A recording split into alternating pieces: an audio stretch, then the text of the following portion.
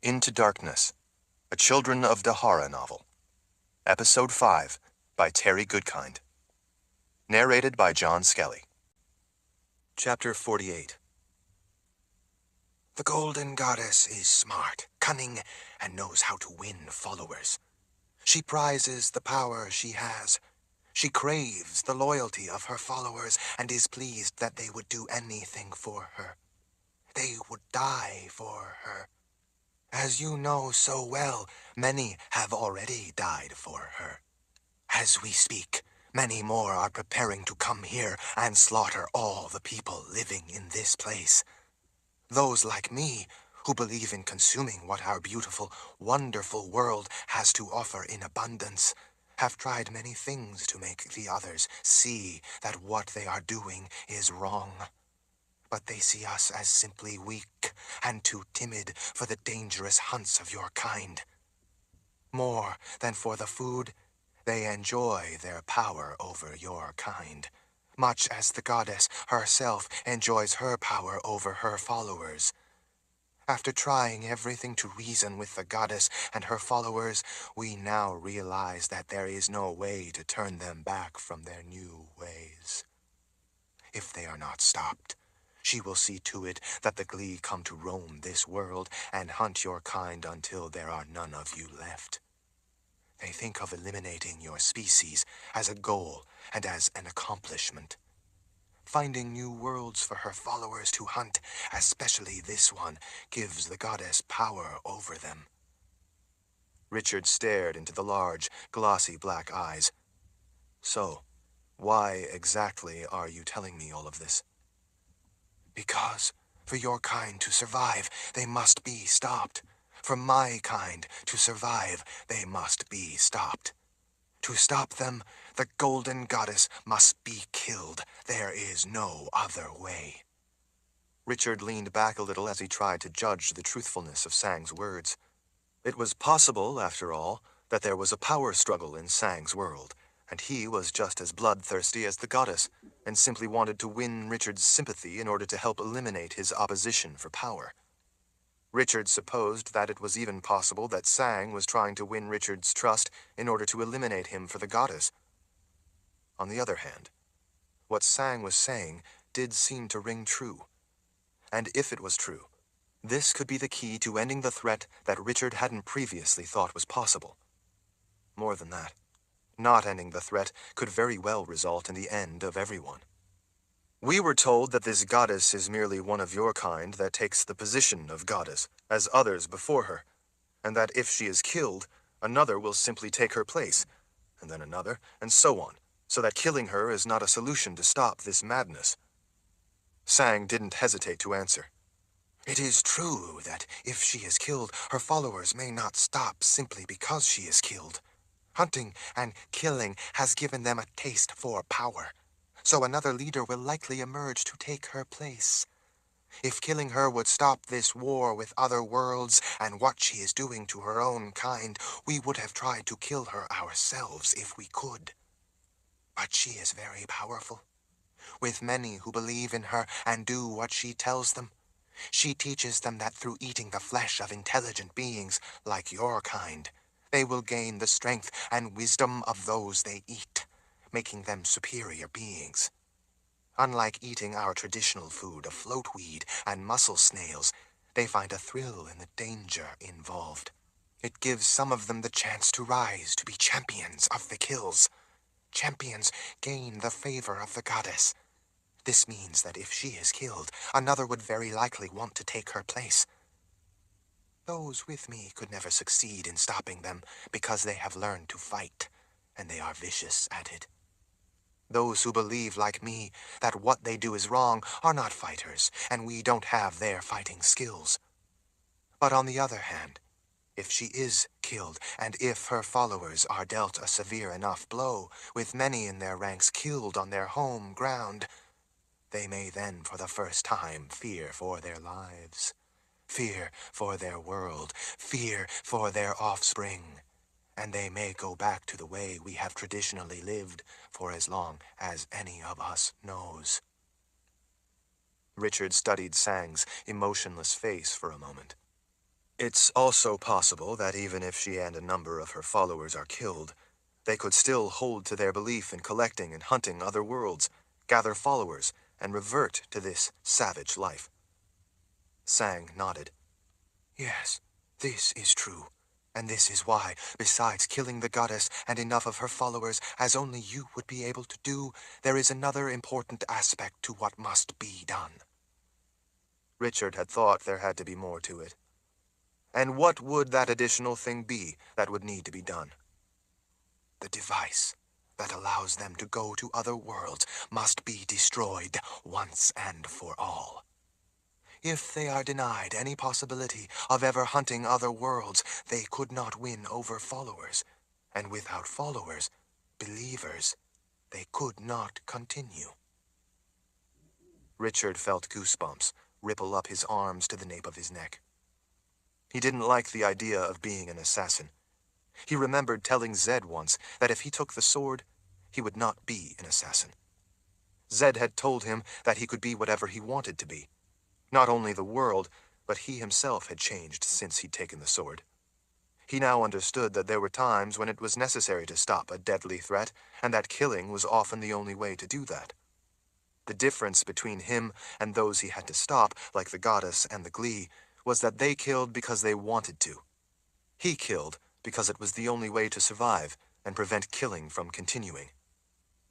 I presume you are here, then, to ask me to somehow return to your world and kill the goddess for you along with enough of her followers to discourage them. Sang bowed his head. Yes, you have it exactly right. Let's just say, for the sake of argument, that I agreed. So then, if I went to your world and could accomplish such a thing for you, you would then send us back here, and you would then destroy the device so it could never be used again? No, Sang said with a sorrowful shake of his head. You must also destroy the device with that weapon you carry. How could I possibly destroy a device that I don't even understand? We cannot destroy the device because there is nothing in my home world that would be powerful enough to harm it. With a claw, Sang gestured to Richard's left hip. I have seen you use that weapon. I have seen it do things that I find hard to believe. I have seen it do things that nothing else could do. We do not have anything like it. I believe it is the only weapon that could destroy the device. Richard was feeling a rising sense of dread. If I were to agree to come to your world, and I succeeded in defeating the Golden Goddess and her followers, and then destroyed this device that allows them to go to other worlds, how could I come home? To my world? Sang reluctantly shook his head again. There would be no way. With the device destroyed, you would not be able to return to your world. Chapter 49. Richard swallowed, trying to moisten his suddenly dry mouth, not entirely sure he had heard Sang correctly. You're saying that I could never return to my world? Never? There would be no way for me to return? Sang nodded sorrowfully. Yes, I am sorry. Once you have destroyed the device, you would not be able to return here. I am sorry, but it is the only way. Richard shook his head, not wanting to believe that he would have to stay there in Sang's world.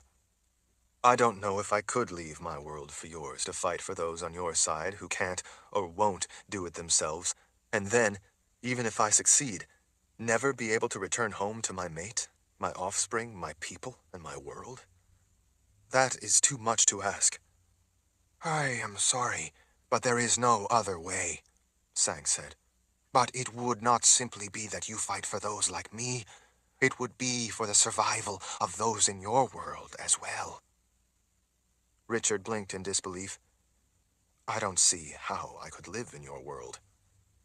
I can tell you that of all the worlds the goddess has collected, none can begin to match the beauty of my own home world. So you would at least have that. Your world here is a harsh, dry place. My world is lush and warm and beautiful beyond anything you have ever seen before. Richard had to remind himself to hold back his rising anger. This wasn't personal. Sang was trying to find a way to end the bloodshed, even if the solution he had come up with was unacceptable. I don't care how beautiful it is. It's not my home. Everyone I love is here, in this world. Sang cocked his head to the side. But this is such a dry place. I don't know how you are even able to survive here. We have much trouble coming here because of how dry it is. We must put the jelly of the scrum plant on ourselves to help keep our skin moist while we are here, or it would dry out and crack. Then we would bleed, and we would die. That explained the gelatinous masses that Richard had seen slide off of them when the Glee first arrived, as well as the wet appearance of their skin. Sang, I'm not sure I could ever agree to such a thing. To leave everything I have here and everyone I love, never to return. As you may know, my own offspring are about to come into the world. I do know about the imminent arrival of your offspring. Please believe me when I say that I sympathize with your reluctance, Sang said, sounding sincere. If the situation were reversed, I don't know that I could stand to live in your world, never to return to mine. He gestured at Vika. But you would have this female with you, at least? That is not enough, nor is it a solution. Richard gestured up to the keep. My mate is there. I am sorry. But while I do admit to wanting my kind to return to their ways and no longer be able to raid other worlds, the more important thing I am telling you is that this is the only way if you wish your kind here in this world to survive. As we speak, the Golden Goddess is right now preparing to send the largest number of Glee yet to come here to kill all the people of that place down the mountain. She wants none left alive to punish you for going into that place of magic to hide rather than surrender. When that is finished, they will then be sent to other places in your world to hunt the people there until there are no more of your kind. This will not be attacks such as you have seen and fought against before. This will be mass attacks in many different places at the same time.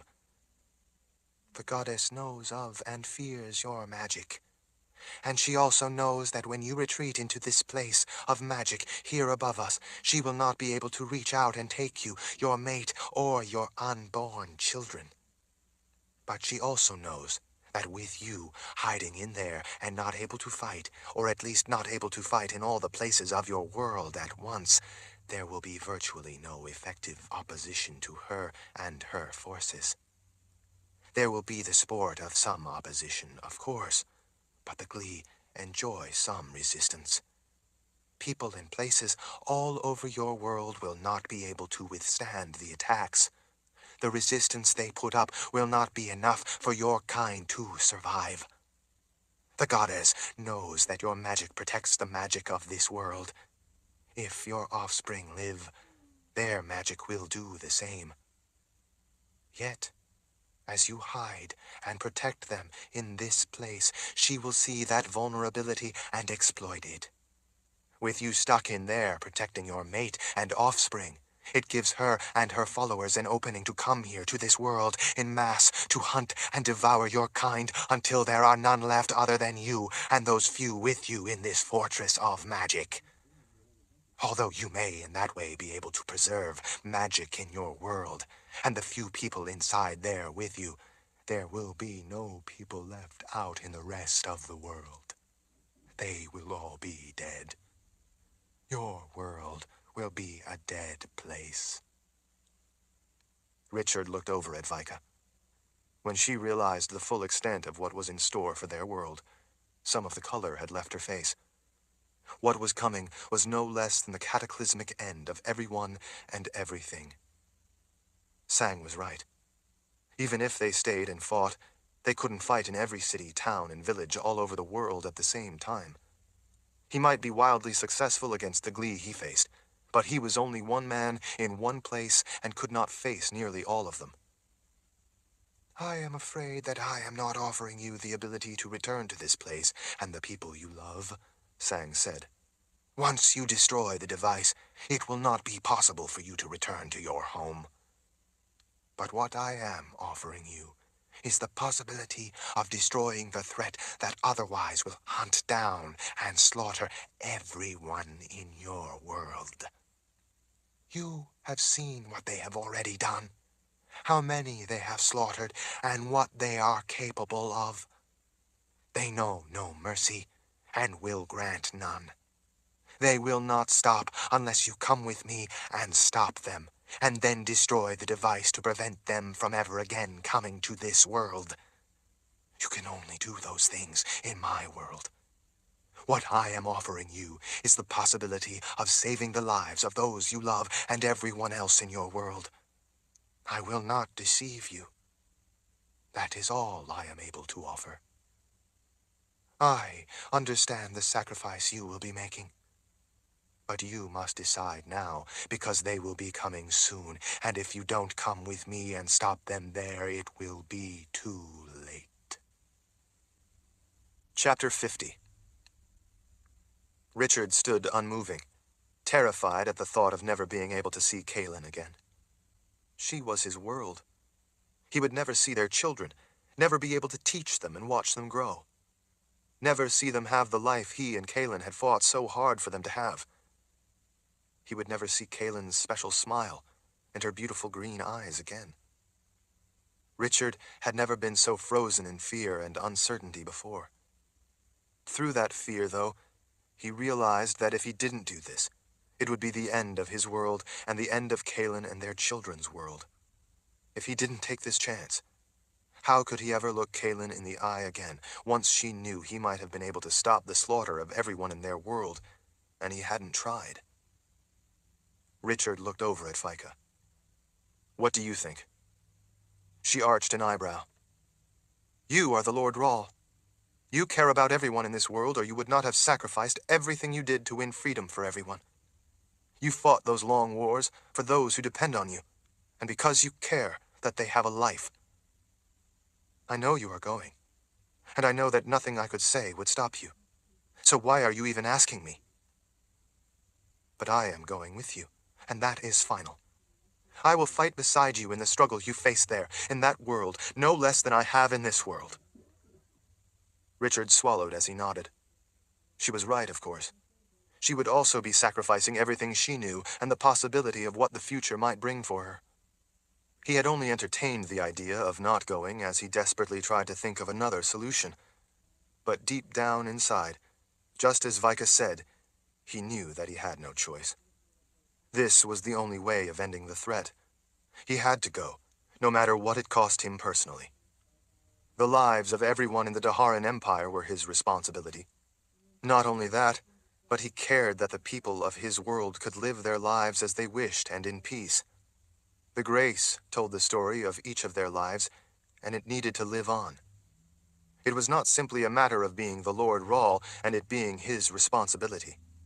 He sincerely wanted people to be able to live their lives as they wanted, to achieve their hopes and dreams. If he didn't do this, they would know only terror and death. He was still filled with questions, though. Some, he knew, had no answer, but at least some did. How did you get here from your world? You had to have used this device you spoke of, but isn't it guarded by the goddess or her followers? That device is their way to raid other worlds. The device is in a high place that is very dry, Sang said. No one guards it, because no one uses it except the goddess and her followers. Only they wish to go to other worlds, so there is no reason to endure such a dry place except when they use the device. They know that it cannot be destroyed, so there is no reason that they would need to guard it. Other than her followers, I am the only one who has used it. I went to other worlds they raided to try to find help, but I could find none until I saw you fight. I needed to use the device to come here to observe you and see if I thought you could possibly be the one to help stop this. I finally came to know that you are the one. So then you simply went up to where it is and used the device to come here? Yes. As Richard considered it, he thought that it made sense. But the device is not here, in this world, or any of the worlds the goddess collects for hunting grounds. So how do you return to your world without the device to send you back? It is hard to explain. Do your best. You have seen my kind when they fear being killed and they simply vanish? Sang asked. Yes. They sort of turn all scribbly and then they disappear. We all assume they are returning to their own world. Sang nodded. They were. When the device sends us somewhere, it creates a link to our minds. So, when I desire, because I am connected to it through my mind, the device knows my thought that I want to return, and it pulls me back. It does the same with all the Glee you have seen vanish. Richard grasped the general idea, but couldn't imagine how it could work. It sounded like magic of some kind, a very powerful, advanced, and incomprehensible magic. As if he could see that Richard was having trouble understanding it, Sang idly clacked his claws as he tried to think of a better way to explain it. The way to think of it is that we become attached to the device by a lifeline that it creates when it sends us to another world. Imagine if you went in dangerous water, and you suddenly wanted to go back to shore. When you called out, others pulled you back to shore by that lifeline. In much that way, when we want to go home, the device pulls us back by that lifeline. Richard nodded as he considered, still not entirely satisfied. What you expect of me will not be so easy. If I agreed to come to your world with you, would those who believe as you do fight with me to defeat the goddess and her kind? Sang stared at him a long moment. I cannot say for sure. They are not fighters.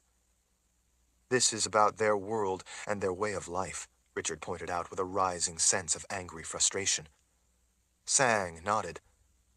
You are a great leader in your world. Leaders become leaders because they are able to convince others to follow them. The goddess is like this. Although those with me are not fighters, I believe that they might be willing to follow you. At the very least, they can help you in many ways, such as getting you to the goddess and her followers. I need a lot more than having them point me in the right direction. Richard drummed his fingers on the handle of his sword as he considered.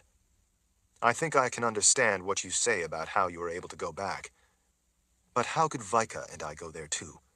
We don't have that link, that lifeline, as you called it, for the device to use to pull us there. That is the easy part. When a number of injured Glee returned, they confirmed a theory many of us have. One time, when they attacked your people, one of the women with you used magic to create snakes. Many of those snakes bit the Glee, and while we do not fear the snakes in our world, these snakes from your world were killing those Glee with venom. The snakes, once they bit into a Glee, would not let go. The Glee, being bitten, panicked, called on their lifeline, and the device pulled them back. All they needed to do was to merely think to return, and the device that had sent them was able to know that wish, and it snatched them back to our world. What about this theory you had? The important part is that when they returned, the snakes were still holding on tight to them. That confirmed our theory that if I hold on to something from this world, it will return with me.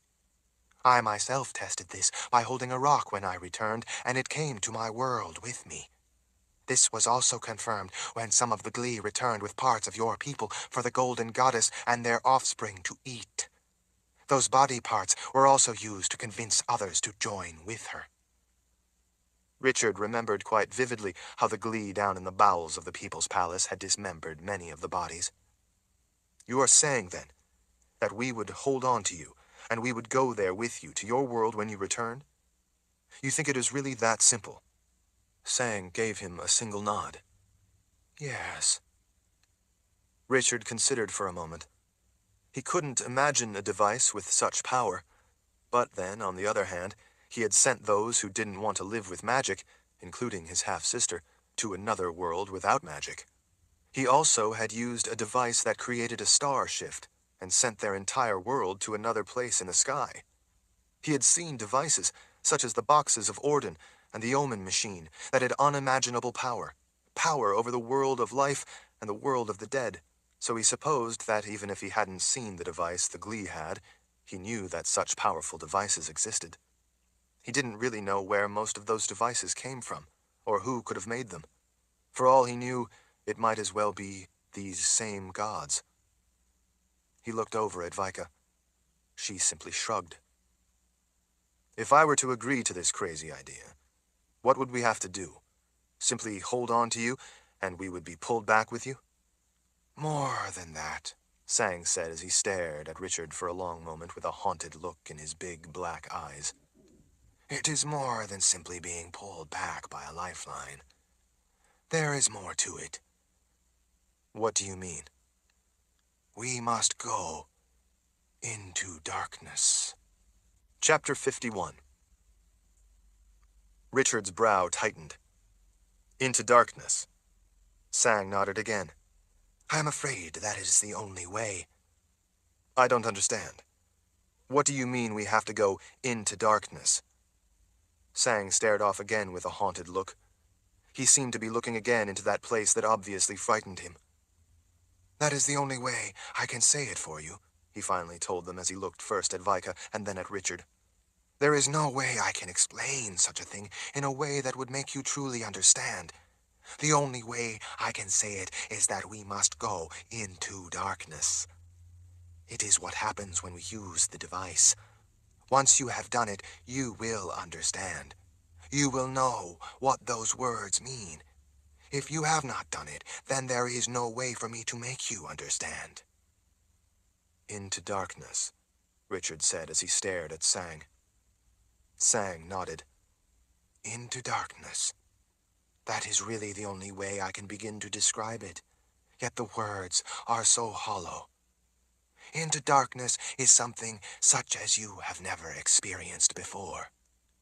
It seems to consume you. It is falling into darkness, and it is terrifying. You think that it will never end, that it never could end. Each time I go into darkness, I fear that this is the time it will not end, and I will forever be in that place of darkness. Richard wondered if it was anything like the underworld. So, Richard finally asked, is there a risk that we would be lost there, in that darkness, especially since we weren't attached to the device by this lifeline? The Glee bowed. To find what you seek, you must sometimes go into the darkness, even though there is always the risk that you will become lost. Richard thought that was a pretty vague, philosophical answer. It didn't really tell him anything. He shared a look with Vika. He had, of course, been to the world of the dead. For that matter, he had actually been dead, and then managed to return. In a way, he had been pulled back by his connection to those still living. That was a place of eternal darkness. A lifeline of sorts had pulled him back. He couldn't imagine any place or experience that could be darker than that, but he got the impression from what Sang said that this place might be darker even than the world of the dead, although he didn't think that Sang had ever been to the underworld to judge the difference. Vika had been to the cusp of that world. She had looked into the dark world of the dead. He could see by the haunted look in her eyes that she was remembering that experience. The longer you think about it, Sang said, the greater the risk grows that the others will go to the device in order to come here before they can be stopped. If we delay too long, we risk arriving as they come up to the device, and then you would have to battle them when you are disoriented from having just come out of darkness and into my world. That would not be good. All three of us could be killed before we are able even to run. Richard knew Sang was right. To have the element of surprise, they needed to get there and meet with those who were on his side first to come up with a plan. The longer he considered, the greater the risk grew that the goddess and her horde would arrive in Aidendril first. Plus, he had no idea how confused he would be upon arriving in that world. He knew that when he came back to the world of life after being in the underworld, it was difficult to again get his bearings. Light and colors and sounds were all overwhelming at first. But this sounded somehow worse. He found himself immobilized with fear. Not with fear of going into darkness, although if he knew exactly what that meant, maybe he would fear it more. But with fear of leaving everyone he loved forever. It was fear of never again being with Kaelin. He just didn't know if he could do such a thing. It would be a living suicide. If you say no, Sang said, I would not blame you. I don't know that I could come here to your world and never be able to go home. But if you are willing to do this to have a chance to save the people of your world, then the time is now upon us when we must act. Richard steeled himself. He hooked his bow over one shoulder and his pack over the other. Vika hoisted her pack up over one shoulder. Finally, Richard reached out with his left hand and put it firmly on Sang's right shoulder. His skin was cool, soft, and moist, more like the skin of a salamander than that of a person. He looked over at Vika. When their eyes met, each of them placed a hand on the other's shoulder. Then she put her right hand on Sang's left shoulder. Sang reached up and laid a claw over each of their shoulders. Once he had, they were all locked together into a circle of 3. An important component of the law of 9s, Richard reminded himself. He hoped that added bit of magic would help him and Vika survive going into darkness. Do it, Richard said.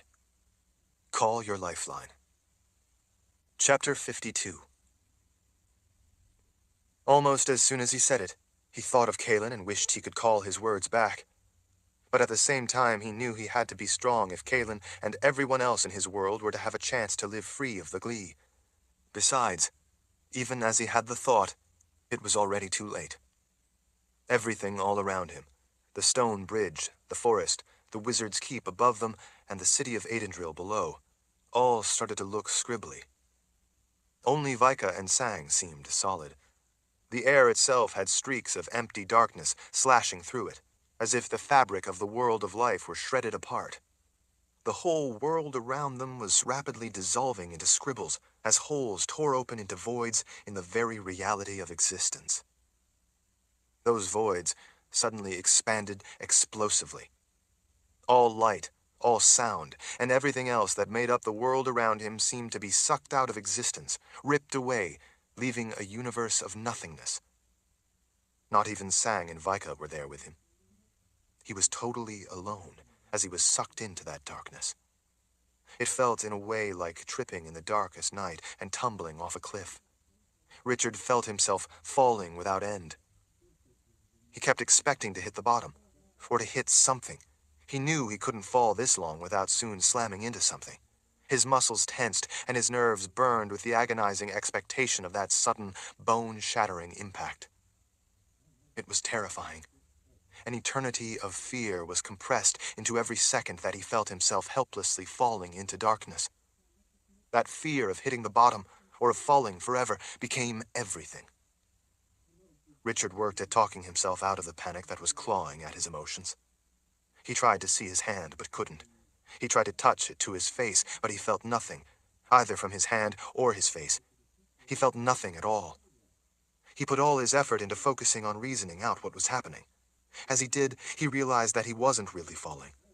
Once he concentrated and tried to make sense of what he was feeling, or rather not feeling, he became aware that there was no down, no up, no hot, no cold, no light, and actually no sensation of any kind. It was complete and total suspension of all sensation. There was nothing other than his own free-floating thoughts. He couldn't feel anything that made him feel alive. He couldn't feel his heartbeat, or his breathing, or anything that made him feel that he existed at all anymore. In fact, it felt as if he didn't exist, as if he were merely thinking that he had once existed. It was even becoming hard to remember his world. Rather than let himself be pulled under by the overwhelming emotion of feeling that he no longer existed, and since he had absolutely no control over what was happening, he let himself relax as he tried not to think. He lost track of how long it had been, and as he did, it began to feel like something he was all too familiar with, the eternity of the underworld. That place, too, was darker than dark, and it, too, went on forever. But this was a different kind of darkness. Not only was it a physical darkness, it was also a kind of inner darkness. The totality of it was different from the underworld. This was not a sense of being in the world of the dead, but a void of existence itself. The only thing that seemed to exist was his thoughts. In the underworld, there had at least been constellations of souls, and he had been able to will his soul to travel through them. Here, there was nothing to travel through, and he was not able to will himself to go anywhere. There was no there within this darkness. Suddenly, it ended. Existence imploded in on him from all sides. He felt his own weight, and with that, solid ground under his feet. He opened his eyes, and as scribbles all around him were just vanishing, he saw a strange world of desolation beneath a heavily clouded sky. All the clouds were different shades of dark red, darker and thicker the lower they were. Ruddy rock rose up in towering, otherworldly formations, seemingly shaped by the hot, moist wind that swirled around them. The muddy reddish clouds that rolled by low overhead looked almost like smoke. Everything in this world was some shade of sullen red.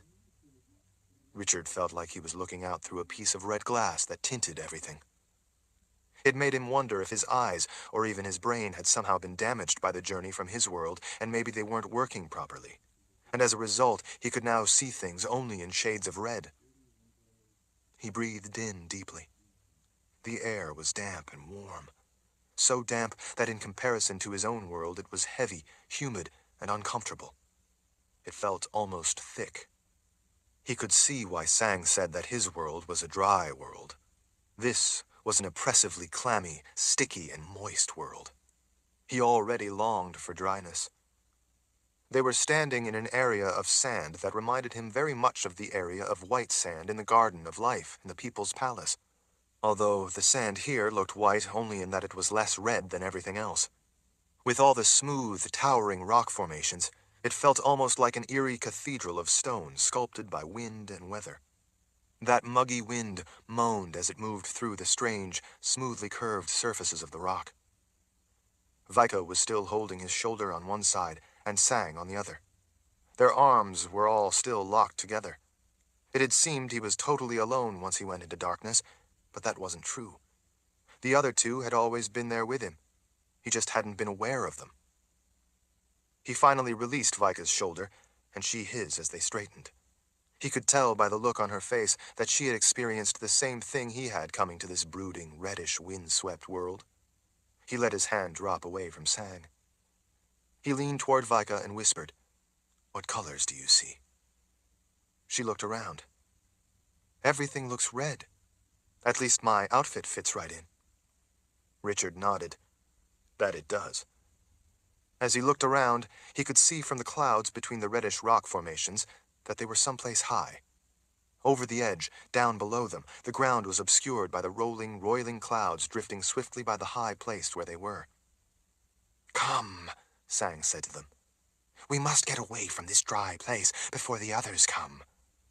He turned and made his way between some of the surrounding rock formations. They were striated in layers of different colors of dark, brownish reds, and looked like the wind had eroded the soft rock, making smooth, round depressions and curving edges. It was disorienting to look at. Richard could see by the clouds down lower that they were high up in some kind of desolate, mountainous terrain. There was absolutely no vegetation. He remembered Sang saying that it was a dry place.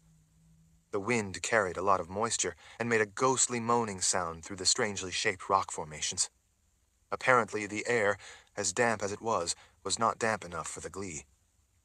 Trying to focus his eyes in this reddish world was giving him a headache.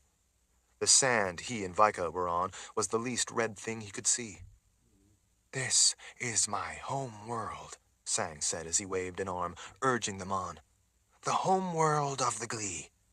We have arrived safely. Now, we need to get down out of this place." Chapter 53. "Where is the device?" Richard asked, grabbing Sang by his arm before he could leave. "Is that it?" Sang stopped and looked across the sand to what Richard was pointing at. Something that definitely did not belong in this strange, wind-blown landscape of organic shapes. There, Across the way on the edge of the sand stood a square piece of stone, each side about the length of his arm from his shoulder to his fingertips. It wasn't tall. It wouldn't quite come up to his rib cage. The top was slanted, so that if you stood before the stone at the edge of the sand on the other side, you would have been able to have a good look at that slanted top. But Richard couldn't see it from where he was. The stone looked smooth, but not smooth in the same way the sculpted rock all around them was smooth. This thing was absolutely square and straight on all sides. And while it was smooth, it was not polished like so much of the stone in palaces. With everything some shade of red, it was hard to tell what color it might actually be. But Richard thought it would be dull gray in his own world. There were markings all over the stone. He was too far away to know what kinds of markings they were, but he could see that they covered the entire stone. Richard wondered if he should draw his sword and destroy the device before the goddess could send more glee to his world. As if reading his thoughts, Sang was gesturing urgently. Hurry! We must get away from this place for now, and get to those who side with me against the goddess. I told them about you, and said that I was going to see if I could get you to come back with me. They will be waiting. Richard and Vika followed Sang as he rushed off between the labyrinth of smooth, flowing shapes of the towering rocks surrounding the white sand. Once they were through the meandering gaps in the rock walls, the descent rapidly became steep. There was a path of sorts between the standing forest of rocks, at times with crude steps cut into the soft rock. Below them, Richard could see a thick blanket of clouds covering the ground far into the distance. As they moved down from the place with the device that sat at the edge of the area of sand, they gradually descended into that dark reddish cloud. As the visibility grew less and less, it was similar to moving down into clouds below high places in the mountains in Richard's world, and having those clouds turn to a dense fog once you were inside them. It was the same here, except the fog was a dirty reddish color. The farther down they went, the wetter the air became with mist. At some point, the mist turned to drizzle. Even before the drizzle, the heat and humidity had Richard's shirt soaking wet. Vika unbuckled some leather straps so that she could open her outfit at the neck. This was definitely not a place to be wearing leather, although the red fit right in. In fact, the red leather stood out brightly in the murky red world. Sang looked relieved when they finally got into the heavier drizzle. He used his wrists to rub the water collecting on his arms around on his body, seeming to luxuriate in the wetness that he had missed for so long. He looked back at them and drew his lips back to show his teeth. Vika glanced at Richard, wondering what it could mean. "I think he is showing us a smile," he whispered to her. She gave him a look of silent incredulity. If it really was a smile, it was about as grotesque a smile as he had ever seen. After about a couple hours of moving quickly down slopes of loose scree that slid out from underfoot, over ledges and down through canyons of towering rock walls, and then over yet more rock, but this time harder and more jagged, they emerged from the bottom of the cloud cover into a strange, wet-looking world. The ground, for as far as Richard could see, was relatively flat. The only mountainous area was behind them, as was the one they had just climbed down from out of the clouds. Haze and drizzle made the visibility toward the horizon poor, but he didn't see any hills or mountains off that way. There was scattered, low vegetation among open, swampy areas, and there were a lot of rather tall plants that resembled lush ferns. Mostly roundish rocks, some small, covered much of the ground where there wasn't the water or areas of the low vegetation. Among those small rocks were a few smooth, round rocks no bigger than about the right size to sit on. The rocks covered most of the dry areas above the water. In fact, they littered the ground endlessly. Some of the expanses of water in the distance looked larger, but most of the water nearby was in patchy areas much like the swamps he had seen before, but without the trees. In the distance were peculiar trees with long, crooked, bare trunks. High up each tree had a single dense clump of leaves. Widely spaced here and there, the trees seemed to march across the landscape beneath the cloudy red sky. They were the strangest-looking trees Richard had ever seen. None, though, were very close. Flocks of birds moved through the air like current in a raging river. As some swept down closer, he could see that they weren't actually birds. They were large bats flying in colonies. As they reached the bottom of the climb, Sang walked right into the first body of water he could get to until it was up to his neck. Richard could see several snakes writhing just below the surface of the water. Sang stretched out and swam for a bit, as if to refresh himself. "Sang, there are snakes in the water," Vika called out in alarm. Sang kept swimming for a moment before turning back to them. "Don't worry. The snakes are friendly." "Friendly? What if they bite you?" she asked. "They eat small insects. They don't bite us, and they do not have venom, like the snakes in your world. The only animals that sometimes cause harm to us are the boars. They are big and mean, and sometimes even kill Glee." "Boars?" Richard asked. "You mean you have wild boars?" "They live in the muddy places." Sang gestured off beyond the immediate swampy water. "But sometimes they attack us. They are dangerous. They are big, with tough hides our claws can't cut through, and have sharp tusks bigger than our claws.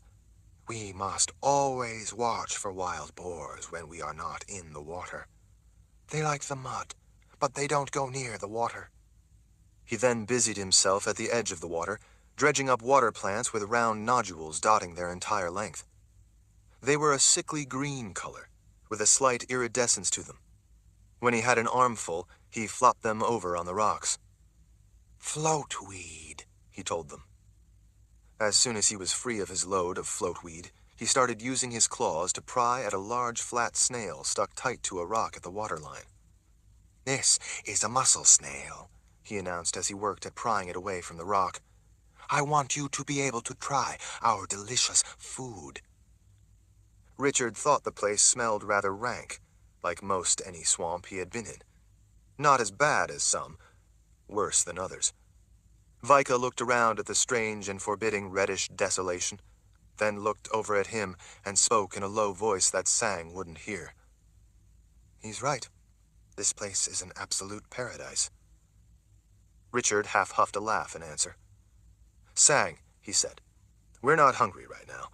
More importantly, we don't have time for this. We need to stop the goddess before she sends her hordes to my world to kill people. You said that there were those of your kind who wanted to see me if I returned with you." Sang blinked up at him, then walked up onto the rocks. The water sluiced off him as he emerged from the swampy water, some of the string algae draped over his shoulder. "Yes, you are right. My apologies. I was just so happy to be home that I wasn't thinking. I was eager to show you some of the wonderful things about my world, so that you would not be so afraid that you must remain here." "Where are the others?" Richard asked, getting right down to business as he scanned the other swampy areas. They were dark, and it would be hard to see any Glee if they were in the water. "We need to talk to those who believe as you." Sang stretched up on his webbed toes and peered into the distance. He pointed with a claw.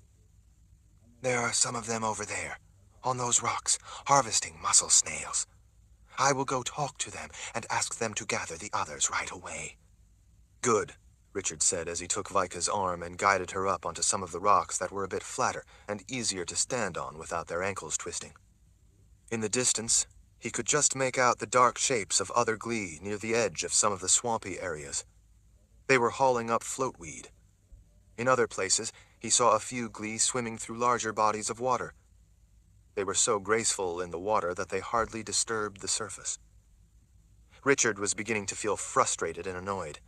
He had come to stop the Golden Goddess from sending the Glee to slaughter the people in his world. He and Vika had given up their futures, their lives, in order to accomplish that vital mission. He hadn't known that he was going to end up playing Mother Hen trying to gather up groups of distracted Glee. Chapter 54. Sang met with Glee that were close by. They kept staring over at Richard and Vika. He then went off to talk to others. A crowd of Glee began to come over, gathering around Richard and Vika. The way they blinked as they leaned toward him and stared, they were making him feel like some kind of curious specimen. By the time Sang returned with yet more of the Glee, A crowd of large black heads had spread out before him. They watched him, looking like maybe they expected he might fly or breathe out flames or something.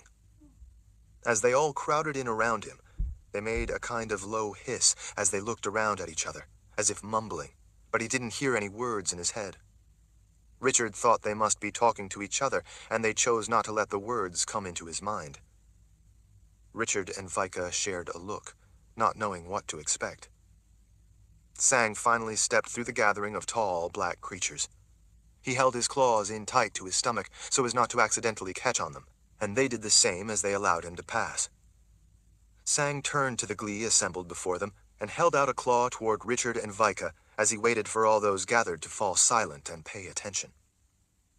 Richard watched all the glee, still wary. He was trusting Sang's word that they wanted his help, and that this wasn't some trick to get him away from his own people so they could eliminate him. He didn't really think that was the case, but he studied all the glee before him, one at a time, looking at each face for any hint of trouble. "These are the ones I spoke of," Sang finally announced. "This is Lord Rahl with the weapon he carries on his hip, and the female is Vika, one of his warriors. Unlike us, their females fight alongside the males, and I can tell you from having watched them fight that this female is deadly.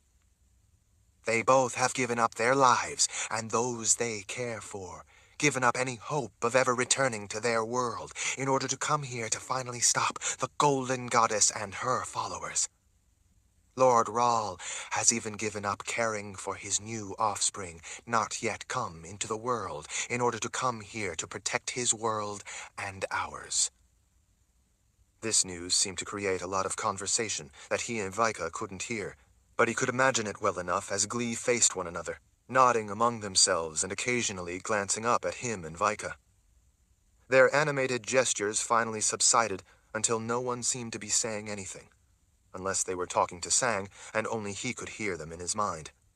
Richard didn't especially like the way the glee could choose for others to hear them or not. He worried that if they were saying anything threatening, he wouldn't have any idea that he was suddenly on the verge of being attacked. If that were the case, there was nothing he could do about it before it happened. "If we are to stop the goddess," Richard said aloud to get their attention, "we are going to need your help." That seemed to send a fright through the group. A number of them started slowly moving back. A few at the edges of the crowd slipped into the water and glided away. "They are afraid," Sang explained. "These are not fighters like the others. They are against what the others do, but they are not fighters. They don't like cruelty." Richard looked out at the sea of inky faces watching him. At least they weren't showing their teeth. As he scanned the group, he paid particular attention to one individual near the front. He was standing just behind a few others. Richard pointed to that one. "You. Come here." All the glee looked confused. The glee Richard had pointed to glanced around self-consciously but didn't move. Richard stepped down off the rock he was standing on and gently urged several glee in the front out of his way. Before anyone knew what was happening, he snatched the glee he had been watching by the wrist, above the claw, before he could slip away. The glee twisted and turned first one way and then another as he tried to back away from Richard's grip. Richard turned the wrist over and increased the pressure on it. He was glad to find that it had the same effect on the glee as it did on people. It forced the glee to his knees. "What are you doing?" Sang's voice in his head sounded frantic and frightened. Chapter 55. Richard twisted the glee's wrist harder. Doing so worked just as well as it did on a man, causing the glee to squeal in pain as he cringed before him on his knees. Richard continued to apply pressure to keep him immobilized. "This one here is a spy sent by the Golden Goddess," he announced to the shocked crowd. At his words, the mass of glee all moved back away from the one Richard had by the wrist as they hissed in fear, confusion, or Richard didn't really know what. "She sent this one to watch the glee she considers traitors to her kind. She considers all of you a threat. This one was watching, and then intended to report back to her on what he heard you saying. Once he did, it would only be a matter of time before she moved against you." Sang looked confused as he glanced around at the others watching them. "What are you doing?" What makes you think this? Richard showed Sang a small smile. He doesn't have the green sheen to his skin that all the rest of those gathered here have. This one does not eat flutterweed, floatweed, and mussel snails.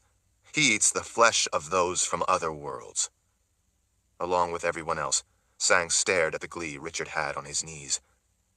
Is this true? No, the glee screamed in Richard's mind, and, he was sure, in the minds of all the glee gathered around watching. You are lying, Richard said as he gave Vika a meaningful look. Without hesitation, she spun her Aegil up into her fist. She went to one knee to get down closer to the glee, and without a moment's hesitation, she gritted her teeth and rammed her Aegil into his midsection. The glee shrieked out loud, twisting, trying to get away, but Richard held him tight with pressure on his wrist as Vika kept the pressure on her Aegil. She finally pulled back away. She leaned in, then, putting her face close to the glee. Tell everyone what you are doing here. I don't know what you are talking about, the glee cried out in their heads. I am no spy. I am not with the goddess. We don't do this kind of thing to one another, Sang said as he held his arms out, trying to urge Vika and Richard to stop. This is not the way we behave to each other. Vika looked back over her shoulder, giving Sang the kind of look that only a Mord Sith in a rage could give. He went silent as he backed up a step. We gave up our lives to come here, she said. Lord Rahl gave up his wife and children who are about to be born to come here. He can never return home. All for you. All for the glee. All to help you stop your own kind from killing and destroying your way of life. We are doing this as much for you as for the lives in our world. And I have to tell you, after sacrificing my life and my world, I am definitely not in the mood to be lied to. I would tell her what she wants to know, Richard told the glee he was keeping on his knees. The glee defiantly shook his head. Vika reacted by ramming her Aegil into his midsection again. The glee twisted and shrieked. The first time had been a warning to talk. She held it there longer the second time, and pressed it in harder. When she finally pulled it away, the glee sagged, one arm raised up only because Richard had a firm grip on his wrist. Tears of agony ran from his big black eyes. Vika held the Aegil up before the panting glee's face. The next time, unless you start answering our questions truthfully, I'm going to shove this in your eye, blinding it, and when you don't answer, I will blind your other eye. If you still don't... The glee held up his other claw. No, please. I will tell you what you want to know. Richard lifted up on the arm, still putting pressure on the wrist, until the glee was standing on trembling legs. I want you to tell everyone the truth of what you are doing here. The glee looked around. He glanced timidly at Vika before beginning. The Golden Goddess sent me. Just as this one said. She is gathering a large force to begin a mass attack. With a claw, he gestured out at the crowd. She considers all of you traitors because you do not support her. You are traitors. She has promised those with her that she is going to let them hunt you for the sport of it and then eat you all. She will no longer tolerate any of you who talk to her followers, trying to get them to change their ways. She believes it would be better if you and your offspring were all dead. Loud hissing that Richard took for a kind of collective gasp of shock spread through all the glee watching. They clacked their teeth and claws, apparently in a display of anger. Why are you here now? Richard asked. Our spy up near the mountain saw that Sang was bringing two of the creatures from the other world down to here. The goddess sent me to find out your plans so that she might stop you. She is very angry. She wants your blood. I would be glad to tell her my plans, Richard said to the glee. In fact, I want you to go back and tell her my plans. The glee nodded eagerly. Yes, I will tell her what you say. Do you know who I am? The glee shrugged a little. The one they call Lord Rahl. Yes, that and more, Richard said for all to hear. I am also the one called Fjurgrissa Ostdroka. Fjurgrissa Ostdroka. I don't know what that means. It means the bringer of death. I want you to tell your golden goddess that besides being Fjörgrissa Ostdroka, I was born a war wizard. War is my calling. I live for fighting wars. The Glee nodded furiously. Yes, I will tell her. I want you to also tell the golden goddess that she has sent her kind to my world to kill us. Because of her, I have gone into darkness. Now I am here, and I mean to make war. Yes, The Glee said, still nodding. I will tell her your words. I want you to also tell her that I demand she surrender her world to me. The Glee winced a little as he shrank back as much as he could with Richard still holding pressure on his wrist. Surrender her world. What should I tell her are your conditions? No conditions. Her surrender must be unconditional. There will be no negotiations. If she does not surrender her world unconditionally, I will come and kill her and all of her followers. The Glee seemed to wince a little as he nodded again. I will tell her. Fjörgrissa Ostdroka, the bringer of death. She must surrender our world unconditionally. I will tell her. One more thing. Yes. Tell her that I am going to enjoy hunting and killing her. Richard suddenly released the Glee's wrist. As he did, and before the Glee could leave, he drew his sword. The rage of the sword's magic instantly surged through him. The unique sound of steel rang out across the swampy water. Before anyone could say anything or had a chance to move, the blade flashed through the air and lopped off the Glee's claw. The Glee stumbled back in shock, clutching the arm without a claw to his chest with the other as he shook. You tell the golden goddess that her kind has shown my kind no mercy, and I will show her none. Now go, before I take your head in addition to your claw. Chapter 56. Richard watched the Glee stagger away and then gradually break into an awkward, stumbling run.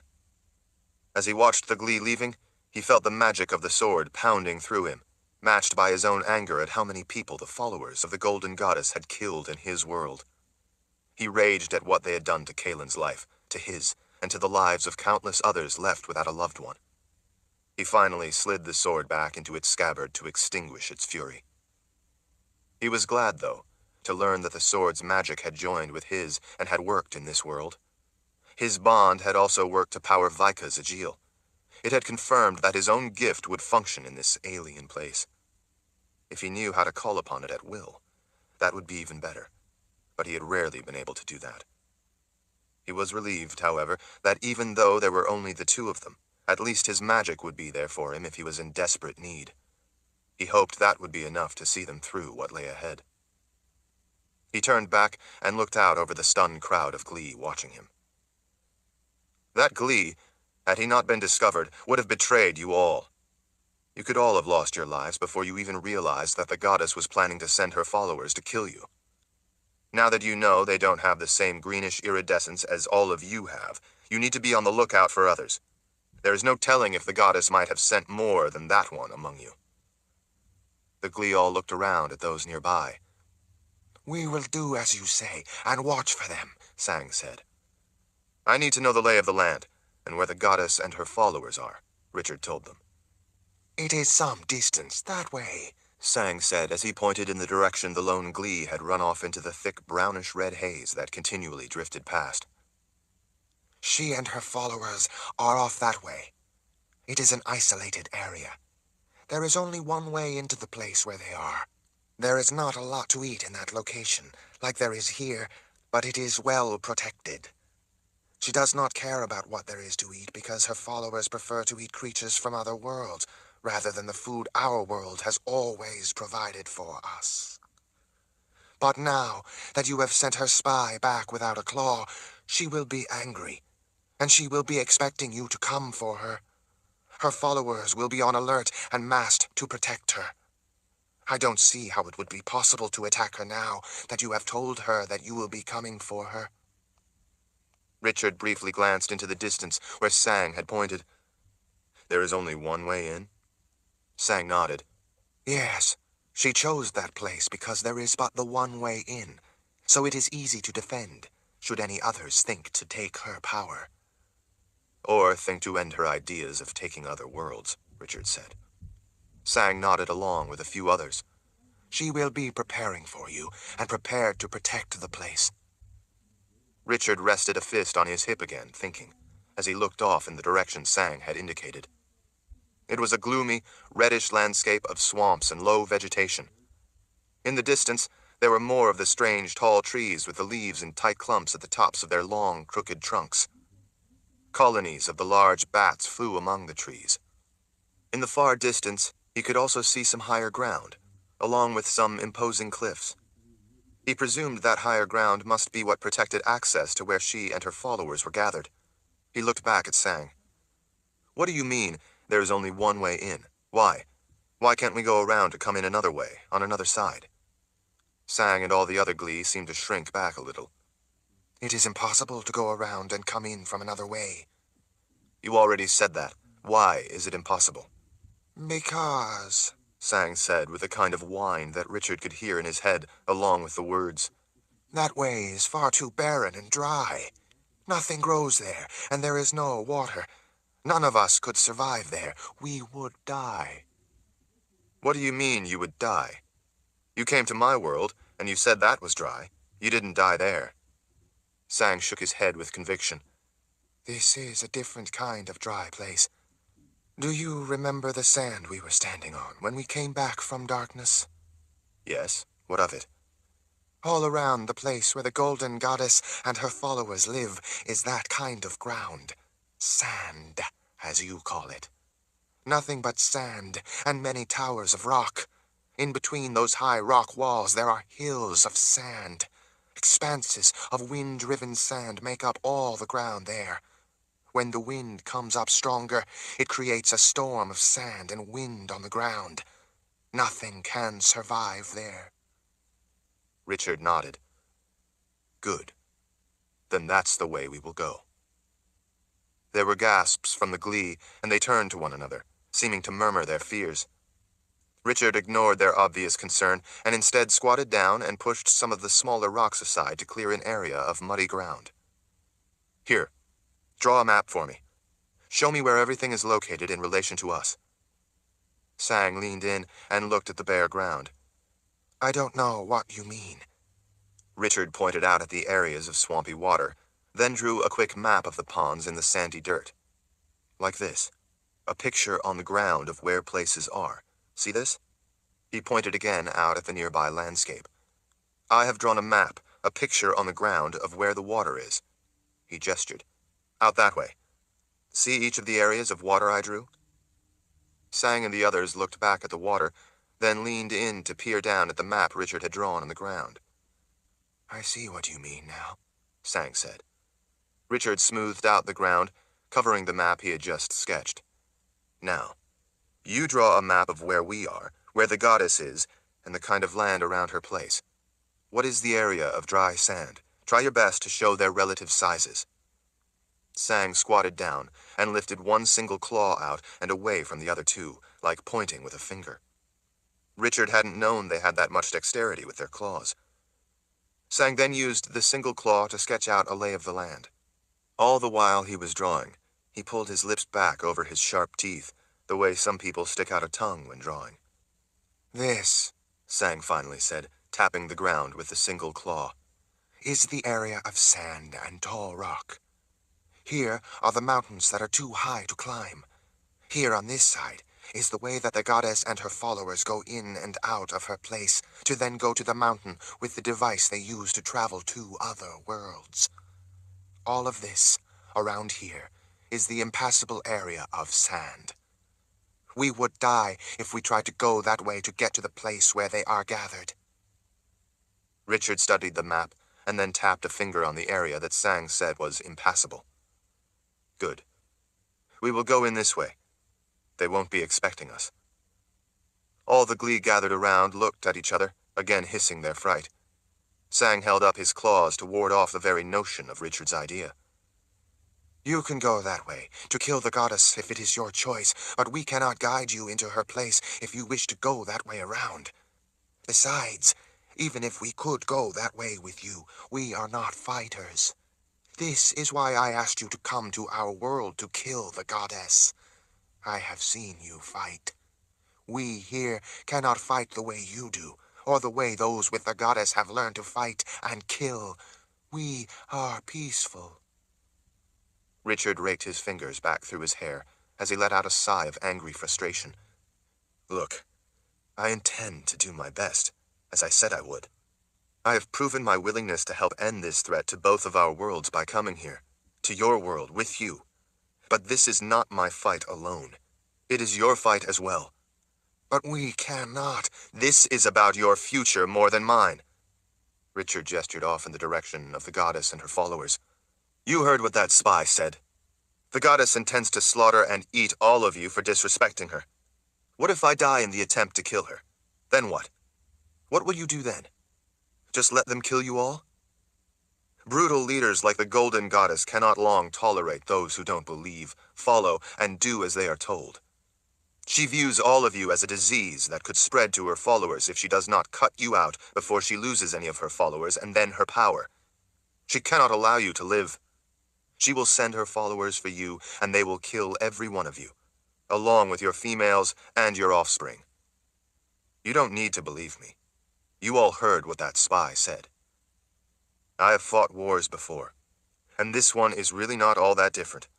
Such brutal leaders always seek to eliminate any who don't believe in their cause. You all are a bigger threat to her than I am. If I am killed, she continues to rule. But if you are not eliminated, you all pose a continual threat that could make her followers turn on her. Leaders need the support of those they lead. All of you threaten to cause her to lose her support. For that reason, she must kill all of you. It is not up to me to do it for you. You all must be a part of your own futures if you want to protect not only your own lives, but the lives of your offspring. If you do not help me, your offspring will have no future. One of the Glee in front gestured to be heard. You told that spy that you are a war wizard, the bringer of death. You said that war fighting is what you were born to do. We are not war fighters. We were not born to do this. This is something you alone must do. We cannot fight. Richard fought back his urge to yell some sense into them. I realize that, he told them, trying to maintain his patient, reasoning tone. But you all need to listen to me. You are a gentle race. You are peaceful. You love your young. You do not wish to harm others. I understand all of that because I was once very much like you. I did not want to fight. I learned hard lessons that if I stand aside, then those I love lose everything. They lose their lives. I have seen many good friends die. I learned that to save those I love, and even others who believe in peace as I do, as you do, I had to fight even though I did not wish to fight. I am telling you this from my harsh experience. If you wish to survive, you must fight for your own lives. I can help a great deal, but I can't do everything for you. This is about your lives and the lives of your kind. If you don't take your world back from the goddess, she will take everything from you. She already has plans to come and kill you all. So, in a way, you all are already dead. Your only choice now is to decide to live. Chapter 57. Sang looked around at the silent Glee watching them. They seemed to be shaken by Richard's words as they looked at one another, but Richard didn't hear their voices. At least they weren't running away. He wondered if they were talking among themselves or voicing their objections to Sang alone, or maybe even arguing among themselves and they didn't want him to hear. It was even possible that they were all about to decide that they couldn't or wouldn't fight, and in the end they would all walk away, leaving it to him. He couldn't do this alone with only Vika to help him. He feared that they were so shaken by all they had heard that they would end up saying no. He knew that once the Glee had made that switch to hunting and killing, they lost all reluctance, but these Glee had not made that transition to being killers. He knew that he might be able to kill the goddess, but that would not by itself stop the beliefs that she and her followers held. If these Glee would not fight for their own lives, then in the end, the most realistic thing he could do would be to save the people in his own world by destroying the device that allowed them to go to different worlds to hunt people. That might be enough to save his world, but it would not save this one, and he and Vika were going to have to live out their lives in this world. Finally, Sang turned back to Richard, as if having heard what the others had all had to say. Lord Rahl, we understand and appreciate the very meaningful sacrifice you have made to save your kind and your world, as well as to help save our world and preserve our way of life. We have helped you in coming here so that you might stop the goddess and save your world. We also understand the threat the goddess poses to our lives. But even if we agreed to do this, you must understand that we would die out there in those barren, dry, empty lands. It is too far for us to travel away from here, away from the water where we gather our food and live. We could not survive out there. We would die. And what you need to understand is that I know about fighting wars. I'm telling you, if the goddess believes there is only one way in, then that is the only place she will guard, and the only place they will stand ready to fight. If we could instead go in behind, where they least expect us, and surprise them— I am telling you, we could not do it, Sang said, lifting his arms in frustration. We would die out there. Not necessarily, Richard said. Sang shook his head in apparent exasperation. We cannot go that way, and hope to live to fight them. Richard smiled. That's what the goddess believes. That is why it would give us the element of surprise on our side, and surprise is one of the best weapons you could have in a fight. Surprise will help all of you prevail even though you are not experienced at fighting. It would be even better if we could come in at night. When does it get dark here? Sang hissed his frustration that Richard just didn't seem to get the point. He gestured to the sky. There is always at least some light in the sky. When the sun goes down, there are moons that provide light. Moons? Richard asked. How many moons are there? 2. It does get darker when the sun goes down, but with the light of the twin moons, it never gets to be such a dark night like it sometimes does in your world. Is that when they sleep? When the sun goes down and it's darker? Yes. When the sun goes down and day grows still, we all sleep then. When night comes, we sleep partly in the water to stay wet and also to be safe. The wild boars like the mud, but they are afraid of water, so they won't come right up to the banks to attack us. How much longer until then? He asked. Until they sleep. Sang looked to the sky, shielding his eyes with one claw. With such thick, continually heaving and rolling clouds, it was hard to tell where the sun was, but apparently the Glee had learned how to judge it. Sang thought a moment, trying to think of a way to explain it. Finally he did. You know how long it took us to come here, from the device on the mountain?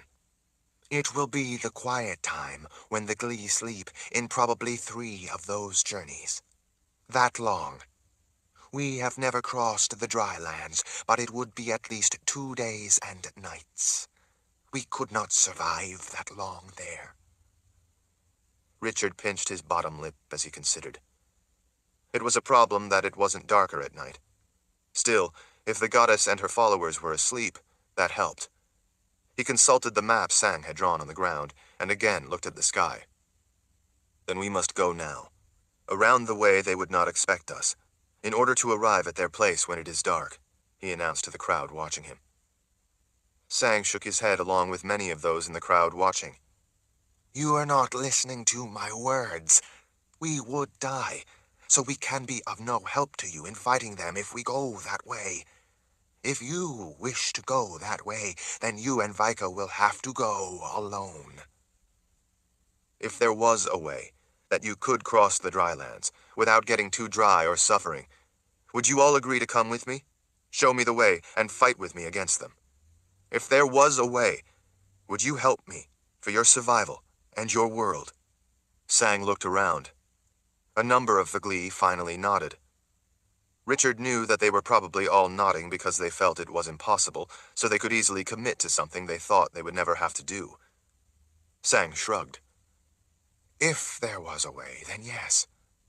But there is no way for us to do this, so we cannot go with you. Now Richard knew for sure that he had just gotten them to commit to something they all thought was impossible. It was easy to agree when you never thought it was possible, and so you wouldn't have to do it. He was about to use that commitment to his advantage. He looked over at the pile of floatweed Sang had pulled up before and thrown on the rocks. He turned back to Sang. I would like you to show me the water plants you use to get the jelly that protects you when you travel to my world. The scrum? Sang asked. Yes, Richard said. Collect a big pile of the scrum plants for me.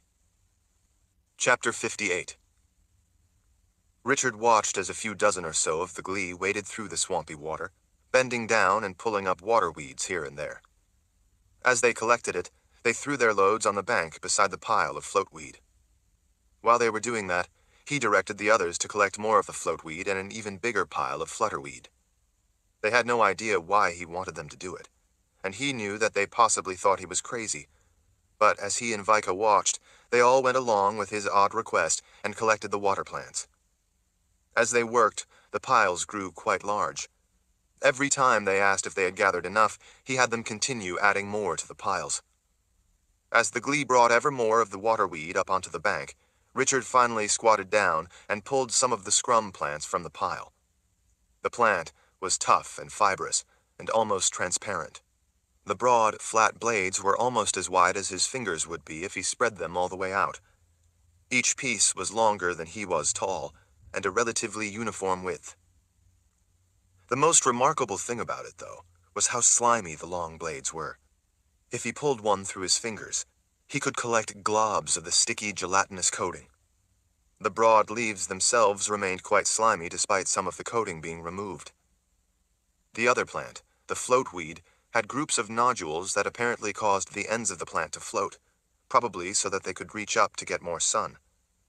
Below the nodules, the broad blades of the plant were almost as wide as the scrum, but it was only slightly slimy, as was any plant growing in water, and the leaf texture was thick and strong. It was hard to tear. The flutterweed was similar to the floatweed, but without the nodules and even more flexible. Both sides of the broad blades were wavy, but they were pliable enough that they could easily be flattened out. Richard looked up at the puzzled glee watching him.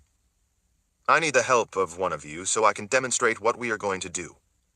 Looking around at the others and not seeing any more volunteers, one of the glee finally stepped forward. I am Ibn, Lord Rahl. I will help you. What would you like me to do? Richard stood, bringing up a bundle of scrum plants in one hand. I would like you to simply stand there, so I can demonstrate to everyone that it is possible to protect yourselves so that you can survive a good long time in any dry land. Ibn shared a look with Sang before finally coming up to stand in front of Richard.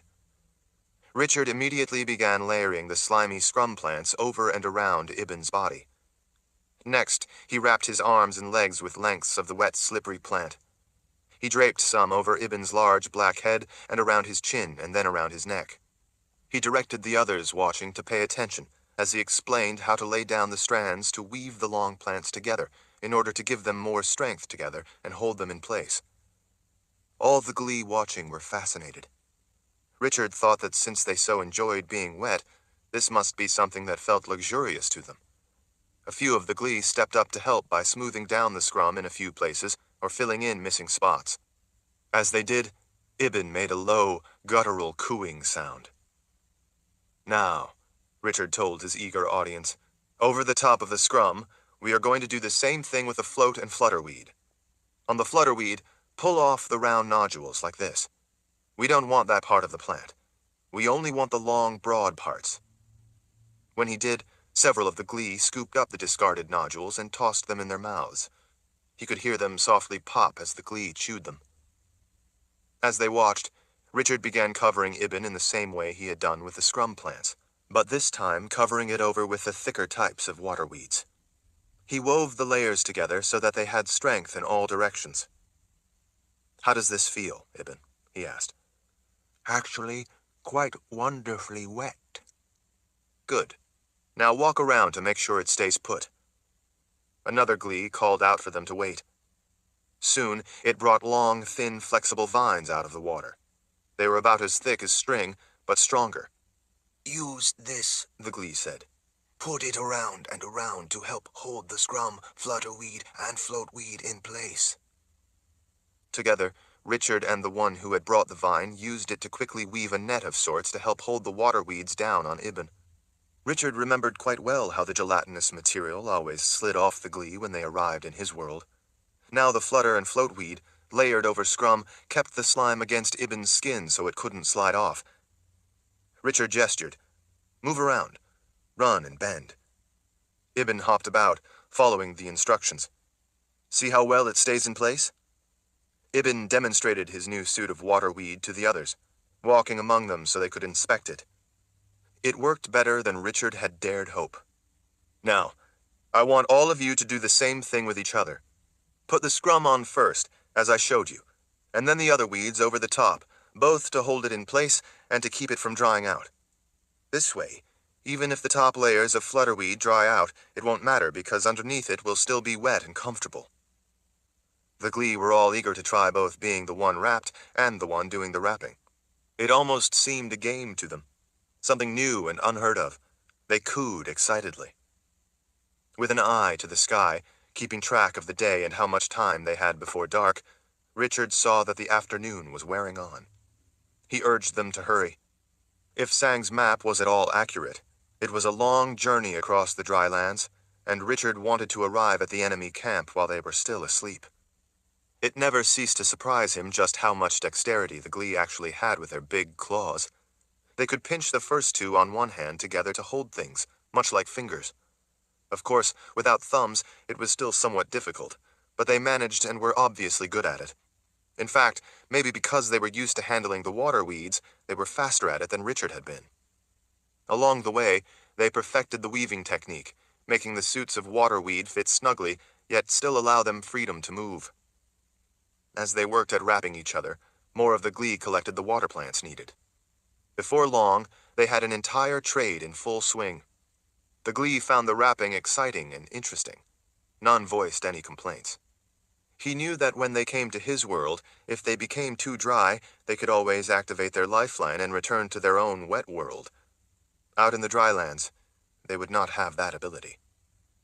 He was sure that somewhere along the line, they had to have figured out what he had in mind, and why he was doing this, but if they had, none of them balked or refused to join in. As they worked, he realized it was building a sense of camaraderie, like soldiers working on their armor to get each other ready for combat. He hoped they would maintain that sense of spirit when they headed out into the drylands, and even more so when they met the enemy. As they were wrapped, the Glee drew their lips back to show him a kind of frightening smile. He returned a similar smile, hoping it satisfied them despite his not being able to quite match the display of teeth. Sang came up to him, completely wrapped from head to toe. I am amazed by this, Lord Rahl. I thought crossing the drylands would be impossible for us, but I really think this will work. Not only now, but in the future, after we are rid of the goddess, this will give us a way to expand our world and discover new places and more food. Richard put a hand on Sang's slimy shoulder. I'm glad to hear it, but the day is wearing on. We must hurry. We need to get to the goddess's followers while they are still there and before they leave to come here. We still have a long way to go. Sang nodded. As you say, we must get started then. You are right that it is a long way around through the drylands in order to get to the place the goddess holds. Unfortunately, none of us has ever traveled there, so we are not exactly sure of what that place is like or what we might encounter there. We will not be able to get there in one day. We will have to stop along the way tonight for some sleep for at least a little while, because it will be a longer day tomorrow, and then tomorrow night we will arrive there. Richard looked around at all the Glee, wrapped in waterweed, watching him. You all look wonderful. Let's get moving. Chapter 59. Sang had been right. As the sun set and night descended on them, the two small but bright moons certainly did provide enough light to see by, especially out in the wind-swept drylands. Everything, though, was a different shade of gloomy, dark red that seemed to weigh down Richard's spirits. He wanted to rub his eyes to clear away the bleak shades of reddish color to everything. He had never really appreciated color so much as he did after being in this place. He longed to see the simple colors of his world again. Thick, heavy clouds frequently scudded past to sometimes obscure the moons, but when that happened, they were backlit by the moons, and in that way provided enough light to see where they were going. When the moons came out from behind the clouds, it was about as bright as a night with a full moon in his world. It was easily bright enough for their journey, especially in such an open, sandy landscape. Although the ominous clouds scudding past looked thick and heavy, they didn't bring rain to this desolate place, and didn't look like they ever had, making Richard wonder if they could actually be more dust than rain clouds. If they did carry rain, he guessed that for some reason they didn't release the rain they carried until they reached the swampy parts of this strange world. Richard had thought at first that the sand would be hard to walk across, but he found instead that in many places it had been packed hard by the howling winds that left ripples in their wake across the face of the dunes. In other places, especially on the lee side of the dunes, the sand was deep and loose, making progress difficult and time-consuming. They hadn't been traveling long, and Richard's legs already ached from the effort of walking through the places of deep sand. Enormous, soaring rock peaks thrust up through the sand to impossible heights in random spots all around them, like islands in the sea of sand. The massive stone monarchs watched them pass at their feet. In places, when they passed close to the stone towers, it hid the two moons, casting them into gloomy shadows. The rock of those strange peaks was so rough and rugged, composed of faceted, stacked sheer cliff faces, that Richard couldn't imagine they could be climbed. He was happy to instead make their way past in the shadows of those rocky peaks. It looked to Richard that those craggy, monumental prominences of rock stood so tall that they often pierced up into the dark, ruddy clouds continually sweeping past, and that had, over the ages, caused them to crumble under the forces of wind and weather. All the decaying rock created both the sloping skirts of crumbled rock and the sandy surface between each of those monstrous stone outcroppings. As the decomposing rock gradually and continually added pieces of debris to the low places between them, the wind tumbled it around and around, breaking it down until it all turned to sand. Once it was small and light enough, the wind lifted it and carried it across the face of the landscape, shaping it into dunes. Some of the dunes couldn't be avoided without a long detour and had to be climbed. The windward sides were sloped gradually enough to be an easy climb, but the lee sides were often quite steep and the sand soft. They had to run down the steepest sections to keep from falling face first. A few of the dunes were quite high. At the top, it gave them a good view of the bleak landscape out ahead of them. From those views, Richard thought it looked endless. That landscape greatly concerned the Glee, but in their wet wrappings of water weeds, they at least weren't complaining about being dry. The weeds were tough and were proving surprisingly durable. Richard thought that they were surely mostly worried about fighting the followers of the Golden Goddess. These were not warriors, but they seemed to grasp the necessity of what they were doing and were so far willing. Some of the followers of the goddess had already visited Richard's world and fought the people there. Those that hadn't yet had that experience were probably eager for it. The Glee with Richard were not at all eager to fight. None of them carried weapons, but of course they didn't need to. They had wicked weapons at the end of each arm. He had discovered just how skillfully those claws could handle the most delicate of tasks. He hoped that when the time came, they would also be able to fight with them. Their lives would depend on it. As if reading his thoughts, Vika leaned close. "Do you think they will fight, or run?" Richard leaned over slightly to speak to her in a low voice. "To tell you the truth, I've been wondering that very thing myself. I think, though, that their usefulness may actually be in the shock value they will provide. It's a sure bet that the other Glee with the goddess will never have seen anything like these Glee all wrapped in water weeds come walking out of the drylands. I'm hoping that surprise will make them stop and stare. That hesitancy will give you and me the opportunity to get the goddess." You're thinking, then, that if you can take her out quickly, that may take the fight out of her followers? Richard nodded. I'm hoping so. If nothing else, it should cause a lot of confusion. Confused people, and Glee, are easier to take down. What if another one of them is eager, once they see her killed, to become the leader? Richard tucked his head down and turned to the side as he leaned a shoulder into a hot gust of wind-driven reddish sand. He had to wait for it to die down a little before he could answer. Then we will simply have to take out any of them who think they would like to become the leader. I have my doubts that the Glee with us will have the nerve to do that. It's going to be up to you and me.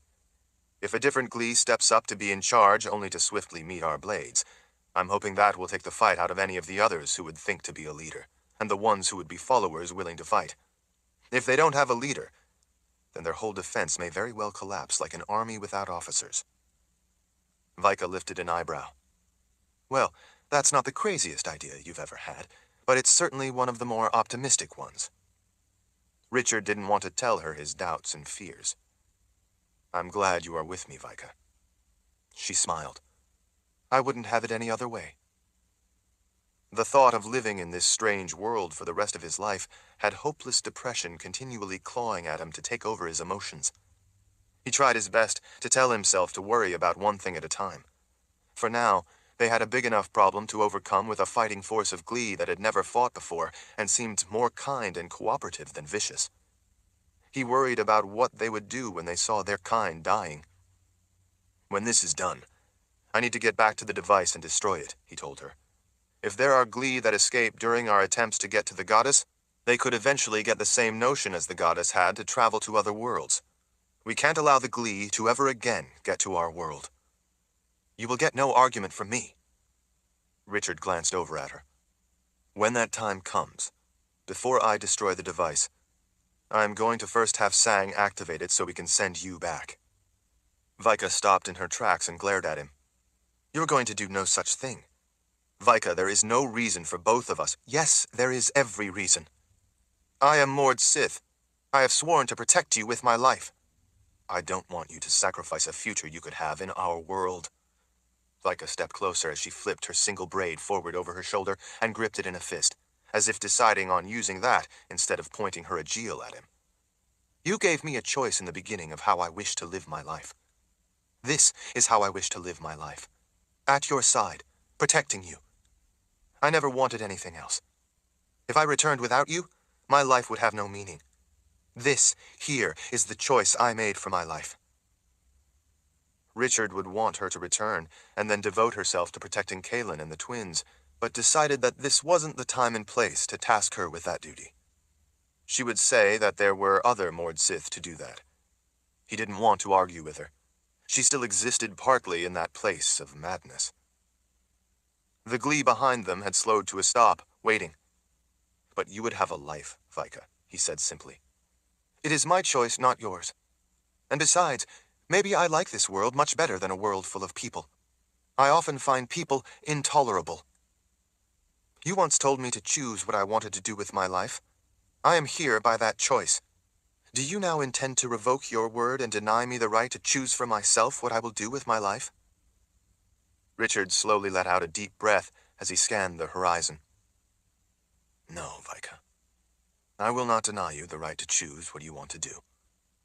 If it is really your wish to stay here with me, then I will be happy not to be so alone. Good. Sang came a little closer and pointed to an outcropping of rock. That place there will protect us from the wind so we can get a little sleep. There is still a long way to go. It was deep in the night. Richard knew they were all tired. He nodded. Sang started back to the others, motioning for them to gather in the protection of the rock for a bit of sleep. Vika gestured to a spot in the shelter of an overhang of rock where the Glee were headed. Now that subject is closed, let's get some sleep. We have a war waiting on us tomorrow. Chapter 60. The next day, after hours of walking, rocky areas began to break through the sandy ground. Here and there, off to the sides, enormous rock towers also appeared to erupt up through the sand and thrust toward the sky. Their size made Richard feel very small. The debris that had gradually fallen as the rock decayed had accumulated over eons around their bases, creating massive slopes of scree that gradually became almost vertical near their tops. The way it rose up ever more steeply, it gave the rock monoliths a flared appearance at the bottoms, but it was really their rock faces gradually shedding material. Between two of the towers off to their right, one of the moons between the massive rock mountains lit the billowing clouds that seemed to boil up from the distant landscape, the reddish color making them look almost like smoke from distant, raging fires. With those silent monoliths, that sand, the rolling clouds, and the moons, it was a frighteningly beautiful, if ominous sight. The isolated islands of massive rock towers reminded Richard of the plateau that held the People's Palace rising up from the Azrith Plain, except these in this world rose up considerably higher. It had been a long journey from that palace, a journey unlike any other that had taken him to a different world. It was turning out to be a journey that could never see him reach home again. It was depressing to think that this world of sand, desolate rock, and in places stagnant swamps would be where he had to live out the rest of his life. Richard had to put those thoughts from his mind. Being distracted by turbulent emotions was a good way to die in battle. He had to stay alive at least long enough to be sure his home world would be safe from the Glee ever coming there again. He had to make sure that Kaelin and their children would be safe. As they went farther into the drylands, he understood the fear the Glee had of this desolate place. While the areas where they lived were swampy, there was abundant life there, providing food and safety. For good reason they were most at home there. This was an empty place, where it would be all too easy to die a very lonely death. If they died out here, it was unlikely that anyone would ever come along to bury their bones. Eventually, those bones would be ground to dust by the wind-driven sand. The one good aspect of what they were doing was that he could see why the Golden Goddess and her followers would never expect that anyone would come around this way into the place where they lived. They wouldn't be expecting Richard, Vika, and the Glee with them. "How are you doing?" Richard asked Sang. Sang held out his arms, wrapped in water weeds with just the claws sticking out the ends. Water weeds were also draped over and around his head so that his eyes could barely see out of his suit. I thought that you were foolish to think we could cross this land. But this way you thought to wrap us with the water weed is working. It is amazing for us to explore this strange, dry land we have never seen before. My skin is warm and wet. I no longer fear that I am about to die. Richard thought that maybe Sang should reserve judgment until they met the enemy.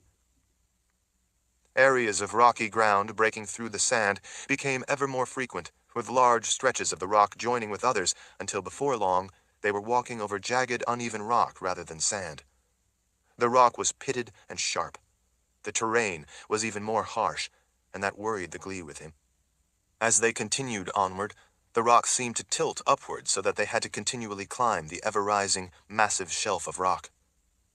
Having never been through the drylands, the Glee didn't really know much about the terrain, and could offer no advice other than general guidance about the direction they needed to go to reach the area held by the goddess and her followers. Richard worried about what other surprises they might encounter in the vast, trackless drylands. As they went farther, many of the enormous peaks began to line up, with numbers of them joining in chains of towering rock, making it appear that they were one long mass of rock wall rather than individual peaks. In some places, the rock did completely cease to be individual towers, becoming long, sheer rock walls hemming them in. By their size and orientation across the landscape, those rocky outcroppings seemed to bend the wind, deflecting it off to their right rather than channeling it through the drylands the way they had up until then. Those winds, while still hot, became heavy with moisture and felt stuffy. Richard could see the thick overcast being funneled past the walls of rock to head off away from them. The uneven ground, littered with sharp, pitted, crumbled rock, was difficult to walk on. They all had to be careful lest they twist an ankle. He was worried that the Glee might fall and tear their suits of weeds as well as their soft flesh. As they came to the crest of the rising ground, they all slowed to a halt. There, Sang called out, pointing off into the distance. that place down there is where the Golden Goddess and her followers live. They like this place because it is near the mountain with the device. It is wet, and there is a lot of room for their great numbers to assemble. Richard nodded as he studied the landscape out ahead. It looked to be a low, swampy area with abundant vegetation. It was indeed a vast area that would hold great numbers of Glee. In the far distance, he saw more of the tall, crooked tree trunks with the single, high clumps of foliage. "When we get down there," Richard told the Glee in a low voice as he scanned the area in the distance, "I want you all to stay behind me." "Why?" several Glee asked him in his mind at the same time. "Because if things get rough, anything in front of me is going to die." That seemed to bring the seriousness of what they were doing into sharp relief for them. Richard urged them back a ways, out of sight of any of the Glee down below that might happen to look up. If they did look up, they would easily be able to see them silhouetted against the sky. Once back a ways, they all watched as he quickly strung his bow. "What are you doing now?" Ibn asked. Instead of answering, Richard gave him a meaningful look and then nocked an arrow. Without a word, he drew back the string, let out a deep breath, settled his aim. He drew the target to him as he had long ago learned to do, and then let the arrow fly.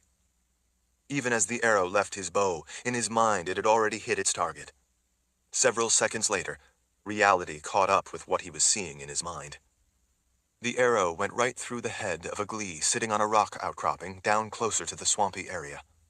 He had been looking away from Richard and his group, keeping watch from higher ground toward the only way they believed others could enter their home ground.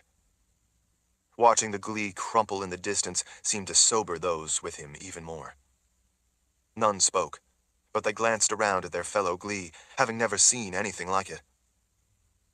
"That one was standing watch," Richard whispered to them. "Had he turned, he would have seen us. We don't want any of them to sound an alarm. We need to catch them by surprise." "We will let you know if we spot any others standing guard," Ibn said. A few others nodded their agreement. Chapter 61. "Where do they sleep?"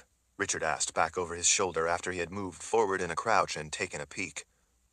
"We like to sleep in beds of water weeds, where it grows thick on the banks of the water," Sang told him, "often with our legs in the water." "So then most of them will be sleeping right beside the areas of water?" Richard asked. "Yes," Sang said. "That is where Glee like to spend the night. It is comforting." Richard found the concept disturbing, but didn't say so. "But these Glee don't eat the water weeds or the mussel snails like you eat," Richard told them. "These Glee eat those like me. So do you think they would still sleep on water weeds the same as they used to do?" Sang thought about it a moment. "Now that you mention it, I am not sure. But I believe they would still want to sleep the same way as Glee have always slept. They still want to keep their skin wet and stay where the boars won't come." Richard nodded, thinking. He turned back and peered into the distance, trying to spot any of them sleeping at the edge of the water. Richard finally looked back at the others as they waited. "The Glee who have been eating people from my world don't eat the floatweed anymore, so they lose the green sheen to their skin that all of you have." "Like that spy you found," Ibn noted. "That's right. All of you have that green coloring. The ones down there won't have it." Ibn nodded. "Now that you showed us that with the one you caught watching us for the goddess, we can easily know any who are followers of the goddess." "That's exactly right," Richard said. "So remember that if things get confusing in a battle.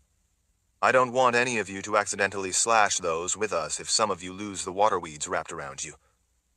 After another quick look, he turned back to the Glee with him. "Is there a way to tell the goddess apart from the rest of the Glee down there?" Almost all the Glee were nodding, even as he was finishing the question. Ibn stretched up, looking over the rise to be sure of the lay of the land, and then gestured off toward the swampy areas. "I don't see her," he said. "But how would you recognize her?" "The one who calls herself the Golden Goddess hatched in a nest of eggs that had unknowingly been built almost on top of a rare plant," one of the other Glee with them said. "It was the first thing she ate when she emerged from her shell. She then broke open the other eggs and ate her sibling offspring so that she could grow fast and strong. None of you eat the other eggs in the nest with you, do you? Richard asked. They all looked horrified at the very notion.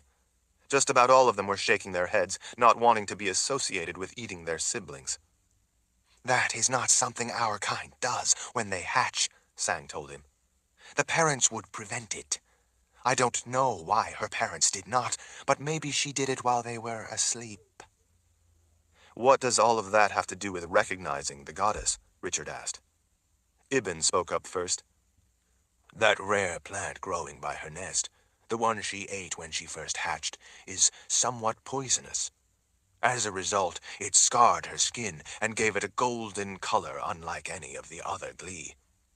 Also, she is big for a Glee, at least a head taller than any of us. Her whole life, she has always used her size to torment and intimidate others. Richard realized then that all the Glee were very similar in stature.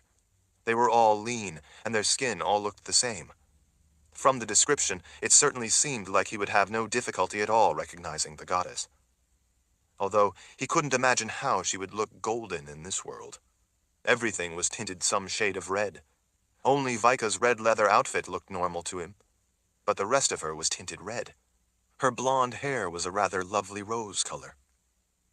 He guessed that maybe the golden color was simply relative to everything else. But finally, with an easy way to recognize the goddess, Richard felt like they at least had one advantage on their side. Do you think she will be down there with the others? Vika asked. Oh, yes, Sang said, nodding confidently. She likes the others to see her among them so they can admire her. Her golden skin color is the envy of all for its exotic appearance. She likes others groveling and seeking her approval, so she is always among them. Besides, she never likes the others to be out of her sight, Ibn said. She doesn't easily trust that they will stay loyal. Not wanting to waste what darkness there was, preferring to have that on their side along with the element of surprise, Richard finally gestured for them to move out. With Vika beside him, he started out in a crouch, heading down the long slope into the place of the goddess and her followers. He worried about their numbers. When they had attacked back in Richard's world, there were sometimes large numbers of them, so they were likely to encounter even more of the enemy Glee here. All the Glee wrapped in waterweed followed Richard down the rocky slope. None of them seemed to grasp the concept of sneaking up on an enemy. He urgently signaled for them to crouch down the way he and Vika were doing. They did their best, considering the wrap of waterweeds, but found it awkward. The Glee they were after were quite familiar with being vicious. Most of the Glee with Richard and Vika apparently had not yet met any of their fellow Glee with such a capacity for brutality. The spy had said that they were coming to kill Sang and all those who weren't followers of the goddess. This was going to be a savage encounter. To say that he greatly feared for those with him was an understatement, but this was their world, and this was about their lives and future. Richard couldn't simply fight this war alone and then hand them their freedom from the Golden Goddess, or others who would eventually spring up from her legions of followers to take her place. Sang and his group had to take part in stopping the threat to their world and way of life. He hoped that when it came right down to a battle, they would show the same capacity for ferocity as those they were about to face. Chapter 62. Richard moved in a low crouch, from one thick growth of vegetation to another, relieved that, since they were coming in from an unexpected direction, they had managed to get down close without being spotted. He knew that the closer they could get before they struck, the greater the surprise, the more confusion it would create, and the more effective the attack would be. Vika was close behind him as he silently slipped through the moon shadows, going from cover to cover. He had told the Glee to stay back a little because he wanted room to draw his sword and fight. If he had the chance, he would rather use his bow to take the goddess down from a distance than engage in close combat with her. He already had an arrow nocked and ready. He had learned to fight Glee, but he had no idea what her capabilities might be. She was taller than the others, so she very well might be stronger as well. But Richard was also tall, a little taller than the rest of the Glee. The biggest problem would be their numbers. It would be hard to take out one individual, the goddess, if masses of her followers were charging in all around him. It would be much better if he could simply drop her with an arrow and then they could deal with her followers. It tended to take the fight out of followers when they saw their leader be the first to fall. If he could, he wanted to dispirit them by killing the goddess first, before he had to fight the rest of them, or before the Glee with him had to engage in battle. He wanted the important part over first. He knew, though, that in battle things rarely went as planned. In such unfamiliar territory, that made the situation even more difficult. So far, they hadn't seen any sleeping Glee, but they were still some distance from the areas of water. The ground back where they were was muddy, but Sang and Ibn had said that the Glee favored sleeping in the wet water weeds on the banks, and often partly in the water. All of a sudden, there was a loud squeal, and it wasn't from a Glee. Richard turned just in time to see something low crash through the thick brush close to him. He heard grunts and high-pitched squeals. When he spun to the sound, he saw several Glee upended, their legs knocked from under them as they were flipped through the air. He just caught sight of a bunch of piglets scattering through the underbrush in every direction. Almost immediately, he saw the sow charging through the brush to protect her young. The sow was bigger than any wild boars he had ever seen. The tusks were enormous, and no doubt lethal. The sow charged at the Glee with Richard. Fortunately, they were all able to dive out of the way just in time. The piglet's piercing squeals seemed to be all the louder in the stillness of the night. The sow let out angry snorts as she wheeled and charged the Glee before racing through the dense brush toward the squeals from her young. The boar was not the problem, though. The squeals and screeches of all the piglets were the problem, because the sound pierced the quiet night air. Richard heard the warning cries of the Glee rising from their sleep, furious at discovering other Glee sneaking up on them in a surprise attack. He saw frightening numbers of the dark shapes rising up everywhere out of the swampy areas, and then the shadowy shapes of all the Glee were suddenly racing toward them. Searching frantically, he finally caught fleeting glimpses of the golden goddess as she raced through the dark masses of Glee. Ibn had been right. There was no mistaking her. Her long legs carried her faster than any Glee Richard had seen before. Richard tracked her as he let the first arrow fly. Although the aim was true, it hit another Glee that got in the way of the shot at the last second. She charged ahead without pause, pushing some of them out of her way as she wove through the throng of her followers, clearly infuriated. The same thing happened with the second and then the third arrow, as others passed in front of the arrow before it could get to her. Richard realized that his plan to take her down at a distance with an arrow was not going to work. There were simply too many Glee in the way to have any hope of getting a clear shot, and she was closing the distance fast. As he momentarily lost sight of her, Richard threw his bow to the ground and drew his sword in a rush.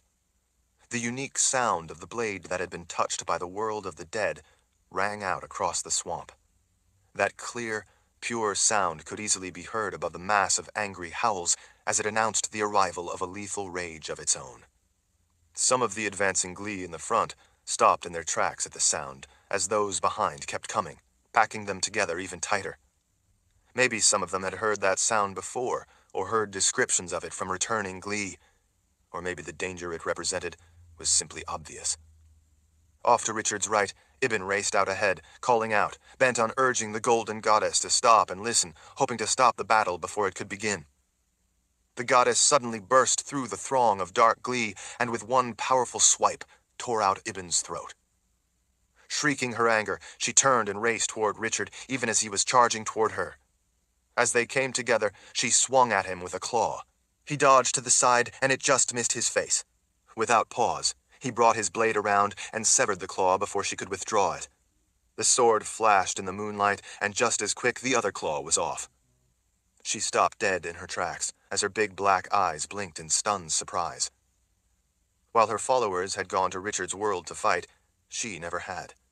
Because of that, she was all angry bluster and intimidation without the fighting skills or experience to back her threats. She had never come face to face with anyone like Richard, who was not intimidated by her. Before she could react, Richard was already using all his strength to power the blade around in an arc. It severed her head in one clean strike. The goddess's head, as it flew up and back, made one slow turn through the air as strings of blood were pulled around after it. glee stood frozen as they watched what they could never have imagined. The clawless, headless golden goddess dropped straight down as if she didn't have a bone in her body. The crowd pushed back to be out of the way as her head completed several revolutions in midair before it thudded down heavily on the rocks in their midst and took a few odd bounces before rolling to a stop. Her stunned followers backed out of its way as if it might bite them or yell at them. All the howling rage and fury came to an abrupt halt. A number of the glee with Richard cried out then and fell to their knees around Ibn's body. Their distress at his tragic death was sad to see. Richard immediately turned to the threat from the goddess's followers, expecting a furious onslaught of claws and teeth. Instead of charging in to fight them, he stopped as he saw them slow to a stop. They all briefly gazed down at the body of the goddess before moving on to come forward and stare at the dead Ibn.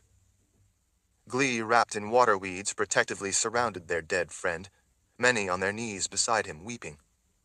They all crowded around, reaching out to touch their friend, clearly devastated that he had been so violently slain by one of their own kind. After Sang, grieving, had gently touched Ibn's body, he stood in a rush to face the enemy. Tears of rage ran from his large black eyes, his third eyelids trying to blink them away, but more continued to flow. He gestured angrily with a claw down at Ibn's body. Look at what you have done. This is what you all wanted. Look at what you all have done to one of your own kind. Look. Glee should never harm Glee. Never. Your golden goddess did this. You all did this. You are all responsible. If Glee could look shame-faced, those Glee watching him standing over the body of his friend certainly did. Many hung their heads. Others looked away in disgrace. This is what you wish for our world? Sang cried out as he swept an arm out in anger. This is what you wanted. This is your way now, to kill other Glee. Other grieving Glee behind Sang stood after touching the body to gesture down with a claw, demanding that the enemy look at what they had all been a part of. Is this how you want to live now? One of the others asked as he got up from kneeling by Ibn. This is what fills your hearts. This is what you wanted. Your own kind to be murdered. This is what you all would do to other Glee. To us. None of you are as good as this one was. He rushed forward because he wanted to tell you all to please stop your ways and return to the way we have always lived. But you instead killed him. What kind of beasts have you become? The guilty Glee stood around, watching but not interfering, some holding their claws behind their backs, while others hung their heads, all of them clearly not knowing what to do.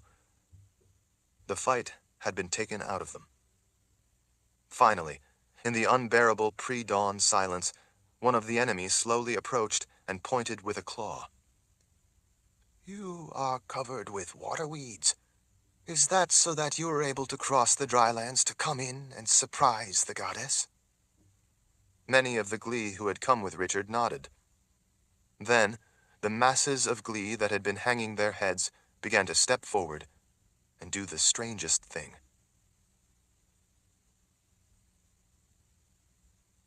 Chapter 63. At first, a few of the enemy Glee slowly, timidly began approaching the Glee still kneeling around their fallen friend. When the first reached Ibn's body, the Glee who had been kneeling stood and moved back so that the others could see what their beliefs had wrought. Many of Sang's Glee bared their teeth as they hissed. Richard thought that their meaning was clear enough. The first Glee to slowly shuffle up to Ibn went to a knee beside the body. Richard and Vika shared a look, wondering what it could mean and what was going to come next. But with that look, they wordlessly decided to let it play out and see what happened. Richard still had his bloody sword in his hand, so if things suddenly turned violent, he intended to show them what violence really was. The twin storms of rage were still roaring through him. His blade had come out in anger and tasted blood. It wanted more. This time, if a battle broke out, they were already in their home world and would not be able to vanish to escape certain death. The Glee that approached first and went to a knee gently pulled off a strip of the floatweed from Ibn's body. As Richard and Vika watched along with all the silent Glee, he ate the piece of waterweed. To Richard, it looked almost like some kind of sacred ceremony or statement that this one Glee at least wished to give up the path he had been on and return to their traditional ways. As that Glee stood and moved aside, another came forward and took his place. He, too, pulled off a short piece of waterweed and ate it while the Glee with Richard stood back beyond Ibn's body, out of the way, and watched. Soon, all of the Glee were lining up to come and kneel before the dead body of one of their kind. Each in turn took a piece of floatweed and ate it in a kind of reverent expression of their sorrow.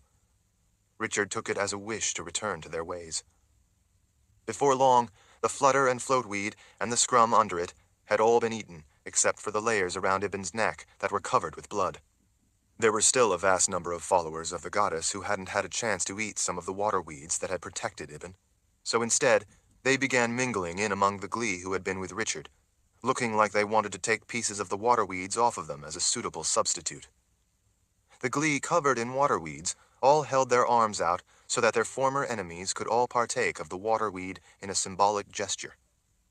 If any of them were speaking, they were not doing so in a way that allowed Richard and Vika to hear anything they were saying. He supposed they didn't want outsiders to hear their apologies and pleas for forgiveness. It took quite a while for all the Glee to come up and take a piece of the waterweed. As they gathered around, waiting their turn, some of the Glee wrapped in the weeds began pulling off strips and handing them to the ones waiting their turn in order to speed up the process. Richard didn't see a single Glee leave or express defiance. They all looked genuinely remorseful at the death of one of their own kind. He finally sheathed his sword. He was thankful that it had done enough. He also didn't see a single Glee pay any attention to the body of the golden goddess lying in a heap by itself. None of the Glee mourned her death. There were so many of the Glee, it took over an hour before all of them were able to collect and consume a symbolic piece of the water plants that had long been part of their staple diet and way of life. "I have never seen anything like this," Vika whispered as she watched the silent ritual. "I'm sorry that Ibn had to die, but I am thankful to be able to see others make the kind of decision I once made."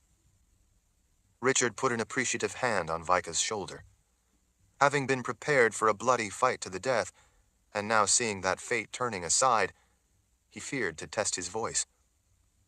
The piglets had all run off and the sow had gone after them, so the scene was hushed as each of the Glee ate some of the water plants after they paid their respects to the dead Ibn and finally greeted their long-separated brethren. Richard, too, was sad at the death of Ibn. He had been open, friendly, and eager to help, and along with Sang, had completely turned Richard's view of the Glee upside down. They were not all what he expected. They were far more than that. Ibn had wanted to talk his fellow Glee out of violence against their own kind. He had wanted to try to get them to stop and think about what they had been about to do. He thought he could persuade them. In the end, he had.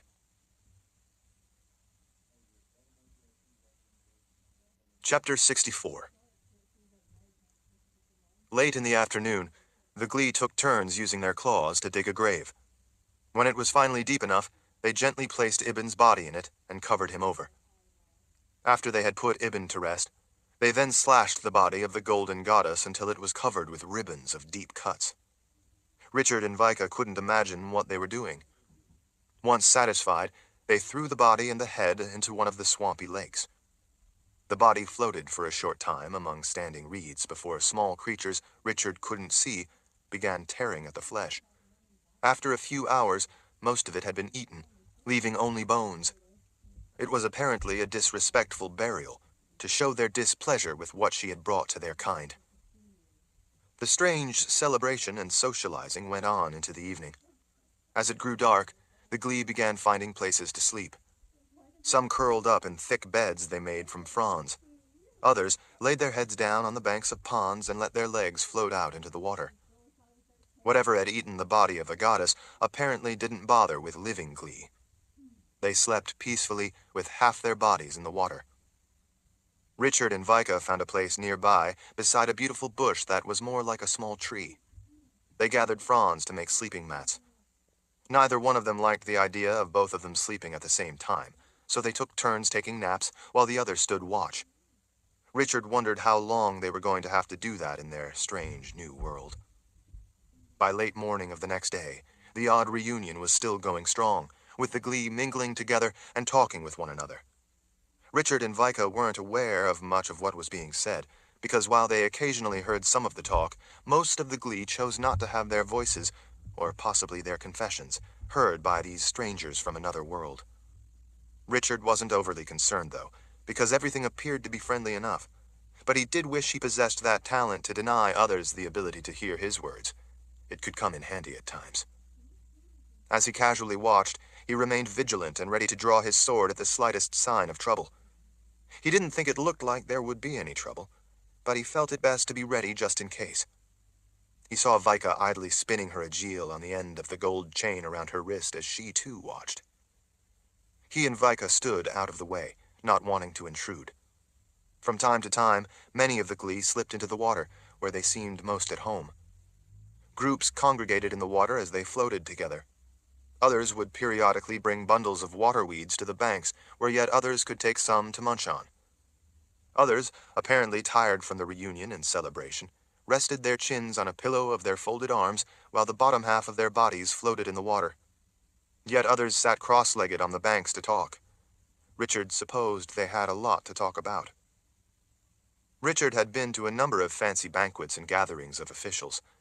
This seemed very much the same, other than the trappings of power and social standing, and of course the claws and needle-sharp teeth.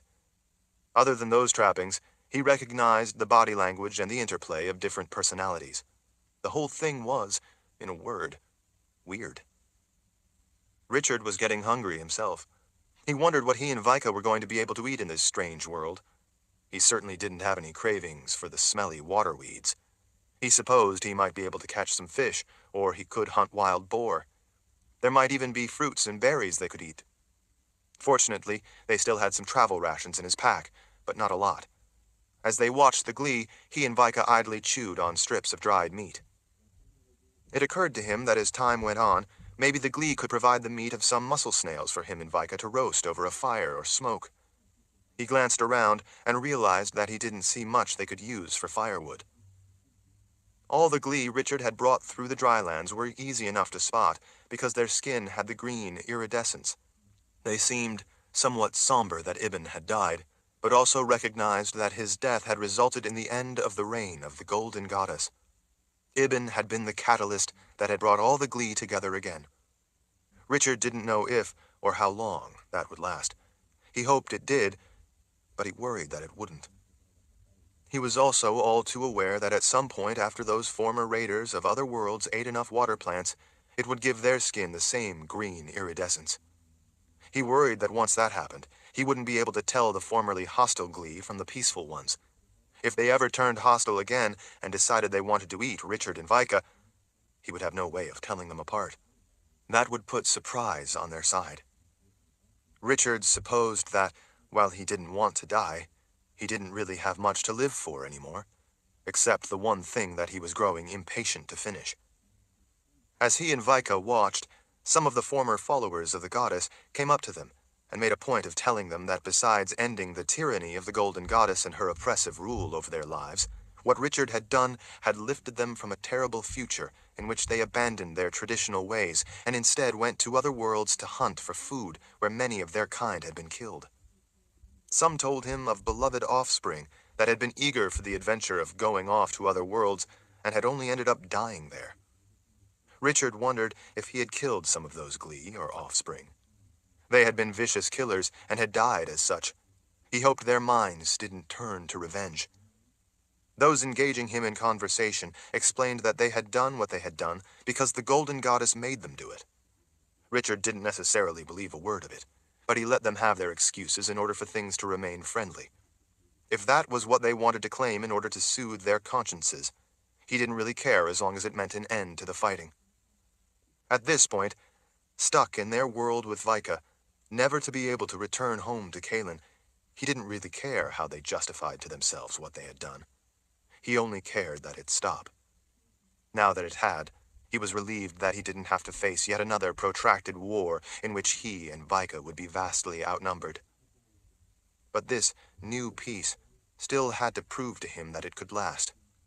It was possible, or even likely, that there were Glee among them who harbored very different sentiments, and they simply hadn't come forward to express them. He realized that he might never again be able to sleep with both eyes closed. He had always been skeptical that when the time came, those Glee who came across the drylands with him would actually fight.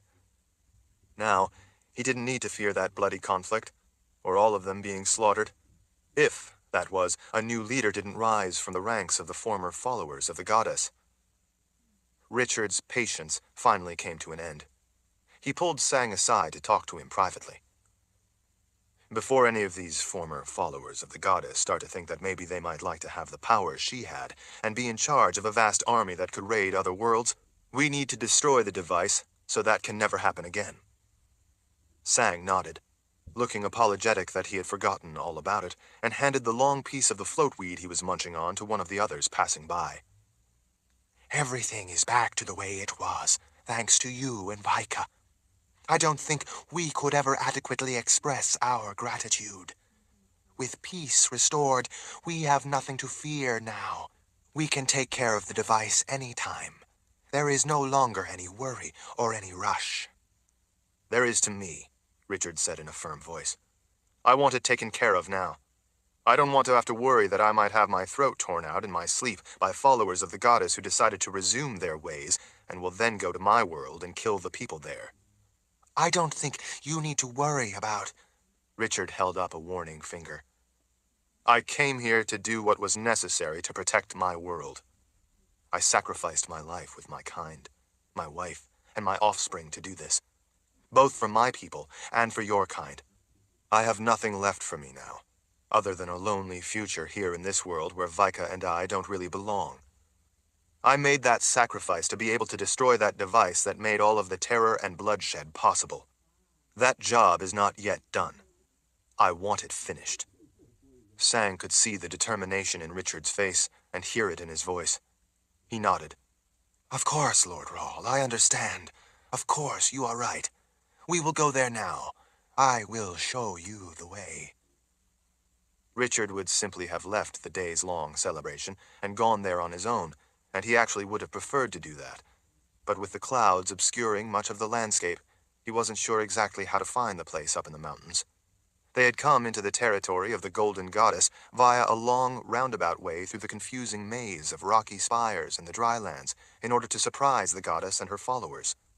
With the clouds, the wind-driven sand, the maze of rock towers, and not being able to see exactly where the sun was in the sky, he wasn't confident that he had been able to keep track of direction or distances. He had a general idea where he could find the mountain where the device was located, but with visibility so poor and the low clouds always obscuring mountain peaks, he feared that if he looked for the site on his own, it could end up taking him days to find the small trail. He knew that Sang could show him the way, and then he could destroy the device much sooner. He worried about the possibility that in the meantime, if it wasn't quickly destroyed, it might be used again without him being aware that some of the Glee had snuck away to travel to his world. He didn't want to risk it existing any longer. Better to destroy the device once and for all. That was the only way to make sure Caitlin and everyone else would be safe. Sang spoke with some of his followers, apparently letting them know that they were leaving to go to the mountain where the device was located. But as they started out, Richard saw that a large number of the Glee were following behind, both Sang's followers and many of the followers of the goddess. He didn't know why, but as long as Sang got him there so he could use his sword to destroy that strange square block of stone, that was all that mattered. His sword had cut through steel before. Not all that long ago, his blade had cut through massive stone pillars and blocks to get at Moravasca Myshek down in the complication. Neither steel nor stone ever proved to be any obstacle to the Sword of Truth, so he had no doubt that it would cut through the stone device. Although, in the back of his mind, he realized that it was possibly neither steel nor stone. It was, after all, a device that allowed travel to other worlds, so it was possible that it only looked like stone and would in reality prove much more difficult to destroy than he had at first thought. When he looked back over his shoulder at the line of glee following him, it reminded him of a funeral procession. In a way, that's exactly what it was. Chapter 65. A warm rain accompanied them along the climb up the mountain. It made the air wet and heavy and difficult to breathe. At times it came down in sheets, harder than any rain he had ever known before, almost like standing under a waterfall. It was so heavy that they could barely even see. When the rain increased to an intensity that Richard and Vika found unendurable, they had to crouch behind some of the forest of rock towers that had overhangs enough to shelter them somewhat. Sang warned him to stay out of any low places because this kind of rain often created flash floods that could sweep him away before he realized what was happening. It could easily be disastrous to be rolled down the mountain in such floodwaters. From time to time, they came to those kinds of sudden, rushing, muddy rivers and had to find a way around them. The glee didn't at all mind the rain. At times, standing in it with their arms held out and their faces turned up to the sky. But Richard and Vika found it miserable. Traveling into the heaviest of the curtains of rain was arduous. It was also hard not only to see where they were heading, but also where they were stepping. He worried that either Vika or he might fall and break a leg. Richard had grown up outdoors, and so he was familiar with walking in challenging terrain, but Vika hadn't, so it was harder for her to walk among the jumbles of rock during the downpours. There were no healers that he knew of among the glee, and he didn't think that they had any. They seemed to be too simple a species to have healers.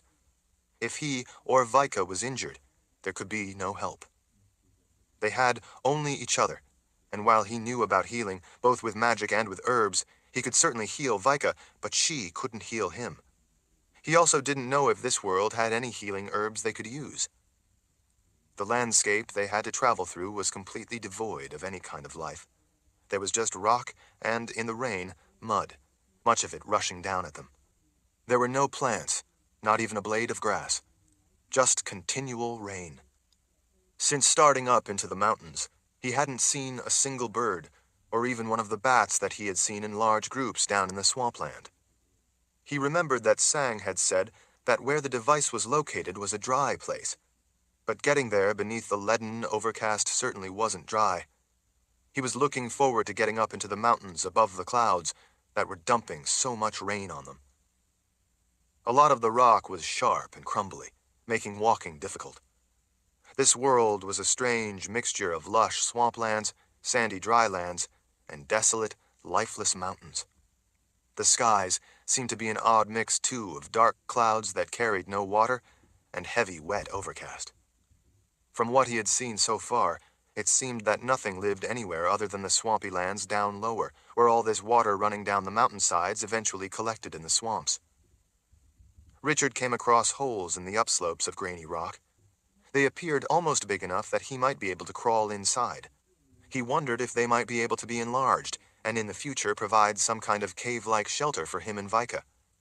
He stuck his head inside one of the holes, trying to see how deep it was. All he could see was blackness. Suddenly, Sang put both claws around his arm and urged him back out. Richard pulled his head out of the hole and turned to look back at Sang. Sang shook his head in warning. It seemed clear to Richard that Sang didn't want to talk about whatever lived in those caves. Richard could tell from the looks of the others that whatever was in the holes scared the other glee speechless. Right then, the device was Richard's priority, so he didn't want to waste the time to be concerned about the holes and what might be in them. He would have to ask later. After he nodded his thanks for the warning to Sang, he turned back to the trail and kept going. But now he was concerned about what lived in those holes that he and Vika might one day have to deal with. Unlike the glee, the two of them weren't equipped with claws for protection. Lightning flashed nearby, and the ground shook with a sudden thunderclap. While the rain didn't bother the glee, the lightning clearly made them nervous. It made Richard nervous as well. The glee looked around, as if they thought they would have time to run if they saw lightning. Some of them sought shelter behind rocks whenever there was a particularly bright flash and crack of thunder. Richard knew that hiding like that was pointless, because by the time you saw a close bolt strike, it was already too late to run from it. Richard disregarded what some of them did and kept climbing. Being up high like this is dangerous when there is lightning, Sang said, almost apologetically. Richard looked back over his shoulder as he pulled himself up over a projecting shelf of rock. I understand. I know the way from here, so you don't need to go the rest of the way up to the device. You can all go back now, and when I'm finished destroying it, I will come back and join you. As he and Vika waited, Sang consulted with a number of others. Richard couldn't hear that debate in his mind, so he didn't know what was being said, but he was hoping they would turn back. He didn't particularly want an audience. Flashes of lightning lit clouds from the inside in a frightening display of the power of the storm that was rolling in on them. The heads of some of the Glee sank into their shoulders as they cast worried looks to the sky. Finally, Sang returned. We will go with you. I want to see the device destroyed, and so do many of the others. It has ruined many Glee lives. We want it ended once and for all. The ones who used to follow the goddess wish to go as well. Richard worried about those Glee, but didn't want to get into any kind of disagreement that could prevent him from destroying the device. So he simply nodded and then turned back to the trail up through the rocks. They had to scramble up steep areas of scree, almost running in order to make progress against the ground sliding away underfoot. The rock was loose and difficult enough to climb in the dry, but when it was wet, it was even harder to get up because the water coming down helped it to slide out from underfoot. After an exhausting climb up through the loose, wet rock, they finally made it up into rock that was still slippery in the wet, but at least solid and much easier to climb. Richard's legs ached, but he didn't want to stop to rest. He could rest once the task was completed. As they climbed higher into the low clouds, the fog became so thick that it was difficult to see very far. Richard could see Vika's dark shadow behind him, along with a couple of the Glee, with what looked like ghosts following them, but the rest were lost in the poor visibility. Thunder rumbled almost continually through the desolate landscape. Lightning flickered somewhere off in the distance, illuminating the cloud they were in. Because they couldn't see where it was coming from, the light and sound instead seemed to be everywhere. It was unsettling. Richard didn't like the idea of being on a mountain in a storm with such violent lightning, but his need to destroy the device made him ignore the danger and drove him onward. After he destroyed it, they would be forever trapped in this awful, wet world. After hours of climbing, they finally began to emerge above the cloud cover and into the strange, dry forest of small rock towers. The sun was still obscured by an even higher layer of clouds, but at least it wasn't raining, and it was brighter. The lightning moved some distance away along the huge, dark, billowing clouds, but Richard could still see the near-constant flickers of lightning inside those clouds down below them, lighting them with an eerie, reddish, fire-like glow. He didn't know that he would ever be able to get used to this strange world, but he knew that he didn't really have a choice. It made him wonder if life would be worth living here after he destroyed the device. As Richard and Vika wove their way through the maze of rock spires that had been carved, shaped, and softened by the weather, they finally reached the cathedral of those stone shapes surrounding and overlooking the device. It sat across the way at the edge of an expanse of white sand. He could tell that Vika, not usually given to emotion, was feeling as despondent as he was at the prospect of destroying their way back to their own world. But it had to be done. Richard drew his sword.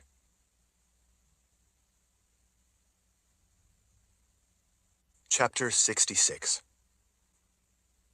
The sound of the blade being drawn from its scabbard rang out, echoing back from the complex shapes of the stone walls all around them. It was the forlorn sound of finality, of all his hopes and dreams ending. That distinctive ringing sound caused the massive crowd of Glee following them, who had seen the sword kill the goddess, pause with concern before backing away. Many moved back among the safety of the standing stones. In his mind's eye, Richard could see Kaelin's smile. He had to force the image from his thoughts, lest it be too unbearable, or even prevent him from doing what he knew he had to do to protect her and all the people in her world. He hoped that one day his home world would again have a Lord Rahl, one who cared about his people. His son. One day it would also have a new confessor to help protect them. His daughter. For now, though, Richard was the only protection for that world, and to protect it, he had to destroy the device that allowed the Glee to go there. None of his people would ever know what he had done to save their world, and one day the Glee would only be a terrible memory. New generations would likely not even know anything about them, or the horrors they had brought to the world. He looked up overhead when he noticed that it was getting brighter. He saw that the clouds had parted enough to give them a rare glimpse of the sky. The sun itself wasn't in view, but the sky was a bright reddish-orange. Because it was still late in the day, he thought it likely that it was near sunset. He couldn't yet see the stars, but if he could, he knew that he wouldn't be able to recognize them from a strange world he didn't want to be in. So far, since he had arrived, the sky was rarely visible. The continual heavy, rolling, boiling clouds seemed to make this world all that much gloomier. He didn't know if it was simply a seasonal weather pattern or a habitual one. Kaelin was out there, somewhere, among stars he couldn't yet see. He wondered if in her world, when she looked up, she might one day look toward the forsaken place in the sky where he would be forever stranded. His joy at having a glimpse of the reddish sky, instead of the continual overcast vista, was short-lived when his gaze reluctantly settled on the device waiting for him across the sand. "Are you sure you want to do this?" Vika whispered from close behind him. "Once you do, there is no going back." He looked over his shoulder into her blue eyes. She questioned his choices and decisions quite often, sometimes in the form of a cutting remark. But he knew that it was her way of testing his confidence in a course of action, a way to get him to reaffirm his decisions within his own mind. When it came down to it, he knew that she had complete confidence in him. This time, it was a critical, consequential question. What choice do I have? Vika's face said it all as she nodded slightly. None, I guess. Richard could feel the power of the sword storming through every fiber of his being. That power pulled and tugged at him, wanting his anger to join with that power. But this time, he knew that venting his anger on the device that would forever separate him from Kaelin seemed out of place. This was an instance more of solemn duty than rage. Besides, Richard couldn't seem to bring forth any anger of his own to join with that of the sword, or at least none he dared unleash. Finally, he decided that it was best to simply get it over with and not dwell on it, so that he could at last rest easy in the knowledge that it was done, and that Kaelin and their children would not have to live in fear of Glee coming to slaughter them. So many had already died a horrific and senseless death. He couldn't realistically do anything for them, but he could at least see to it that the ones still alive would be spared the terror the Glee could bring. As he crossed the expanse, with the tip of the sword dragging through the sand behind him, he was reminded again of the round area of white sand in the Garden of Life at the People's Palace. That was a place of great significance. So much had started there, and ended there, and now it was all ending in a similar circular area of white sand in a world far away. As Richard got closer, something about the symbols on the stone device made him pause for a moment, staring. He moved closer then to have a better look, to see if his initial thought could actually be possible. When he realized that he was right, he sheathed his sword. Vika looked suddenly concerned. "What's wrong?" Richard hardly heard her as he dropped to his knees in front of the stone and reached out to run his fingertips lightly over the symbols on the smooth surface. "Lord Rahl, what is it?" He could hardly believe what he was seeing. These symbols are in the language of creation. It's not precisely the same as the symbols I've seen before, but they're awfully close. I can tell right off that most of them are substantially the same. There are some differences, but they're close enough that I think I might be able to translate them. Vika rushed up and fell to her knees beside him. "Really? What does it say?" "It's not that simple." "Well, if you can recognize it as the language of creation, and you understand that language, then it only makes sense that it must be something you can read, right?" "Yes, I think I can. Some of it, anyway. From the parts I am able to read, what it says is incredibly complicated. What do you mean by complicated? Well, in many ways, it reminds me of a complex constructed spell. A constructed spell? She leaned closer to him with an astonished look. You mean magic? Richard nodded as he tried to decipher one of the symbols having to do with intersecting lines of power. Yes, like magic. Vika let out a sigh as she sat back on her heels. I'm afraid that I can't help you there. But are you sure? How could magic possibly be involved with this device? Magic is involved with all the devices I've seen before. You would know a lot more about that than I would, she said. I try to avoid anything having to do with magic. You seem to always be involved with it in one way or another. He nodded, not really hearing her as he leaned in and frowned. It's saying something about a ring. Vika stared at him. A ring? What kind of ring? Richard ran his fingers over the symbols, trying to understand what he was reading out of order and out of context. Doing so always made translations much more difficult. The language of creation was not easy to read as it was, but a lot of it had to be read in context to be understood. He searched for the beginning to try to read it from where the description started. The problem was, he wasn't entirely sure yet exactly where that starting point was. He read several of the symbols looking for the beginning when he recognized something. He looked to the sand at the sides of the stone. It's talking about a ring, beginning and ending here. What could that mean? I'm not sure. He pointed beside the stone. Dig in the sand, right there, and see if there is a ring of some kind. As Vika did as he asked, Richard went to the other side and started digging with his hands. I found something, Vika called over to him.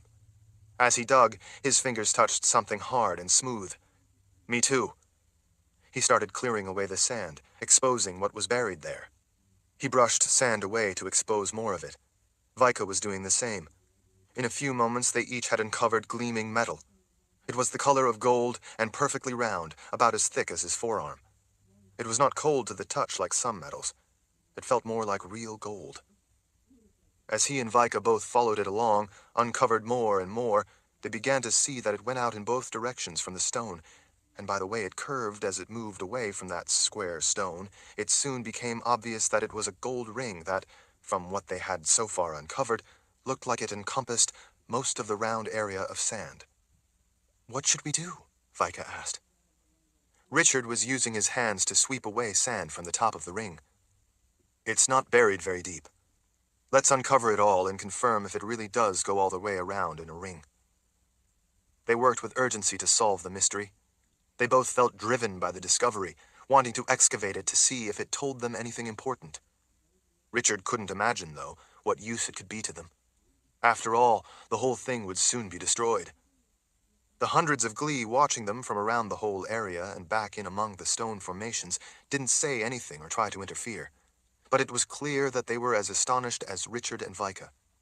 They had lived with and used this device all their lives, and yet they had never known that the ring was right there, connected to it, just under the surface of the sand. In a short time, Richard and Vika had uncovered the entire ring. Both of them stood and stepped back to look at it. Richard thought that it was either made of or covered with gold. The golden ring went in a full circle, interrupted only by the stone sitting at one side of the sand. The ring was polished and so perfectly smooth that Richard could see his distorted reflection in it. It was simply a smooth, polished golden surface. It had no writing or symbols on it. Richard looked over at the stone. It had a massive amount of writing on it. He rushed across the white sand to see if he could tell if the writing on the stone might reveal something about the purpose of the golden ring. Chapter 67. Anything? Vika sounded impatient. You've been looking at it long enough that you must be able to read at least some of it. You should be able to tell something from the symbols, right? So what does what you've translated so far say? Richard sat back on his heels and looked over at her. The Glee are wrong in calling it a device. Really? Why? What is it called? It's called a gateway. Vika stared at him a long moment. A gateway? That's what it says. Vika gestured at the stone. You mean, like a gateway to other worlds? Richard nodded. It would seem so. She frowned as she considered. I guess that makes sense. But it seems like an awful lot of writing just to say that it's called the Gateway. Does it really take all of that to say it's called the Gateway? Richard let out a deep sigh as he looked back at the stone. He gently ran his fingers over the symbols as he considered them. No, that's only a small amount of what this says. There's a lot more to it. The symbols are similar to those in our world, and many are the same. But not all are, and there are key differences from any I've seen before. Some of the more complex symbols are meant to convey concepts by using underlying elements, but not all of those use the same elements as the ones I'm familiar with. Even though it's in many ways different, it's still hauntingly similar to what was once a common form of writing in our world. You mean it's the same as the writing all over that witch woman, Niska, back in our world?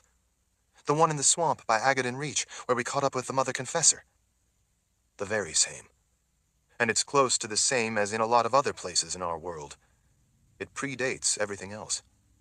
All other writing, which involves words rather than pictorial elements and concepts, came after the language of creation. Vika gave him a blank look. So, what exactly are you trying to say? Richard shook his head with a sigh as he looked back at the stone. I don't know. I'm just saying that this has to be very old. But more than that, don't you think that it's more than strange for the language of creation to be on this stone in another world besides ours? It has been here for a very long time, Sang said from back beyond the sand, trying to sound helpful. He had stepped a little closer, away from the others watching. Richard had forgotten that the glee packed in among the stone spires were listening. Maybe that is what you mean, that it has been here for a very long time? Richard knew that Sang didn't grasp the significance of what he had discovered. There was no way he could. He wasn't in the mood to give lessons, though, so he kept it simple. Longer than that. All of the glee looked to be confused as they whispered among themselves. They clearly had a hard time grasping anything Richard was saying. The language of creation, after all, had no meaning for them. Vika slapped a hand onto the stone. But it could be that this thing, this gateway, may have once come to our world and given us the language of creation, don't you suppose? Much like it came to this world. Richard shook his head. I have absolutely no idea, Vika. That seems like it could be true, but I don't think that's the case. I simply have no way of saying for sure. What I do know is that these symbols are instructions. Vika withdrew her hand from the stone as she leaned close to him. Instructions, she whispered. Instructions for what? Richard leaned in toward the stone again to put his fingers on the symbols. I'm not ready to say yet. I need to read some more so I can try to piece it all together. Vika stood to leave him to it. She walked the perimeter just beyond the gold ring. Richard thought she looked like she might be making sure the glee stayed back out of the way. The more he read, the more he thought that might be a very good idea. On one of her rounds, as she went past him, she bent close. Anything useful yet? Richard looked up at her. Tell Sang I'd like him to come over here. I want to ask him something. Be casual about it. I don't want the others to hear me. When she strolled back with the tall, nearly black glee, Richard stood. What is it? Sang asked. Why are you not destroying the device? I thought that was why you were... How did you use this device to come to my world? You came a number of times. How did you do it? How did you make the device work for you? Sang was taken off guard by the question. He thought about it briefly, and then looked over at the device. There is a place on the top, on the other side, that I used to make the device work so that I could go into darkness. That is how I reached your world. Show me, Richard said. Sang nodded and then led them around the square block of stone to stand just outside of the ring, facing the slanted top. Richard came around with him and watched. Sang spread his right claws to extend just the first one, much as a person would extend their first finger to point. When I wished to go to your world, I would put one claw into this place here. Sang used the claw to tap the sloped top of the stone. There was a slot right next to where he tapped. It looked like he would be able to fit the single claw all the way down into the slot. That was what Richard had thought from what he had read so far, but he knew that there had to be a lot more to it. How did you know where to go? When you went into darkness, it didn't just spit you out somewhere at random. How did it allow you to come to our world? In the beginning, long before we all came alive, it is said that Glee would sometimes try putting their claw into that place. They were never seen again. No one knew what happened to them. So maybe, as you say, the device sent them someplace where they died. Or maybe it sent them nowhere at all, and they long ago simply vanished into darkness. The Golden Goddess, besides being bigger than other Glee, was also smarter. She was the first to learn that she could ask the device to send her to other worlds where she could survive. I believe that was the key. The device then picked places like that. She learned right at first that she could return by what we now call the lifeline. She would travel to other worlds and then come back and tell others what she had discovered. As she found worlds for them to raid, they came to call her the Collector of Worlds.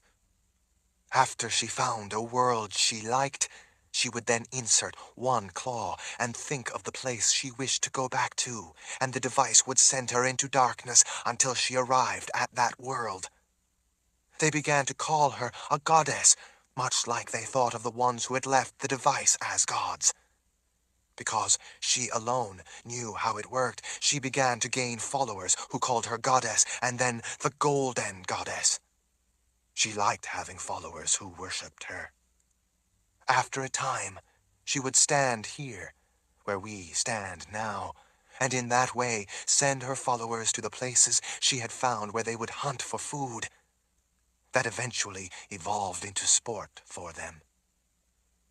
Richard knew that when the gods, or whoever it was, had brought the gateway to Sang's world and left it where it now stood, it had to be adjusted so that the Glee could use it. It had protocols, shown in the symbols, that had to have been set so the Glee could use a single claw to activate it. From what Richard had read, once it had been set for the new use, such as had been done when it had been left here in this world, nothing else would work. Until the gateway was reset. From what Sang had just told him, the Golden Goddess was the first to finally figure out how to make the gateway work successfully. Now, all the Glee knew. The implications were racing around in Richard's mind as he tried to piece together all the things he had so far been able to read on the stone. Thank you, Sang. That explains a lot. Richard lifted his sword halfway from its scabbard to show it to Sang. You better go stand back there with the others, where it will be safe. Piecing together what he had read so far, and what Sang said, Richard knew just how dangerous this gateway was in the hands of the Glee. It had to be destroyed. Sang nodded, having seen the destructive power of the sword before, and rushed out of the circle of sand to stand back with the others among the rock formations. Richard stood, staring at the symbols on the stone gateway for a long moment. He let the sword slide back down into its scabbard. Vika frowned at Richard and lowered her voice. Lord Rahl, what's going on? Are you going to destroy this terrible thing or not? Richard rubbed his chin as he looked from her to the stone and back again. I'm getting an idea. Her brow tightened. What kind of idea? The crazy kind. Is it going to get us killed? Probably. Chapter 68. What kind of crazy idea is it this time? She asked, sounding weary of such ideas and the likelihood that it would get them killed. Richard waved off the question. Do me a favor and keep making sure the Glee stay back. I need to be left alone for a while to study these symbols. They're complicated. Vika waggled a hand at the stone. What do you think all those are for? What is their purpose? You said before that they're instructions, but instructions for what? Richard looked into her blue eyes. Instructions to reset the gateway. What do you mean, reset it? Richard wiped a hand across his face. He was already weary of this damp world. He dreaded the thought of living out his life among the Glee in this hot, red, often wet world. He supposed he wouldn't have to live too long until one of them eventually got the idea to eat him. Well, when whoever brought this gateway here left it for the Glee to use, they had to reset it so that it would work for the Glee. Maybe they didn't really intend to leave it here, she suggested. Maybe the Glee captured them and forced them to reset it so they could use it. After all, we know all too well how vicious they can be. Richard pulled his lower lip through his teeth. I suppose that's possible, too. There is no real way to tell for sure. So, what are you considering? He waggled a finger at the stone. I'm thinking that if I can figure out enough of the symbols to activate it, I may be able to reset it. Vika cocked her head as she suspiciously scrutinized him with her left eye alone. Why would you want to reset it? For what purpose? Well, think about it.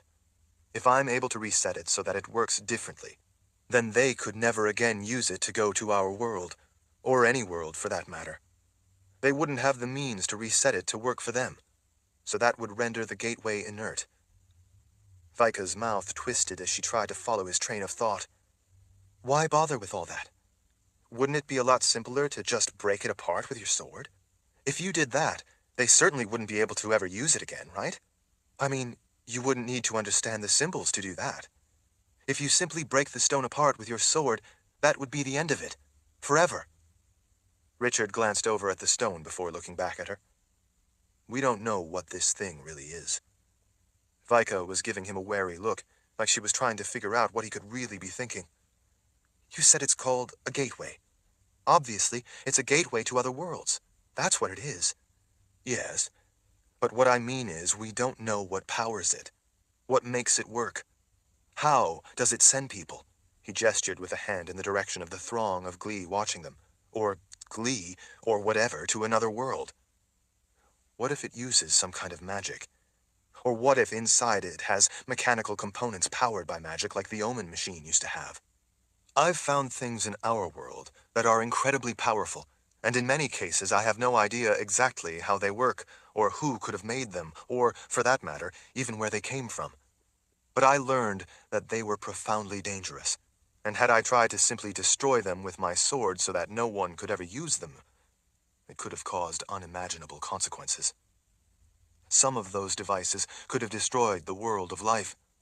In some things involving unknown magic that has the potential to be profoundly dangerous, such as this here, you have to think it through before you do anything that can't be undone. Vika glanced over at the stone in a new light. So, you're saying that it could be so dangerous to try to destroy it that you think it might kill us all? Richard shrugged. I don't know. From what I know about magic, that's a possibility. If I hit it with my sword, it could kill me, or for all I know, it might even unleash enough power to destroy everyone for miles around, or even render this entire world a dead rock. He leaned closer to her. Or, for all I know, it might even act as a weapon, and send that destructive power to the last place the Glee used it to visit. To our world. Vika flipped her braid forward over her shoulder and held it in her right fist as she considered. You mean you think it could possibly be dangerous to try to destroy it, even dangerous to our own world? So instead, you are thinking it might be safer for us and for our world if you try to reset it so that the Glee can't possibly use it, and that would accomplish the same thing. It would render it useless and prevent them from ever harming our world again. Richard gave her a firm nod. That's right. For all I know, it could kill me if I tried to destroy it, and then it would still be here and still work and remain a threat to our world. Well, she said with a deep sigh, that's not crazy. So it's obviously not what you are actually thinking of doing. What is the crazy thing you are really considering doing? Richard showed her a small smile and gestured off to the other side of the ring. Would you please go keep an eye on them? Once I start, I think I may need to keep going, and I don't want to have any nosy Glee interrupting me. Vika studied his face for a moment. What are you not telling me? I'm not telling you what you don't yet need to know. Vika folded her arms as she looked at him from under her brow. I'm here alone in this world with you. Forever. I'm going to grow old and die in this world along with you, if we live that long. We are in this together. Tell me. Richard pursed his lips. We are starting to sound like an old married couple. She kept the look leveled on him. Tell me. He sighed. All right. Well, first of all, if I simply reset the gateway, it's always possible that someone else could come along, figure it out, and reset it back again. If that happened, then they could use it for who knows what purpose. There's more to it, though. Like what? Richard gestured toward the gateway without looking over at it. These symbols are starting to look to me like they could actually be a constructed spell. Chapter 69. With her arms still folded, she shrugged. That's the big deal you couldn't tell me? That it might be a constructed spell? If you mess with them, and accidentally do the wrong thing, some constructed spells can kill everyone within dozens of miles. Her arms came unfolded. Oh. They can also be incredibly dangerous in other ways as well. Unexpected ways. If it really is a constructed spell, or even if it isn't, but it functions something like one, it's not any kind of constructed spell I'm familiar with, and yet it has many of the routines and protocols I recognize. On top of that, not all the symbols are close to the same as those in the version of the language of creation that I'm familiar with. That makes it hard to know precisely what each of those protocols means, how they function, and if there is a specific order to using them. Some constructed spells have fail-safes built into them that can kill you if you do the wrong thing at the wrong time. I will need to study it some more first, before I can say for certain exactly what we are dealing with here. Vika looked at the stone and then back to him. But if it really is the language of creation, you should be able to understand it, shouldn't you? I believe that the language of creation may have different dialects. The markings here might simply be one of those different dialects, and that's why I'm having trouble understanding it. That makes it a little more difficult to translate all these symbols. It won't prevent me from translating what they say, but I first need to be sure of what some of the more familiar ones mean. Once I'm sure of the meaning of the symbols in those, that will help me translate others. That's going to take me some time. I don't know how much time, but I need to be left to it.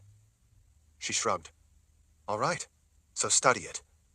He gave her a meaningful look. I would appreciate it if you went over there and watched the Glee to keep them from getting too curious, so I can concentrate on this. Oh, all right. Well, why didn't you just say so?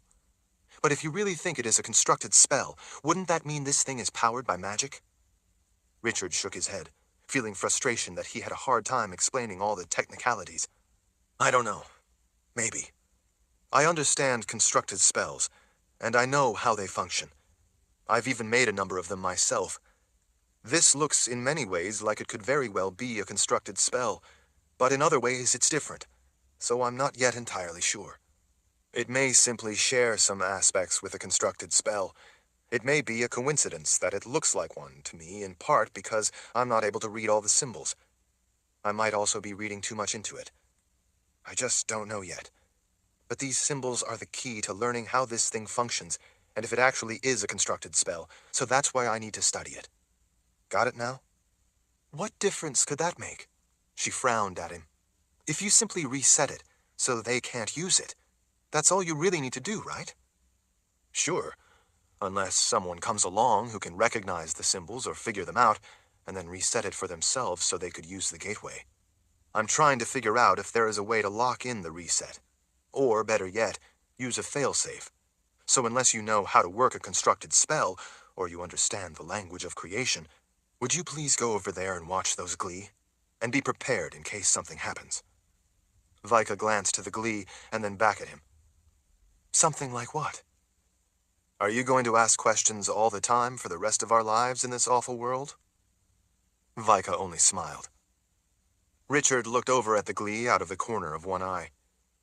I don't know for sure what might happen, but if this thing really is a constructed spell powered by magic and something happens, they may become alarmed. What should I prepare for? Richard let out a weary sigh. Vika, Sang is going to soon grow impatient that I am not destroying this thing. I don't know what the other Glee will do if this stone starts making noises or something. After all, they seem to regard this thing as some sort of sacred object given to them by gods. Vika finally relented. All right, that makes sense. But if I have to start using my Aegil on them, things could get messy. Well, I don't want you to do that. Just keep your eye on them. Strike up a conversation or something. Divert their attention. Ask them about their offspring. Parents love to talk about that. As soon as he said that, he wished he hadn't. I'm not all that experienced at small talk, but I'll give it a try. Is life with you in this world always going to be this difficult? Vika smiled again. You wouldn't want life here to be boring, would you? Richard shook his head before turning back to the stone as Vika walked over to Sang.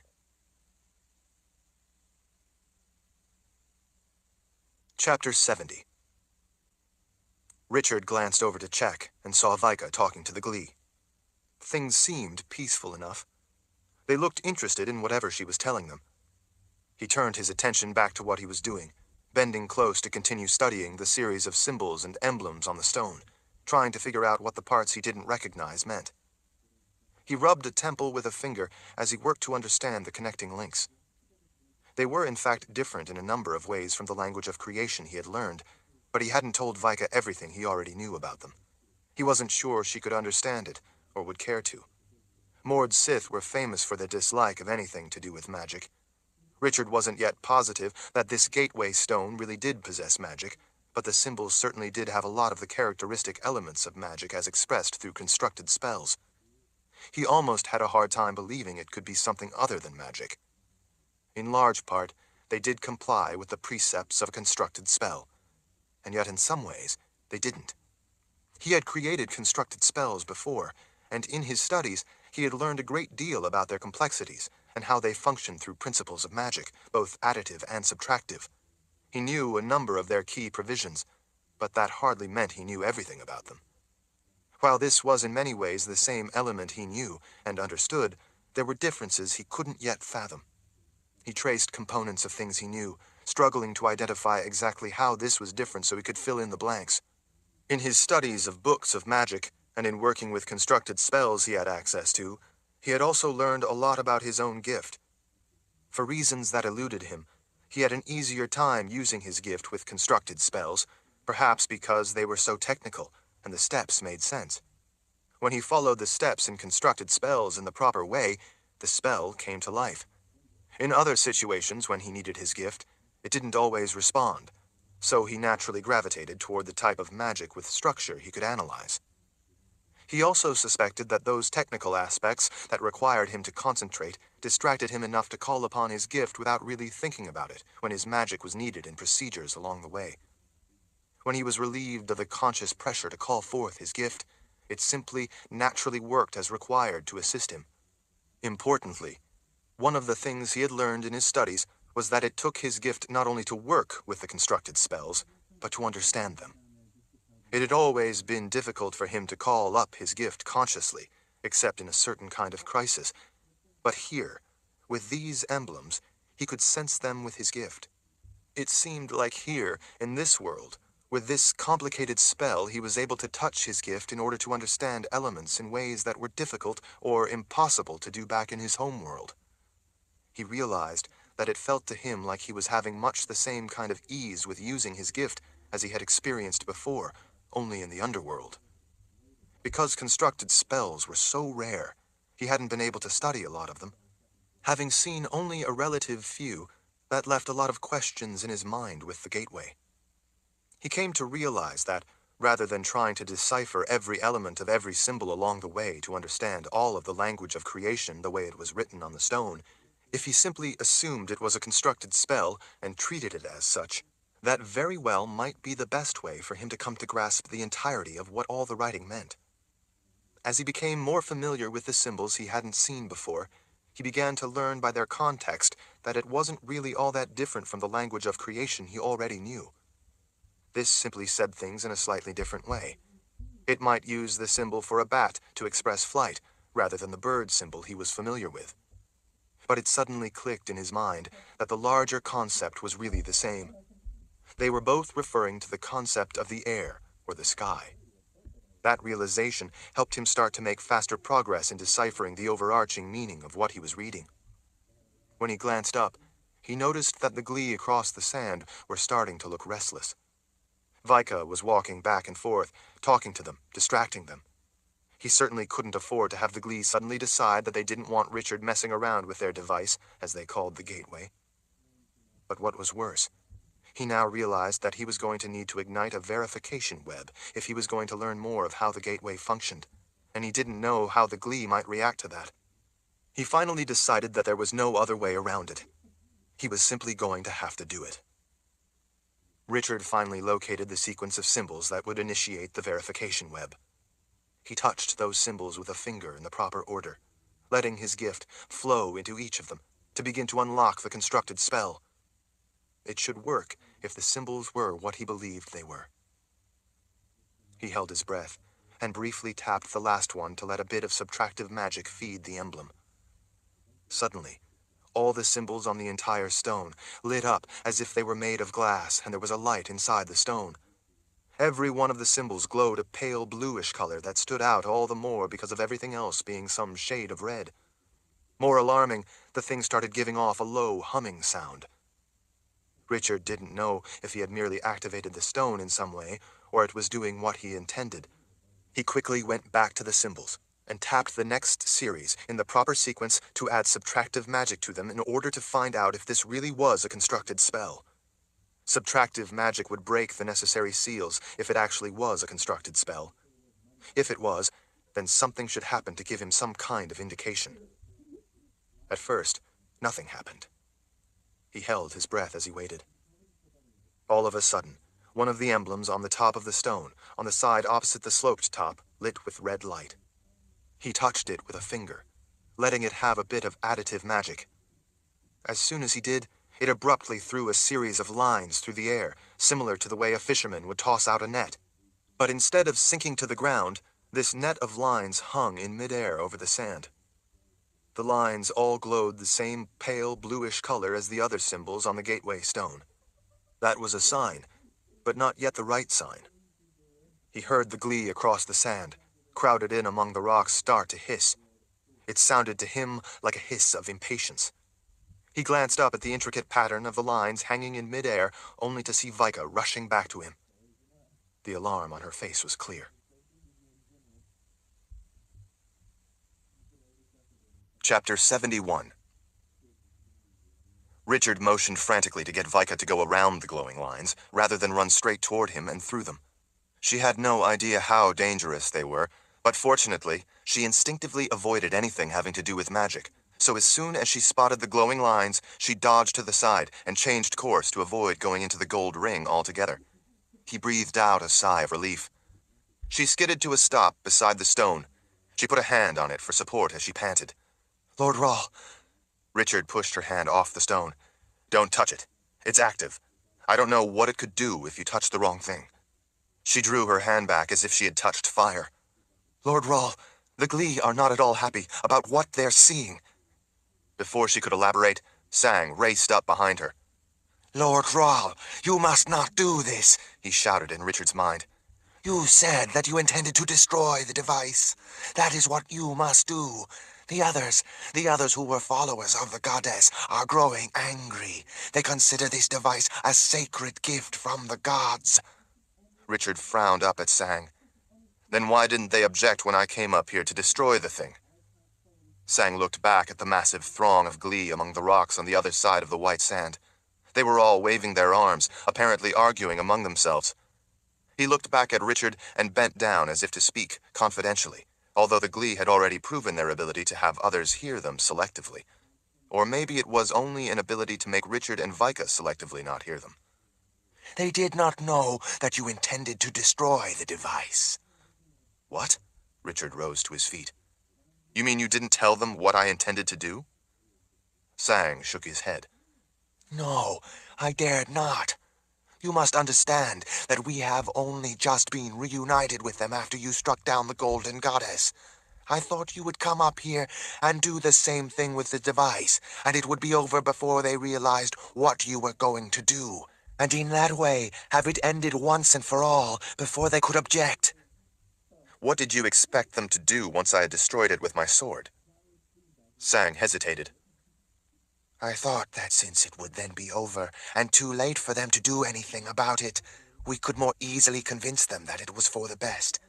With the Golden Goddess dead, and the device destroyed so we could no longer go to other worlds, I thought they would then realize they had no choice but to go back to our traditional ways, and then they could come to be at peace with it.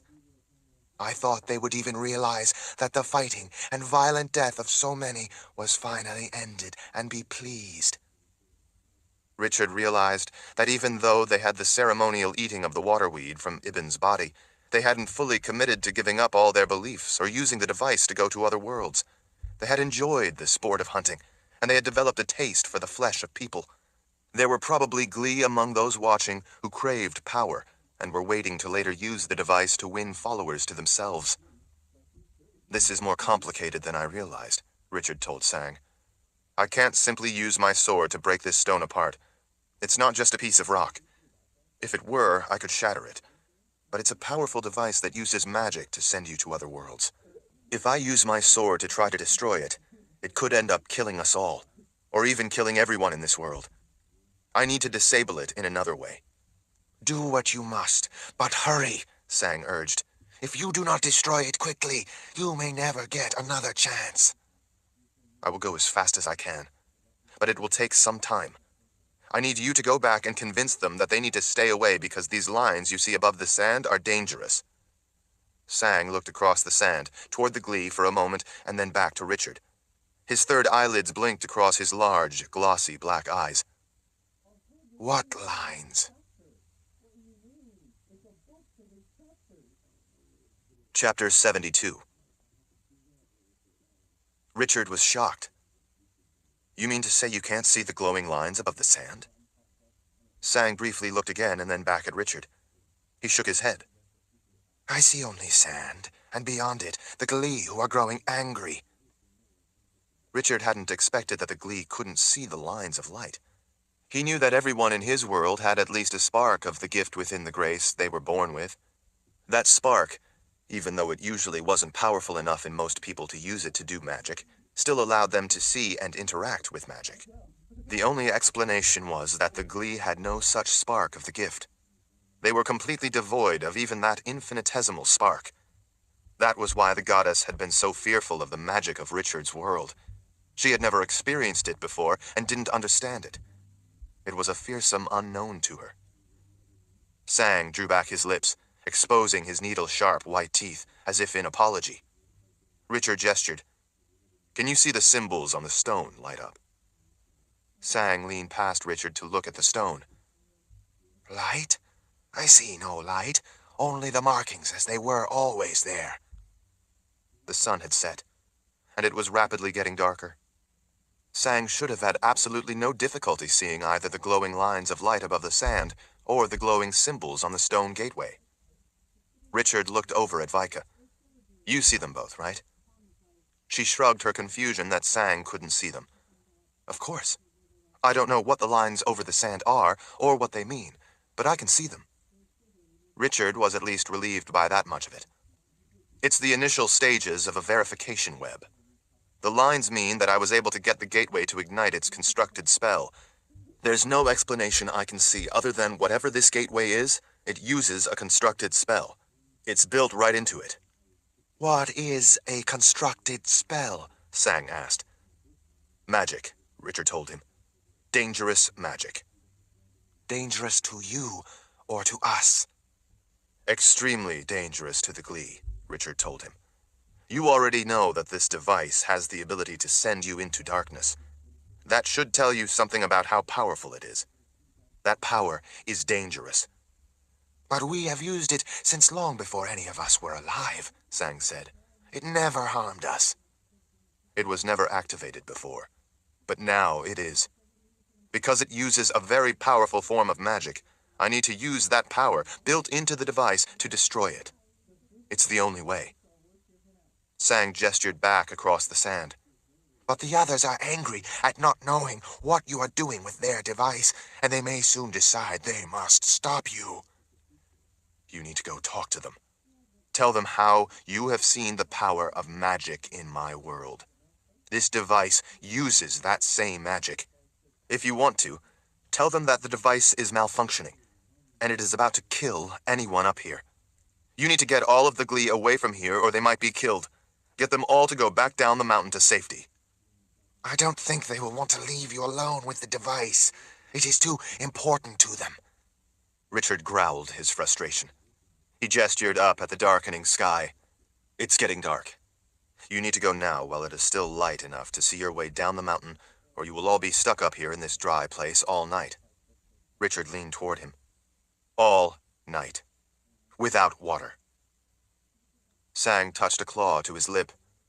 That concerned him, but he was still hesitating. Because he couldn't see the glowing bluish lines, Richard didn't know if he understood and feared the magic of the gateway. But like a boulder falling off a cliff from above, you didn't need to see it to be killed. He knew, though, that fear of being stuck in this dry place overnight was probably more alarming to him than anything else. He looked across the sand to the others.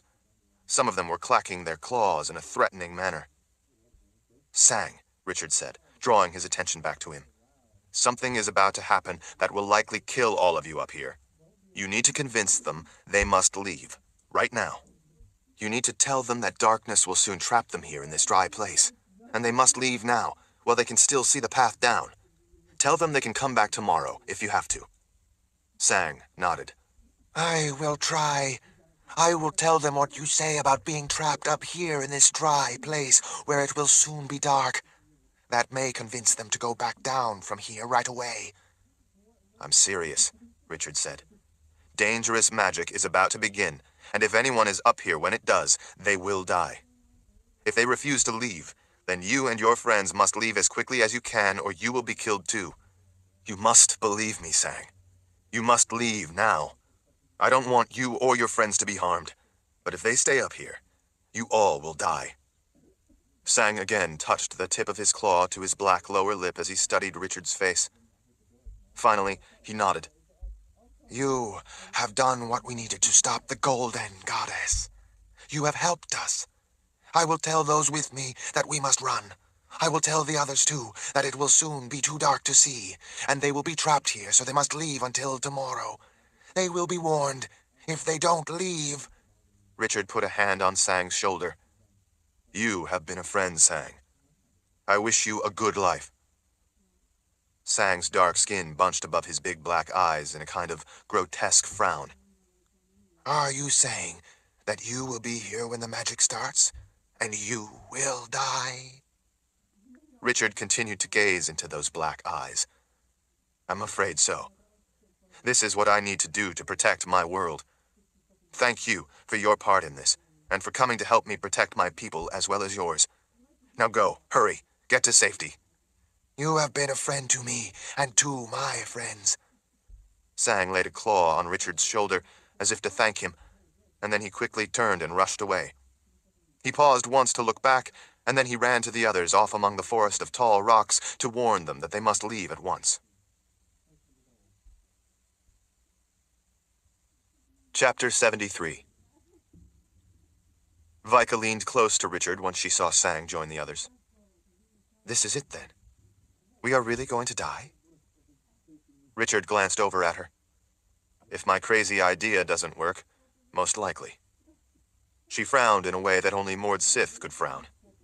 And if your crazy idea does work, then the gateway will be destroyed, and we will have to face who knows how many thousands of angry Glee that will want to rip us apart for destroying their precious device.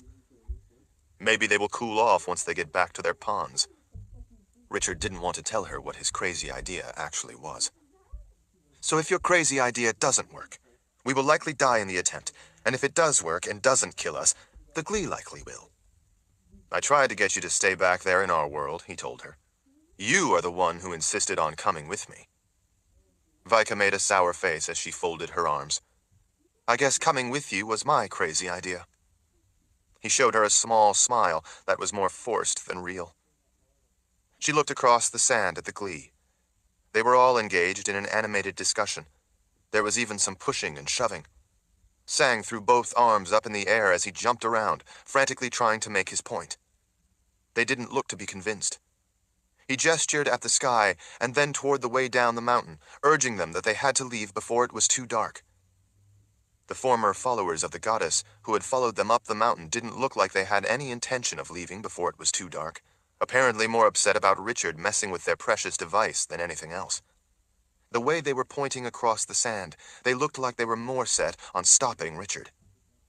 The glee Richard had brought across the drylands finally heeded Sang's urgent warnings and started for the path down the mountain.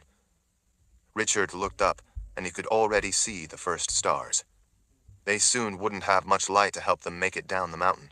The moons would help, but only until they were in the dense fog of the heavy cloud layer lower down the mountain. "I don't know what you have planned," Vika said, "but you had better hurry up before they decide to come over here and kill us to keep you from harming their sacred device." "I know, but I need time." "Time for what? How much time?" "I already activated the verification web." He gestured toward the sand. "That's the bluish lines in the air above the sand. It doesn't tell me enough about what I need to know to reset the gateway. In order to understand the gateway and the process to reset it, I need to do an aspect analysis of the verification web from an interior perspective." "Oh, of course." Vika rolled her eyes. "I don't know why I didn't suggest that in the first place." "Vika, this is serious. This is our only chance. I'm going to have to use both additive magic and subtractive magic. It's the only way to activate an interior perspective." That sobered her. "What do you need me to do?" "Once I ignite that kind of power, anyone up here is going to die." "I hope you don't really expect me to leave with Sang." "No." He gestured to the bluish lines above the sand. "I want you inside that web with me. It's the only way to protect you." "Inside magic?" She looked at him like she thought he had lost his mind. "You want me inside some kind of powerful magic with you? That's your crazy idea?" "You need to trust me. You have already let me take you to the world of the dead. Compared to that, this should be a breeze." "Sure, a breeze." She glanced briefly at the glowing lines above the sand. "I don't know a lot about magic, but what I do know is that mixing subtractive magic and additive magic is beyond dangerous. If you need reminding, that's what brought Shota's palace in Bindamoon down on top of you." "I know. But this time there is not a witch unleashing the same thing at me." "Will we be safe in your web thing?" Richard nodded to reassure her. "Yes, I've done it before, and I know how to do it. But there is a problem." "Of course there is." She let out a deep sigh. "What's the problem?" "While I know what I'm doing with the constructed spell portion, I don't know for sure how the gateway is going to react to a mix of that kind of power." She gestured across to the sand. "Well, whatever you're going to do, you had better hurry. I don't think Sang is convincing those angry glee of anything." Richard saw that she was right.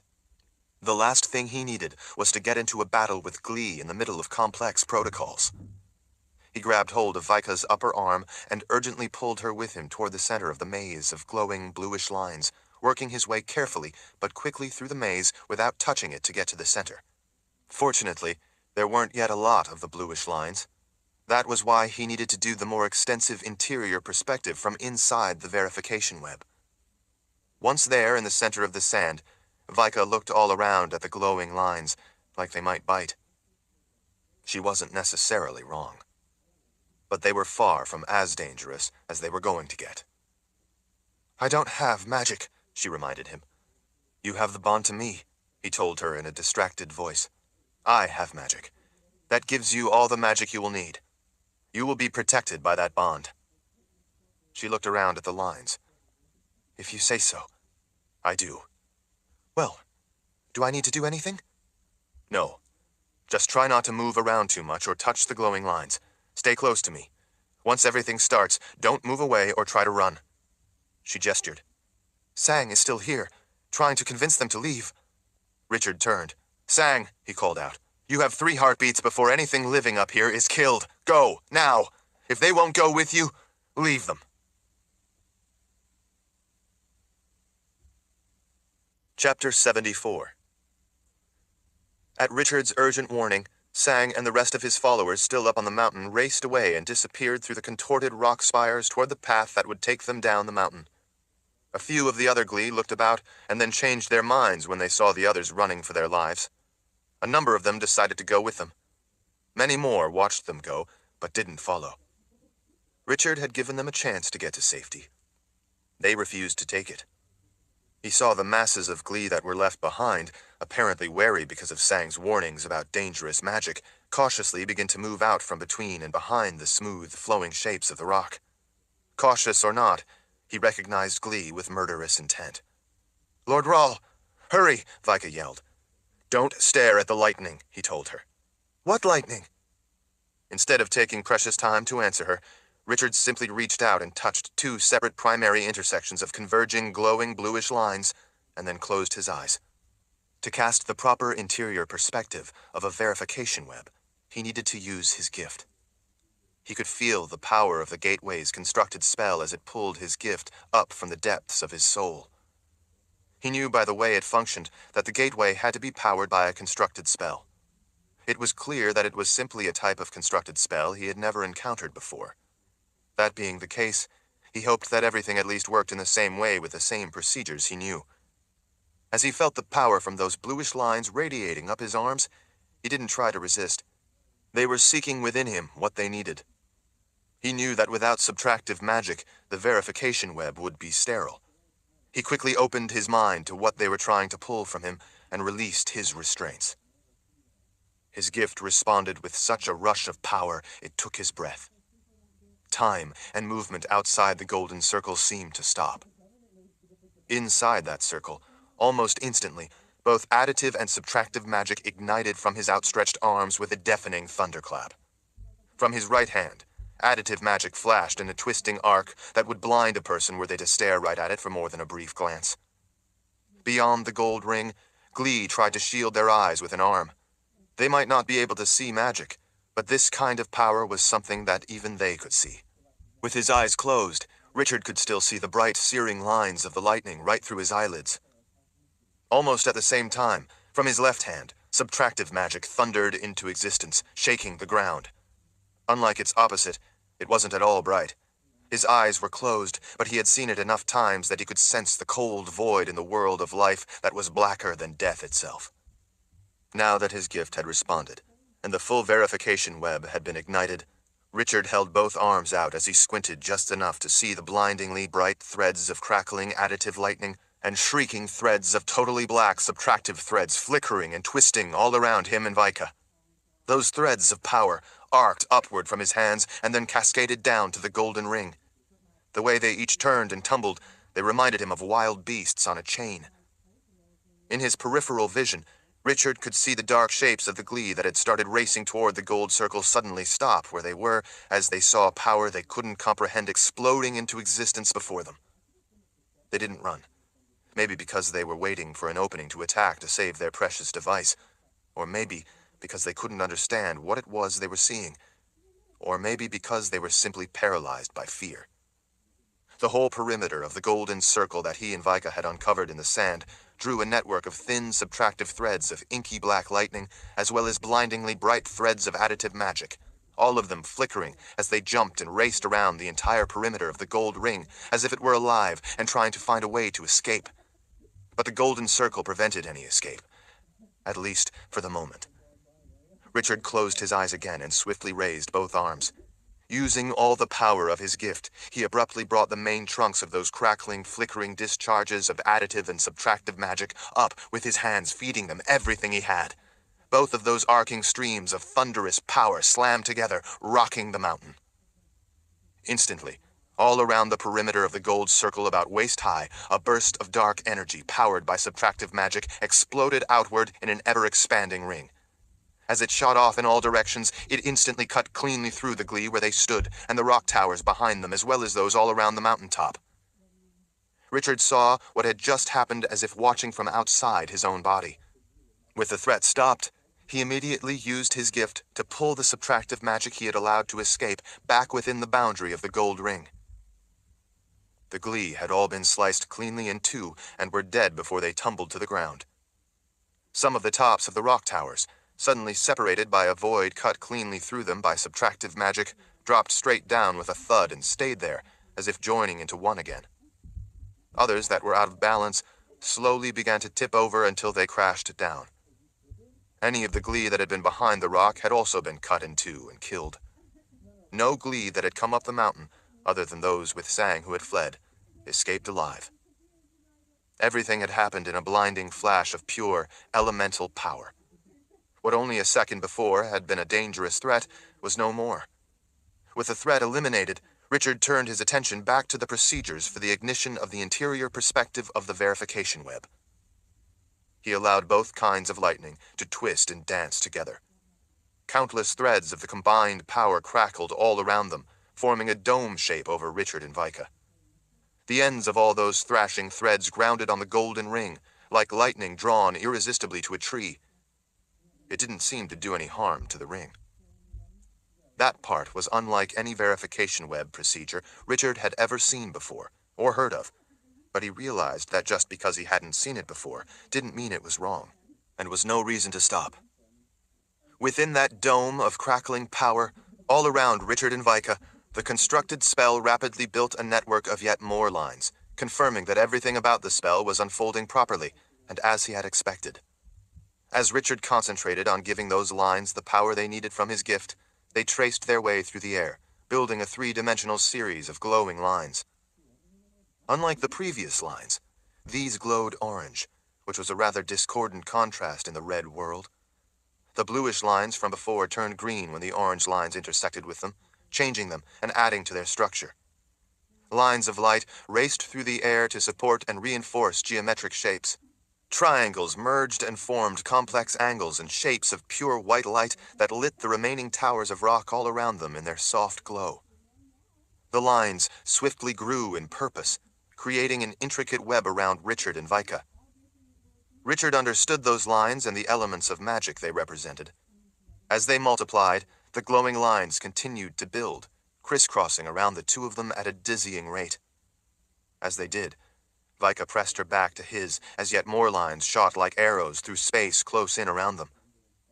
The lines, Richard knew, were routines of the spell form, protocols that created the web to confirm what elements made up that spell form. They were, in essence, a three-dimensional diagram of the constructed spell.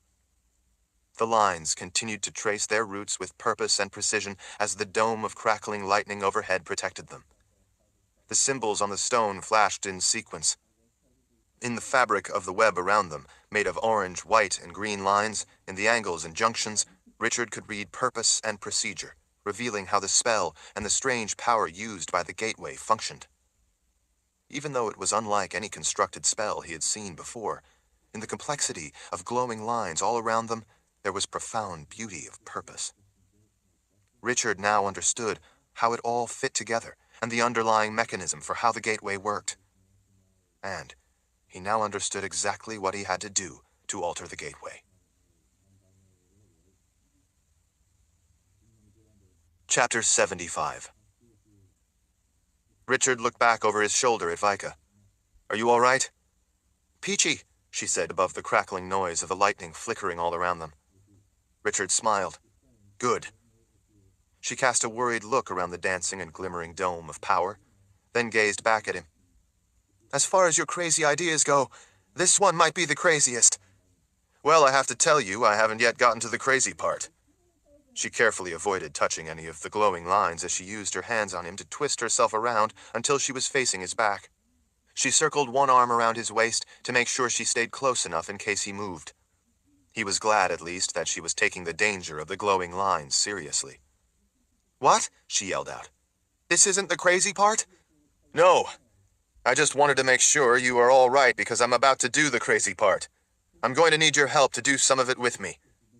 She shook her head. "Sure, why not? I have nothing better to do." He gestured around at the complex network of luminous blue, green, orange, and white lines of the verification web. "I'm going to have to extinguish some of these glowing orange lines in order to open up a corridor of sorts that you and I can move through to get to the gateway device." "Should I go with you?" "Yes. Once I clear away enough of the lines, then when I start to move toward the stone, I want you to move with me, like you are my shadow. Can you do that? Of course, but that doesn't sound like it's the crazy part. It's not. When I'm ready and we start to move, keep your arms in close. Be careful not to let any part of you touch the lines, because they will cut a slab of flesh right off you. I understand. I'm going to extinguish some of the lines, but I can't get rid of them all quite yet, or the web will collapse, and I still need it. So it will be a narrow space, and we will have to be careful. I understand. But there is something that I think you should know first. What's that? He asked. She pointed down. We're not touching the ground. We're floating about a foot above it. I know. It's part of the process. When I extinguish some of the lines, we will settle down to the ground and be able to walk to the stone. Once he was sure that she wasn't going to panic and do something that might get her killed, he realized as soon as he had the thought that Mord Sith didn't panic, and they didn't necessarily fear getting killed, as long as it was in service to protect him. He began reaching out and touching his first finger and thumb together at key intersections in the web. Since the lines were in part a creation of his own gift, he knew that as long as he was careful, they wouldn't harm him the way they would harm Vika. As he touched the first intersection of lines above and a little to the right, two of the lines crossing in front of him vanished. He continued to pinch off primary junctions of lines, in a way cauterizing the flow of power so that it wouldn't bleed away and the web would remain viable.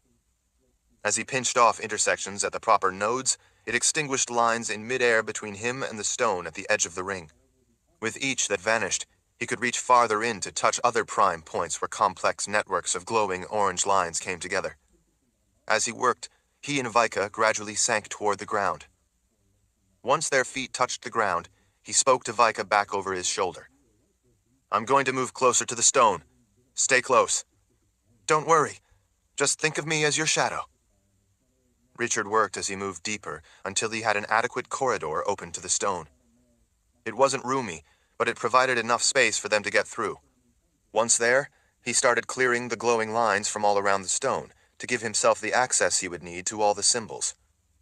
All right. I'm ready for the next part. Don't be alarmed. Nothing you do alarms me anymore. He smiled as he pulled his silver-handled knife from the sheath at his belt. It had an ornate letter R on it for the House of Rawl. It was a reminder of home, Kalen, and all he had left behind, as well as his responsibility to his own world. As Vika watched over his shoulder, Richard gritted his teeth and drew the razor-sharp blade across his forearm, cutting deep enough to bleed sufficiently to provide the blood he would need.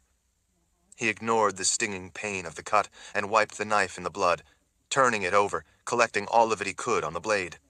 He held the knife level, so that the blood wouldn't all run down and drip off. Leaning over, he touched a series of 3 emblems in the language of creation, with just enough additive magic to initiate a reset of the gateway. Each one he touched confirmed that touch of magic with a slight vibration and a tone. Once done with that, he held the knife over the stone to let the blood drip from the tip of the blade into the slot on the top where Sang had shown him they put their claw. What are you doing? Vika sounded apprehensive. I thought you said that nothing I do alarms you anymore. I'm not alarmed. I'm Mord Sith. I'm curious. Richard held the knife steady to make sure all the blood continued to drip into the slot. I'm altering the protocols with my blood, so that the gateway will only recognize a Rawl from now on. That's actually not crazy. Just wait, he whispered. What? Nothing. Richard swiftly stroked the edge of the blade up his arm again to collect more blood. Once he had, he quickly held it over the slot, letting more of his blood drip from the tip into the slot.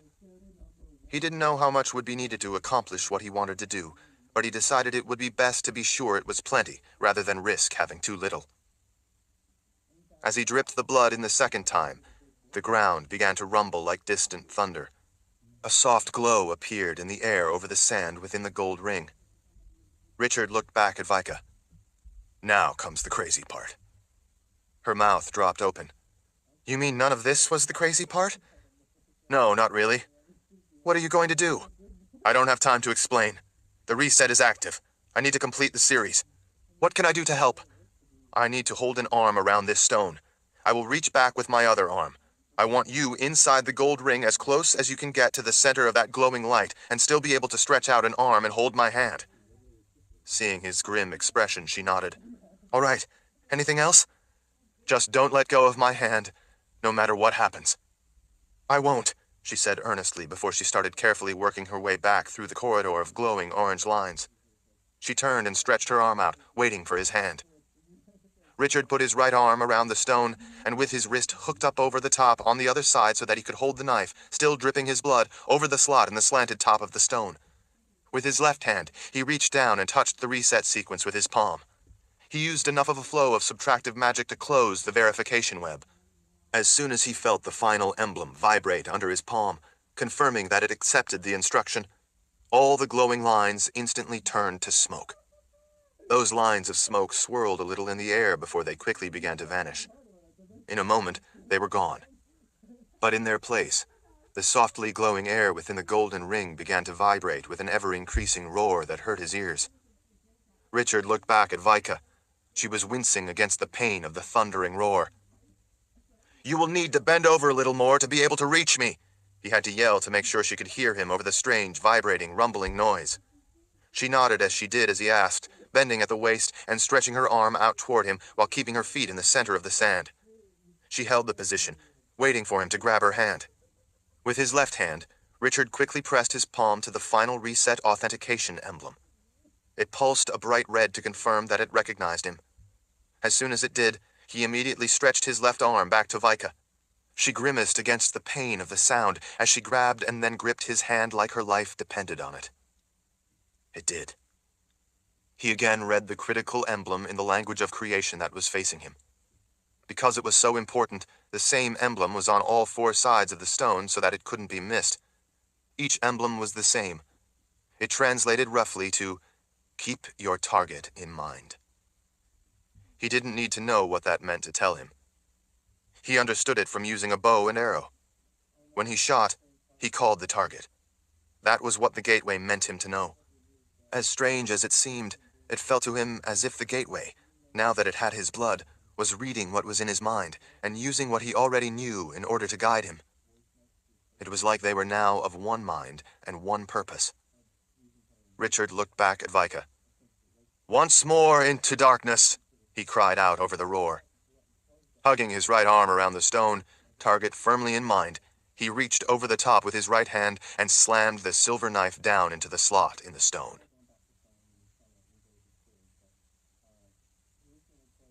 Chapter 76.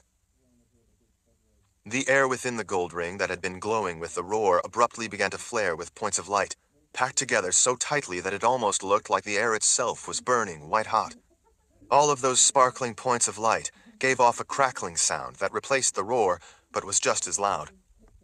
Richard hugged the stone with all his might as he gripped Vika's hand as hard as he could. He dared not lose his grip on her hand. He thought he might be hurting her, but she was squeezing back just as hard. He closed his eyes, trying to empty his mind of all the thousand worries questioning everything he had just done. No one had taught him these procedures. He had learned them from the gateway itself through its verification web. In essence, the gateway had shown him what it needed at each step. His grandfather Zed had taught him that many dangerous things of magic had fail-safes that prevented anyone who wasn't supposed to from using them. He worried that maybe the things the gateway had revealed it needed to function and reset might be one of those fail-safe traps to not only prevent him from successfully using something that he was not meant to use, but kill him in the process. Many fail-safes were, after all, lethal. He mentally ran through everything he had done, trying to make sure he hadn't overlooked anything. He knew he had done a thorough analysis, and as a result, he had disarmed all the fail-safe sequences he had found from the interior perspective of the verification web. He tried to think if it was possible that there had been any that he could have missed. But if there were, it was too late now. He knew he needed to focus, so he finally put those concerns from his mind. He called the target. He tried as hard as he could not to let any other thoughts but that target enter his mind. Around the fringes of his awareness, though, a continual stream of little things nagged and nibbled, calling to him, trying to pull him away to think about each of them. He redoubled his effort to put them from his mind. As he did when he shot his bow, he saw the target in his mind, centered on it, and pulled it toward him. He didn't feel anything trying to force him from the stone, or Vika from his grip. but he dared not loosen his hold on either. He had to remind himself what mattered and put both of those thoughts from his mind as he concentrated on calling the target. He stole a quick peek. It was hard to see anything through the sparkling points of light, but he could detect the wind-swept stone all around them rapidly getting increasingly wavy. He thought it might be that his eyes were watering, so he blinked and returned to concentrating on calling the target. He had done everything to the best of his ability. He knew he could no longer dare to spare the mental effort to worry about any of it. Now, he simply focused on calling the target. That was all that mattered. It was everything that mattered. Suddenly there was a thunderous rumbling sound, low, intense, powerful. Even with his eyes closed, he could see the flash of light that had caused it. The next thing he was aware of, before he could begin to understand what had just happened, was darkness beyond dark. Abruptly, there was no longer any sound at all. The profound silence rang in his ears until it hurt, and then even that sensation was gone. Richard felt nothing. It was a complete lack of any sights or sounds or sensations. He couldn't tell up from down. He couldn't feel if he still had hold of Vika's hand or if he was still holding the stone.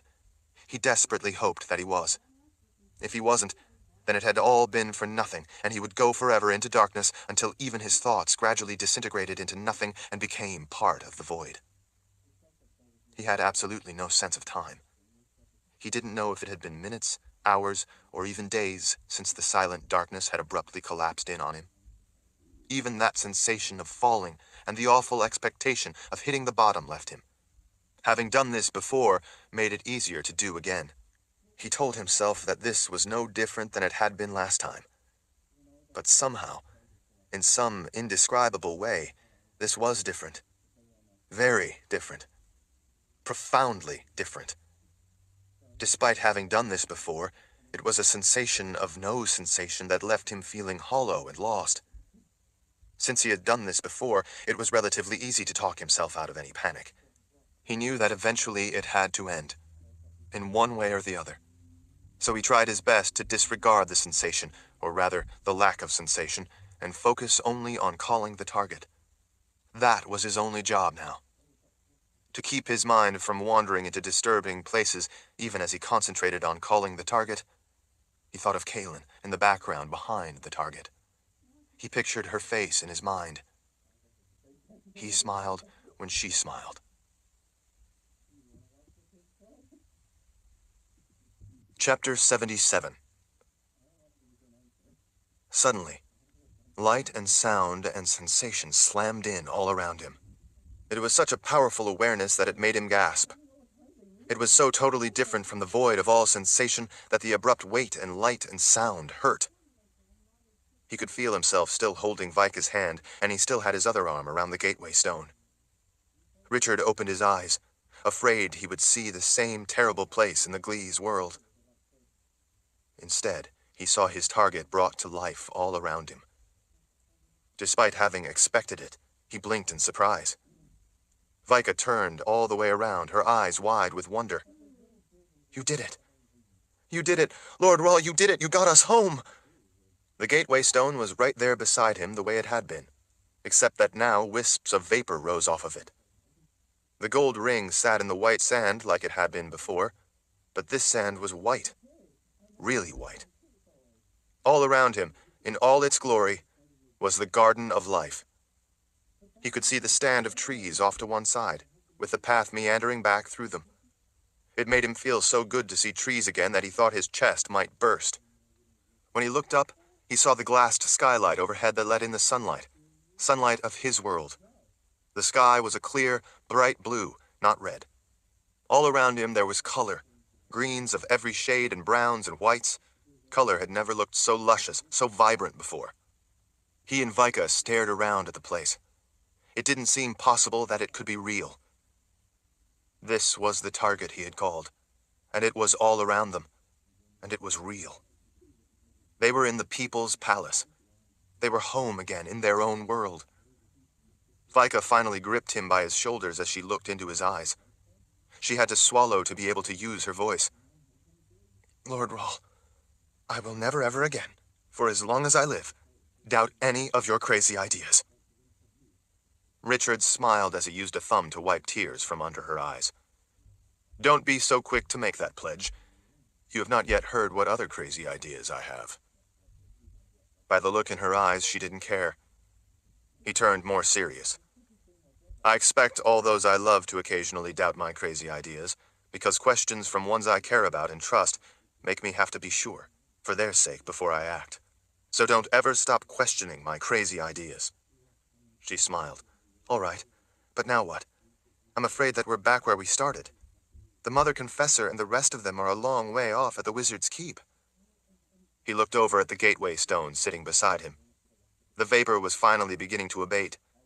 It was still making a soft humming sound, as it had back in the Glee's world when he had activated it. Vika gestured at the slanted top. Don't forget your knife. Richard could see that several of the emblems were still glowing red, and a couple were blue. I'm not done yet. While the reset process is still active, I have to put in a failsafe. A failsafe? Yes, a procedure that prevents just anyone with the gift from being able to reset it or use it. Believe it or not, if you activate the gateway in the way I've done, you can actually create a duplicate. Vika frowned. What for? Richard shrugged. I don't know. Maybe so that you can play that you are gods by gifting a gateway to other worlds. Maybe this one is a duplicate and that is how the Glee came to have it. Maybe the ones who gave it to them wanted to play at being gods. But you know for sure that there was no duplication this time, right? Are you sure this device is the one from the Glee's world? And that they don't have one anymore? Maybe a duplicate of this one? I'm positive. The procedure for creating a duplicate is completely different. This is the original from the Glee's world, and there is no duplicate left behind. The Glee are going to be trapped in their world. They can never again travel to other worlds. I think Sang and his friends will be happy about that. And only you can ever do that with this one? Richard nodded. Only a Rawl, yes, with failsafes to prevent just anyone from figuring it out and using it. The knife I used is only used by special people. The gateway will recognize only it, the same way it was set to recognize the claw of a Glee before. That's one safeguard. My blood created another protocol, so that the gateway will only recognize Rawl blood. That should be specific enough, shouldn't it? Richard shook his head. With something this dangerous, you can't be too careful. It needs something more, another failsafe that no one would likely know how to use. Something that only the right person would know. Like what? Richard flashed her a smile before squatting down before the stone. Most of the symbols in the language of creation glowed a soft blue. One of them in the series of final emblems still glowed red, indicating that the reset was still open. He knew that once he touched it, the protocols would lock in and set. Before he put his hand on the pulsing red symbol, he reached down to another series of emblems designed to accept additional properties. He recognized that this was a way he could set a fail-safe protocol.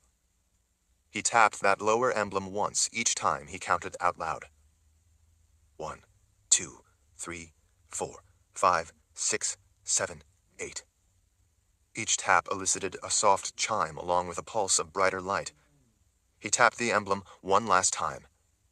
9. He spread his fingers to touch 2 green emblems at the same time. The gateway stone made a soft, dull sound as it recognized and accepted the new failsafe. Finally, he pressed his palm against the glowing red, pulsing symbol. He felt it make a soft vibration to confirm that the failsafe was set and all the new protocols he had initiated were locked in.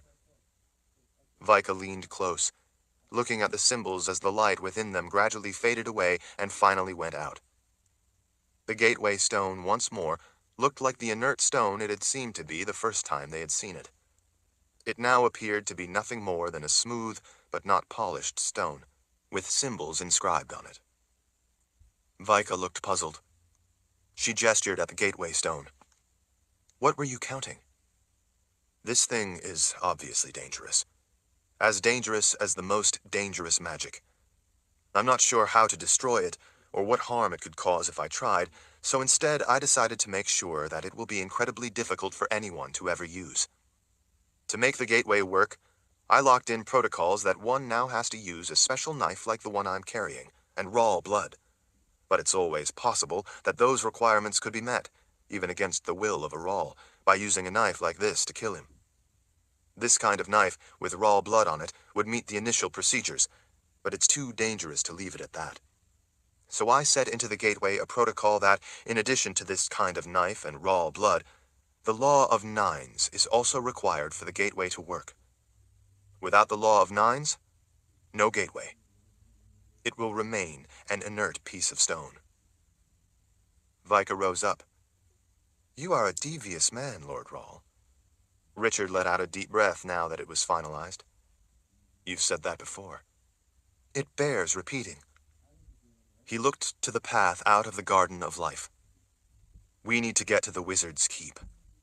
Kaelin was about to give birth, back when we left her there. Chapter 78. It was a long and difficult journey getting to the keep the last time, she reminded him. We had better get some fast horses. I have a better way, Richard told her. Another crazy idea? Please tell me you don't intend to use the gateway to get us there. Richard shook his head at the very notion. Dear spirits, no. I'm not sure that would even be possible. But I know a better way, and it's not crazy at all. Let's go. As they went through the double doors and out of the Garden of Life, there was a very surprised knot of men of the first file standing right there. They all stepped back, stunned at seeing the Lord Rahl and Vika. It looked as if they had heard sounds and were all gathered by the doors. At seeing him, all of them snapped to attention after stepping back and clapped their fists to their hearts. One of the Lord Rahl's personal guards stepped forward. The man was even bigger than the men of the first file. He was armored with fitted leather and had metal bands around his massive arms, just above his elbows. Those bands had razor-sharp projections on them that were used in close quarters combat. They could tear an opponent apart with ease in short order. The big man blinked in astonishment. Lord Rahl, we weren't expecting you. I suppose not, Richard said. To tell you the truth, I wasn't expecting me to be here ever again. When the man only frowned in confusion, Vika showed him a smile. We went into darkness to get here. He clearly didn't have a clue as to what she could mean. We've been keeping extra guards on this place since you told us to before you left, the captain of the guard said. Not a soul has gone in there, but we heard noises and thought that maybe it was more of the glee. He leaned over to look around Richard and through the open doors into the Garden of Life. The man looked painfully puzzled. How did you get in there? I just returned from the world of the glee, he told them. The eyes of all the men widened. They were killing people in our world, and they killed a lot of people here, at the palace. I had to make sure they can never come here to harm anyone again. The captain looked grim. There was an attack. Not long after you and the Mother Confessor disappeared, some time back. But none since then, thank the Creator. That wasn't the Creator's doing, Vika told them. It was Lord Rahl's. Richard ignored her and addressed the captain. I'm sorry to hear about that. But at least there is no longer any need to ever again have to worry about attacks from those monsters. They will never be able to come here to our world again. The captain frowned his concern. Lord Rahl, how can you be so sure of that? Those demons could just show up out of thin air. We never knew when or where. How can you be sure they will not come again? Richard gestured back through the open double doors. Because I stole the device they used to travel to our world and brought it back with me. Jaws dropped. Weren't they angry you did that? The commander asked. Well, yes, actually they were, but the ones who objected are now dead. They all looked at Vika, like maybe she could explain the incomprehensible to them. I know it sounds crazy, she told them, but Lord Rahl sometimes does crazy things. If he didn't, we would be the ones who were dead by now. The captain cleared his throat. We are certainly happy to hear that you are safely back in our world with us, Lord Rahl. But what of the Mother Confessor? You were going to the keep for her safety. Yes, well, and therein lies the problem. I wanted to bring the device I stole from the glee here, where I know it will be safe under the protection of the first file. Now that I've done that, I need to get to the keep as soon as possible. What can we do to help? Get me to the Sliff. At that command, he sensed Vika tense up, and he saw her glance down at the Sword of Truth. He showed her a small smile.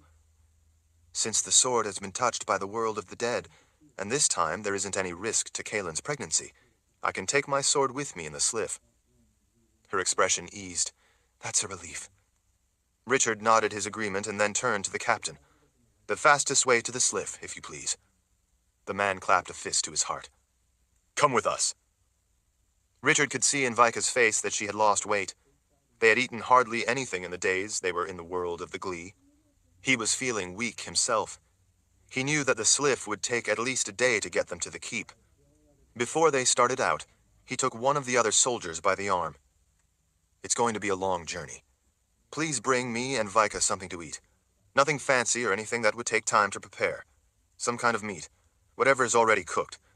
Bring it to the sliff and be quick about it. Chapter 79. Breathe.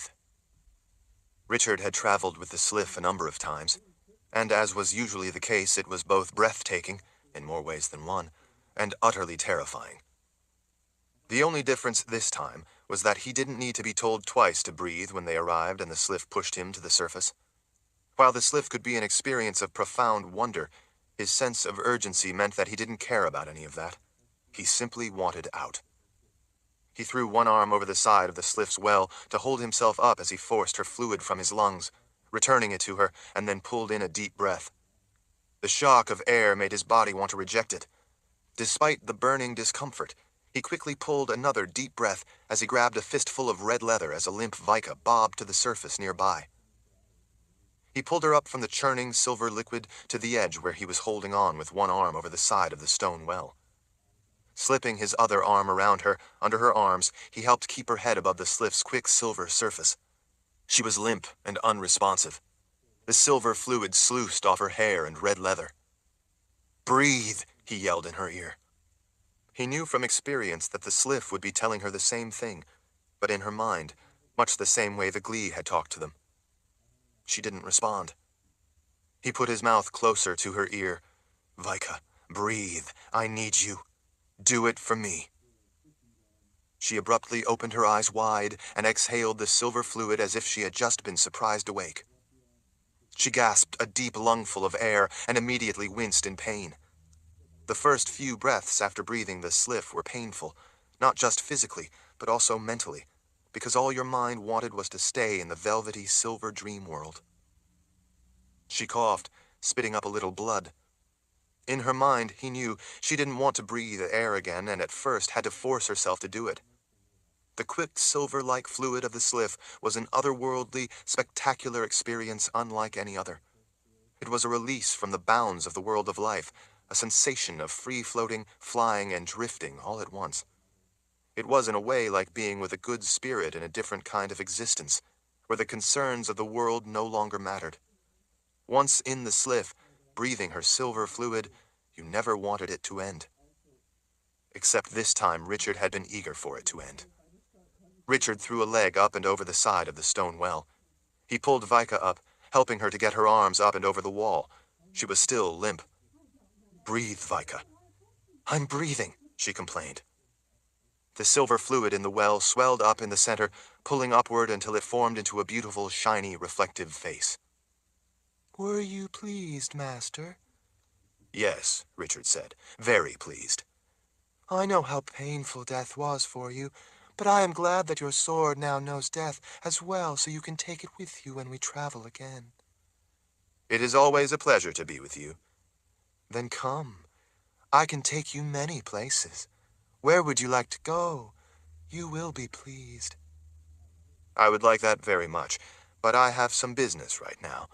Maybe later. When? I'm not sure yet, but really it was wonderful. I was pleased. The silver face smiled. I am glad, Master. A bit of a silver frown formed. You are sure you were pleased? Yes, Richard said, nodding, as he hauled Vika's upper body over the edge. As she finally got a leg over, he helped her down to the ground. Very pleased. You may go back now and be with your soul. I will call on you again just as soon as I wish to travel. Thank you, Master, for traveling with me. I enjoyed it. When you wish to travel again, I will be waiting for your call. With that, the silver face melted down into her churning silver waters. The reflective fluid began sinking down inside the well. Richard looked over the edge to see the choppy surface receding at an ever-increasing speed until in a blink it was gone down into the darkness. When he looked back, Vika had her fists on her hips. That was just plain weird. I know. Traveling in the Sliff is a strange experience. No, I mean that conversation was weird. Why were you talking to that thing like that? Richard waved off the question. It's a long story. Come on, let's go. They raced out of the Sliff's room and along the railing around the pit with the dark rock sitting in the center of dark water. Their sudden appearance caused small creatures on the rock to leap into the surrounding water. The lower reaches of the keep were dark and gloomy. Occasionally, there was a long shaft that reached to the outside to let in light and fresh air. Richard took them the shortest way he knew to get to the massive lower chamber that was kind of like a central hub. From there, one could go to any number of different places and levels in the keep. The chamber was so long that he couldn't recognize a person's face from one end to the other. It wasn't nearly so wide, but it was immensely tall. Up near the top, there were long openings that let the keep breathe, changing the air down deep in the place and letting it flow through the halls. It also let birds and bats come and go. Both came for the bugs. It was a long climb from the lower keep. They went up both narrow, dark stone stairs and more elaborate staircases. Together they raced down passageways and through elaborately decorated rooms. Higher up in the keep, when they finally rushed around a corner, Richard heard voices. He looked down a broad hall to see two women standing at a window looking out and talking. Richard trotted down the hall with Vika at his side. He slowed to a breathless stop near the women. Both stared with wide eyes as he and Vika caught their breath. "Sister Fedra, right?" he finally asked. She curtsied. "Lord Rahl, it has been a very long time. I am surprised you remember me." Both women stared at the red leather. "This is Vika," he told them as he held a hand toward her in introduction. The sister likewise lifted a hand out to the side. "This is Jenna, one of the women from down in the city who come up here to help out at the keep." Richard offered her a quick tip of his head in greeting. She blushed, and then performed a shaky curtsy, too intimidated by the Lord Rahl to speak. It was something that he'd gotten somewhat used to. He didn't have the time to talk her out of her mute fright. "Where's Kaylin?" he asked the sister. "She was pregnant. Did she have the babies yet? Is she all right? Where is she?" The woman blinked at the burst of questions. She turned to the window and pointed out. "She went down there. She said she wanted to have her children where she was born." "She went down to the Confessor's Palace?" Richard was astonished that she would take that risk before knowing that she would be safe from the Glee. "That's right," Sister Fedra said. "She has been down there for quite some time now." Chapter 80. As he and Vika raced into the majesty of the Confessor's Palace, two of the women who lived and worked there were already rushing toward them, skirts held in a hand as they ran. "Lord Rahl! Lord Rahl!" one of them called out, waving an arm overhead to make sure they saw her. They both ran up to meet Richard and Vika as they came into the bright, airy Grand Central entryway. "Lord Rahl!" "Yes?" "I'm Ginny. This is Nina. A runner just arrived to tell us that you were on your way," Nina put in as if it were exciting gossip, or maybe she was just excited to see him. Richard had been in a hurry to get there, so he was surprised to hear it. "A runner? A runner beat us here?" "Rachel," Ginny said with a grin. "She knows the shortcuts." Richard frowned. "Rachel? You mean Chase's daughter? That Rachel?" Ginny nodded. "Yes, she is such a big help to everyone. She has long legs, that girl. She was so excited to tell us that she had spotted you and the Mord Sith that she had to race all the way down here as fast as she could to tell the Mother Confessor." She pointed toward the ceiling. "She is up there with her now." "Where is Kaylin? Has she had the babies yet? Ginny held her arm out, directing him. "Come! Everyone will be so excited that you have returned. To be honest, we all thought you were dead. Everyone except the Mother Confessor. She said..." Richard wanted to strangle the words out of her. She said what? He looked over at the other woman instead. What did she say? Well, Nina stammered, she said that you weren't dead, that you would... Would what? Nina blushed furiously. She said that you would get some crazy idea and be able to come back to us. I guess she was right. Oh, I don't mean she was right that you would have a crazy idea. I'm sure your ideas aren't crazy, but that you would return. When Richard swished his hand to urge them to get moving and show the way, Ginny immediately turned and led him and Vika up a grand stairway of white marble to a spacious balcony that ran most of the way around 3 sides of the palatial entryway. Around one side of that balcony, they went up a second stairway to the 3rd floor, and then turned down the central hall. As they hurried down a wide, elaborate hallway with comfortable-looking chairs and groupings, Shale came racing around a corner out ahead. Lord Rawl! She rushed up and seized him by his shoulders.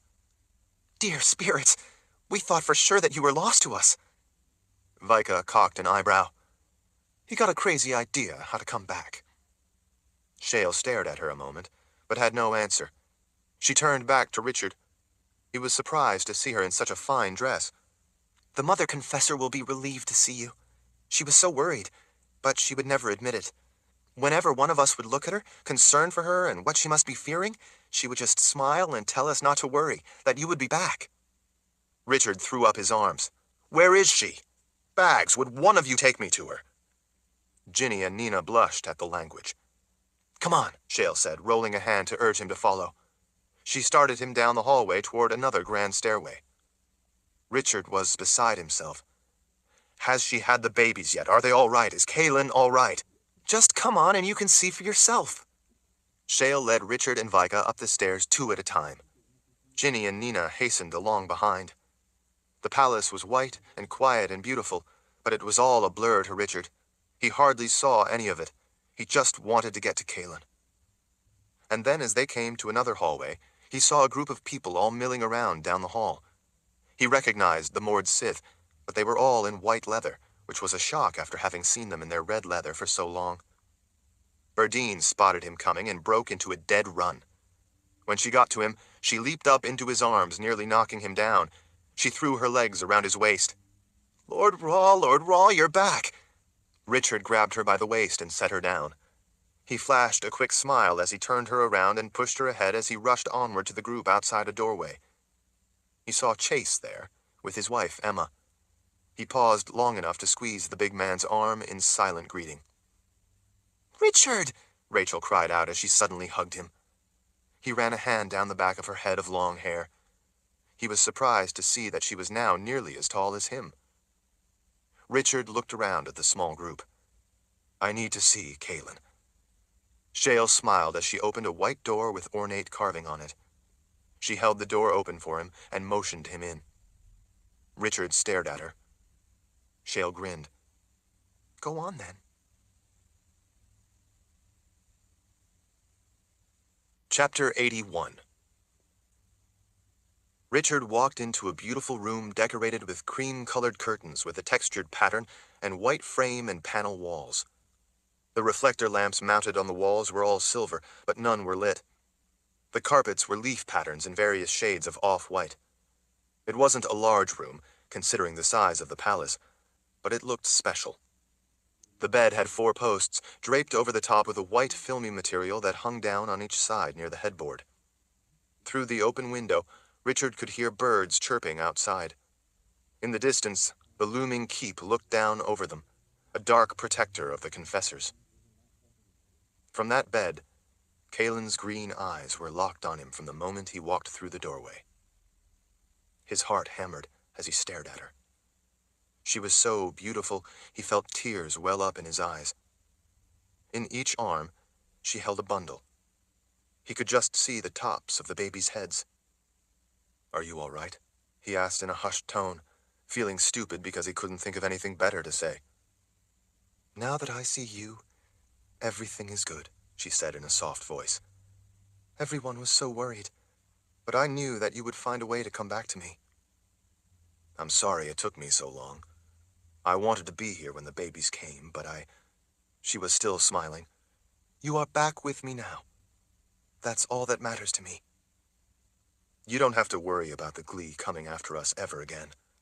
No one in our world ever has to fear them again." "The Golden Goddess is not the new Golden Age, then?" she asked. Richard shook his head.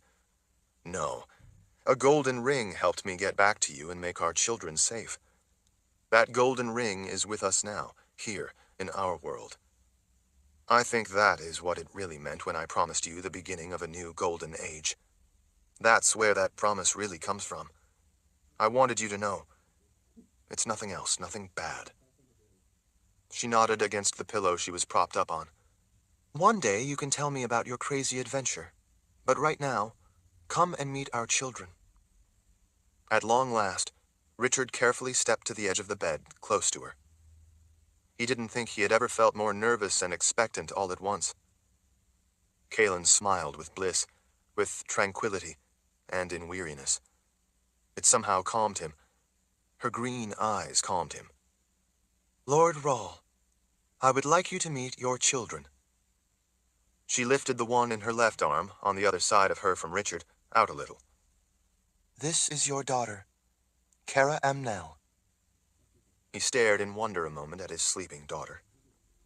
Kaelin looked down as she lifted the other one, asleep in the crook of her right arm, out a little. "And this is your son, Zedekias Rahl."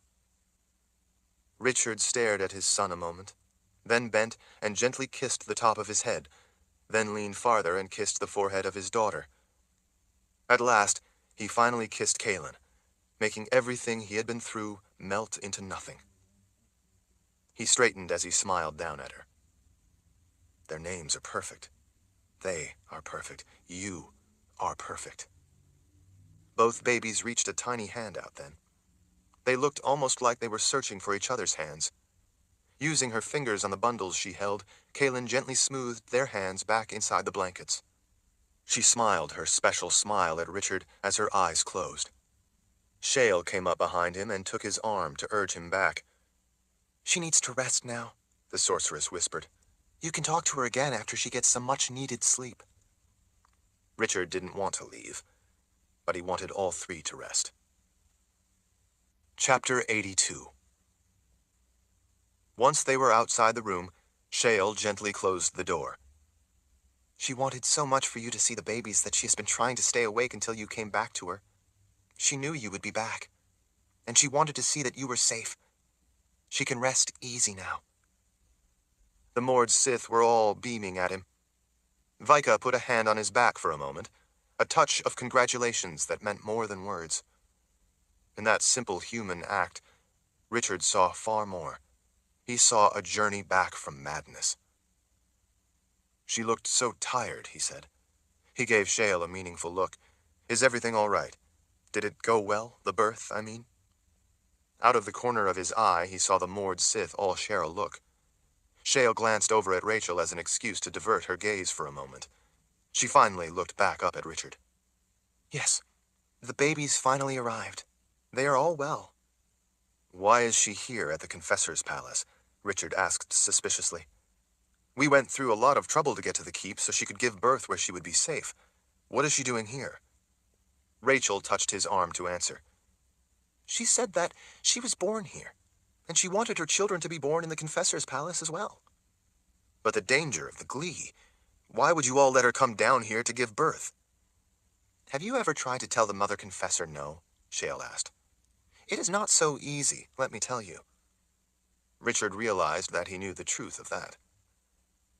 "We tried to tell her to stay in the keep where she would be safe," Berdine said. "But she said it wasn't a problem because you would see to it that she and your children would be safe." "But he did," Vika said. "He saw to it that they were safe. He didn't let her down. He didn't let any of us down." Richard looked back at the sorceress. "You helped her then, when the babies came?" "I did," she said as she was overcome with a peaceful smile. "As I promised you, I wouldn't let you or her down." Richard could sense an odd tension in the mood of all those in the hallway. Was the birth difficult? Cassia, standing next to Shale, turned her back on Richard and whispered to Shale. Richard could just barely hear her say, "Tell him." Richard looked back at Shale. Her smile faltered. "What is it? Was there a problem with the birth? I should have been here. I'm sorry. I came as fast as I could. What is it? What happened? Shale folded her fingers together, holding her hands together in front. Well, to be honest, it was a difficult birth. Partly because of all the mother's breath we gave her, but there was more to it. Kaylin was in labor for days. She finally gave birth not long ago. But she looks all right. She looks just fine. The twins look beautiful and are sleeping peacefully. No, she is fine. That's not it. The babies are fine as well. Richard gestured as he grew impatient. Well then, what is it that all of you know about and none of you are saying? Shale cleared her throat. The thing is, Lord Rawl, she had a very difficult birth. The babies... You already said that. The babies what? Shale glanced away from the intensity in his eyes. The babies had a difficult time being born. Richard had been with Zed when he had helped with a few difficult births. He knew how tense that kind of situation could be. Why? What was the problem? Well, actually, Shale said, I've never seen anything like it before, so it's rather hard to explain. Richard was at his wits' end. He threw his hands up in the air. What was the problem? What happened? Shale cleared her throat again. The thing is, we were having a difficult time helping her in delivering the babies. Richard looked from face to face. Were they breech? No, that wasn't it exactly, Shale said. Richard planted his fists on his hips. What was it then? Why was it difficult? Tell me. Shale finally looked back up into his eyes. When the twins were being born, they were holding hands as the mother confessor was trying to give birth. Richard stared at her a long moment. Holding hands. Shale nodded. We had a very hard time getting them to let go of each other so they could finish being born. After we finally pried their hands apart, Kara was born first. Zedekus came immediately after.